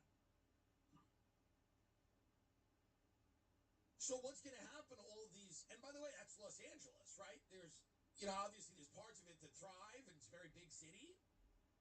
But go around the country, and I do, and you will see all of this available commercial space. And you say to yourself, what happens with this space? Where does it go? What do people do with it? Who takes on these leases? What do you open in this country? What's the business you open? You used to be able to open something like edible arrangements. Here's a pineapple shaped like a sunflower. We're sorry you had a stroke. That was a business in America, like a genuine business. Oh, you're retiring as a biology teacher after 30 years because you had a weird interaction with a student in the hall? Who cares? Here's an edible arrangement. Here's a melon shaped like a tulip. You gave a back rub to someone? That's not good. I think it's time to retire. Bob, it's time to retire. She was stressed out. Take your edible arrangement and get the fuck out of here, you sick pedophile. But that was a business. You understand? People, that made money. I don't know if you had to open a big, now I'm not even kidding. Do this as a thought experiment in your head to see how fucked we are. If you had to open a business in this country where no one has any money and everyone hates each other, by the way, everyone is completely paranoid, justifiably so. No one knows what the hell's going on. What business would you open? I mean, think about, like, what would you open here? What would you open in a city where homeless people are multiplying because joblessness is exploding, drug addiction, people with open sores that are festering, the stench of skin rotting, the necrosis, similar to a brown recluse, by getting to the bone, the dead tissue, people wandering around, their eyes bugged out of their head, the sounds they make, somewhere between a human and a trapped animal in a basement. What business would you open now? What business would you get excited with a cup of coffee? I'm going to the shop, honey. What business? People are terrified of each other. They're scared to be in public. They're waiting for Iranian drones to start blasting them. They don't know what's going on. They're heavily medicated. They're terrified their GLP-1's going to wear off and they're going to run into a Chinese buffet and kill themselves. That their stomach's going to explode. They're worried the GLP-1, the healthcare is going to cut off, and they go, my stomach exploded last week because I couldn't get the shot. What business? Because the GLP-1s, now a lot of people market to pigs, to fat pigs. Now the GLP-1s are making that harder. And we're pro whatever you want to do on this show to help yourself. We always have been, obviously. But now, if you had a business for Fatty Boom Baddies, which is a lot of businesses, come pig, and eat it. Eat it in your car, pig. Eat it in your car. That's a lot of businesses. A lot of it, from frozen yogurt to bakeries to smoothies and slushies and burgers and quesadillas. There's a lot of businesses aimed at squarely at the fatty. A lot of businesses aimed donuts. I'm not going to go on here, but you get it. The chocolatier. Like, what are we talking about? What are you, 10? And there's a lot of businesses aimed at people who are eating in their car. I've been one of those people. I know what it's like. I know what it's like to shamefully sit in your car alone and eat in a parking lot. That's a lot of businesses. A lot of people open a business and say, fat people come in here. They get food, and then they eat it in their car, and they waddle back to the nursery school and teach the children, or whatever it is. But now the GLP-1s are here, and people are kind of cleaning it up a bit. So now, then there used to be businesses just for poor people. Debt collection and, the restructuring of your financial liabilities, the Primericas of the world, and don't sue me, I'll sue you back. But businesses targeted to degenerates. Cell phone companies where you had to prepay and they banged you over the head. You know, you get shipped a bunch of credit cards in America when you're in your late teens. You max them out at college. You fuck yourself up. You start paying for your boyfriend who doesn't like you as much as you think. And then you graduate in your mid-20s and you're like, fuck, I got student loan debt. I got credit card debt. And then one of these places, they targets you. And you walk into a mall, strip mall, and somebody sits down and they figure it out. This is the great tradition of payday loans, small business loans, and debt consolidation. So that's a genre of business for people that are fucked. Are you fucked? And those things are usually next to the fat businesses because those people, a lot of times, and again, I did it, are one and the same. So you go see the guy about how to restructure your debt, then you get a frozen yogurt and you eat it in your car and you pray for death. Now, so those are types of businesses you could open up, right? Then there's like the rich businesses, like the antique stores. We got something really cute. I thought of you. Hi, Meryl. I thought of you. We have a table. Remember when you were in here? And I'm so sorry about your husband. I heard. I'm so sorry. Do you know? Remember we were talking about that table, Meryl, and you said you needed a little piece by the window in the kitchen. Meryl. It has a drawer. That's why I called you. It has a drawer. You've got to see it. You've got to come in here and see it right now, please. And that's, a rich business. But think about it. What business would you open? Like, what would you get excited about in America today, in the current climate in which we live? I give you a few $1 million. And I say, hey, good news. The dream of being a small business owner in America is now yours. You get to choose what business you get to wake up every day excited to go to. And people are going to have to think about this. By the way, the era of the mass layoff is here. And this is a fun, exciting article. From Snap to Block to Amazon, a new template for right-sizing the workforce is spreading through C-suites. And other companies are taking note. So what's basically happening is the C-suites are the executives. And they're basically saying we have to right-size, meaning Snap is laying off 60% of its staff. Block lopped off 40% of its workforce.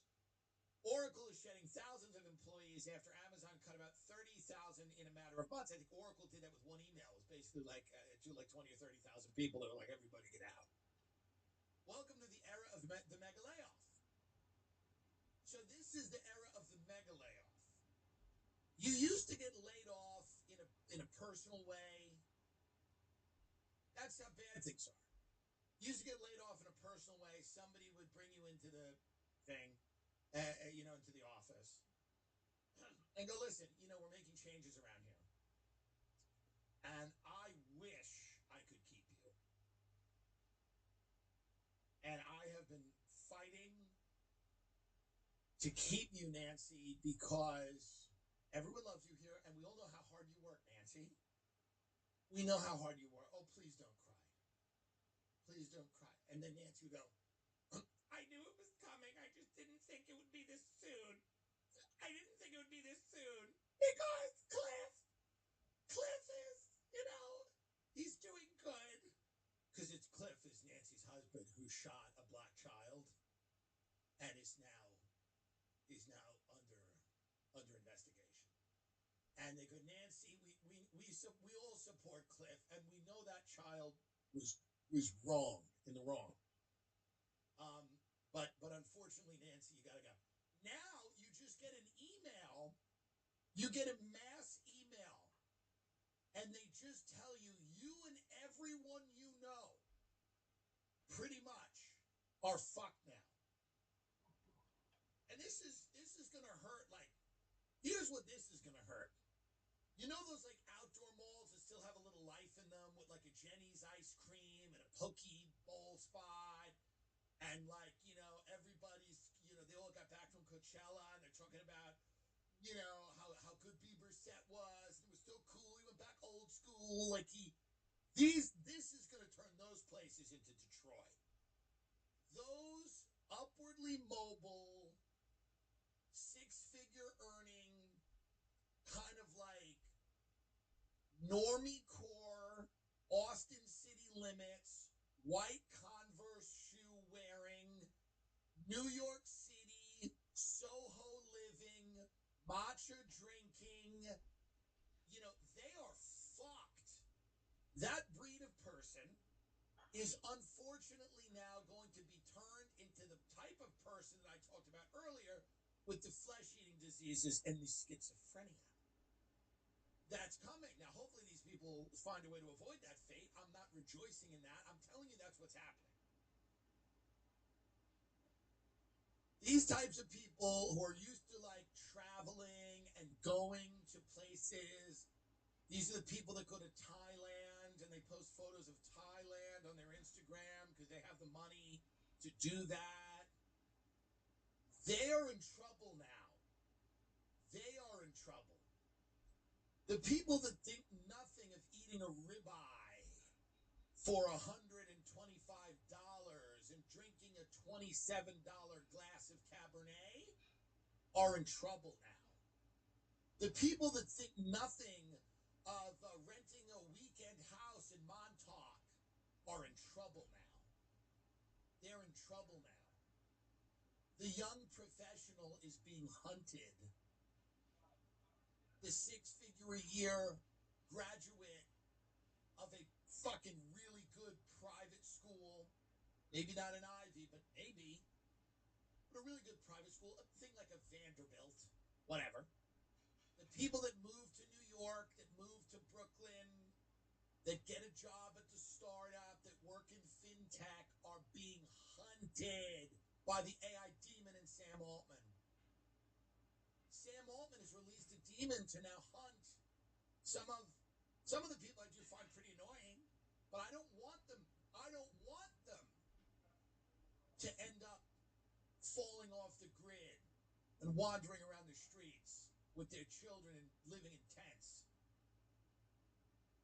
But those stargates are opening the door, and people say to me, why do you call it the AI demon? Well, number one, it's funny, but number two, I don't know what it's going to do. Maybe some people call it a god. Some people say it's a god. And it's, you know, whatever. That, like Rogan says, like quantum computing plus blah, blah, blah. Maybe that's God. I happen to call it a demon because I like the world before it. I like the world where, you know, where people would go out and see each other and talk and have jobs and own things. So I call it a demon. I'm not engaging in some quasi-mystic medieval religiosity here. I'm just using a term to describe the nothing. You want me to call it the nothing from Never-Ending Story? That's fine. The nothing. If you remember Never-Ending Story, the great film from the 90s, where Atreyu battles the nothing. And the nothing blows through the town. And the nothing just leaves everything, and it all says, for lease, for lease, for lease. Open a business here. Outside the bus stop. In the empty parking lot. Open a business. But the people now, by the way, globalization has displaced the manufacturing sector in America. So if you lived in upstate New York or Scranton, Pennsylvania, or somewhere in the Rust Belt, you've been fucked. You already work at Kroger. You're getting out of prison. Your son's on meth. Okay? Now, I'm generalizing, obviously. That's not everyone. Some people's kids are on heroin. My point is this. You've been fucked. Oh, your daddy made cars? We don't give a fuck. Spill in aisle 4. Take your heroin and go to bed. And that's what we did to those people. And we call them white trash. And we call them Nazis. And we call them names. And we watch them die. And we don't care. And if some of them happen to die in our cities, we get off on it. We jerk our cocks and flick our beans to watching people stroke out on our streets and die. Because we feel that we're good liberals we have a death fetish. People in Portland and Los Angeles, these well-meaning white people they never want to criticize homeless or unhoused or whatever. They don't want anyone off the street. They have a death fetish. They come a little harder knowing someone's dead near them. Sorry, but that's what it is. Don't love it. Don't love it. But they feel like they're good people, but it's a psychosexual fetish where they like to watch people have seizures on the street, and it allows them to sit and stroke their cock. And I don't think it's good. But it is a death fetish that these same people that AI is now hunting, they have a death fetish because the Kroger people, the veterans, whatever, whoever, are stroking out on the street, and these people don't want to say anything about it. They don't want to offend anyone. And now it's coming for them. And now you stroke out on the street. And now you put the needle in your arm.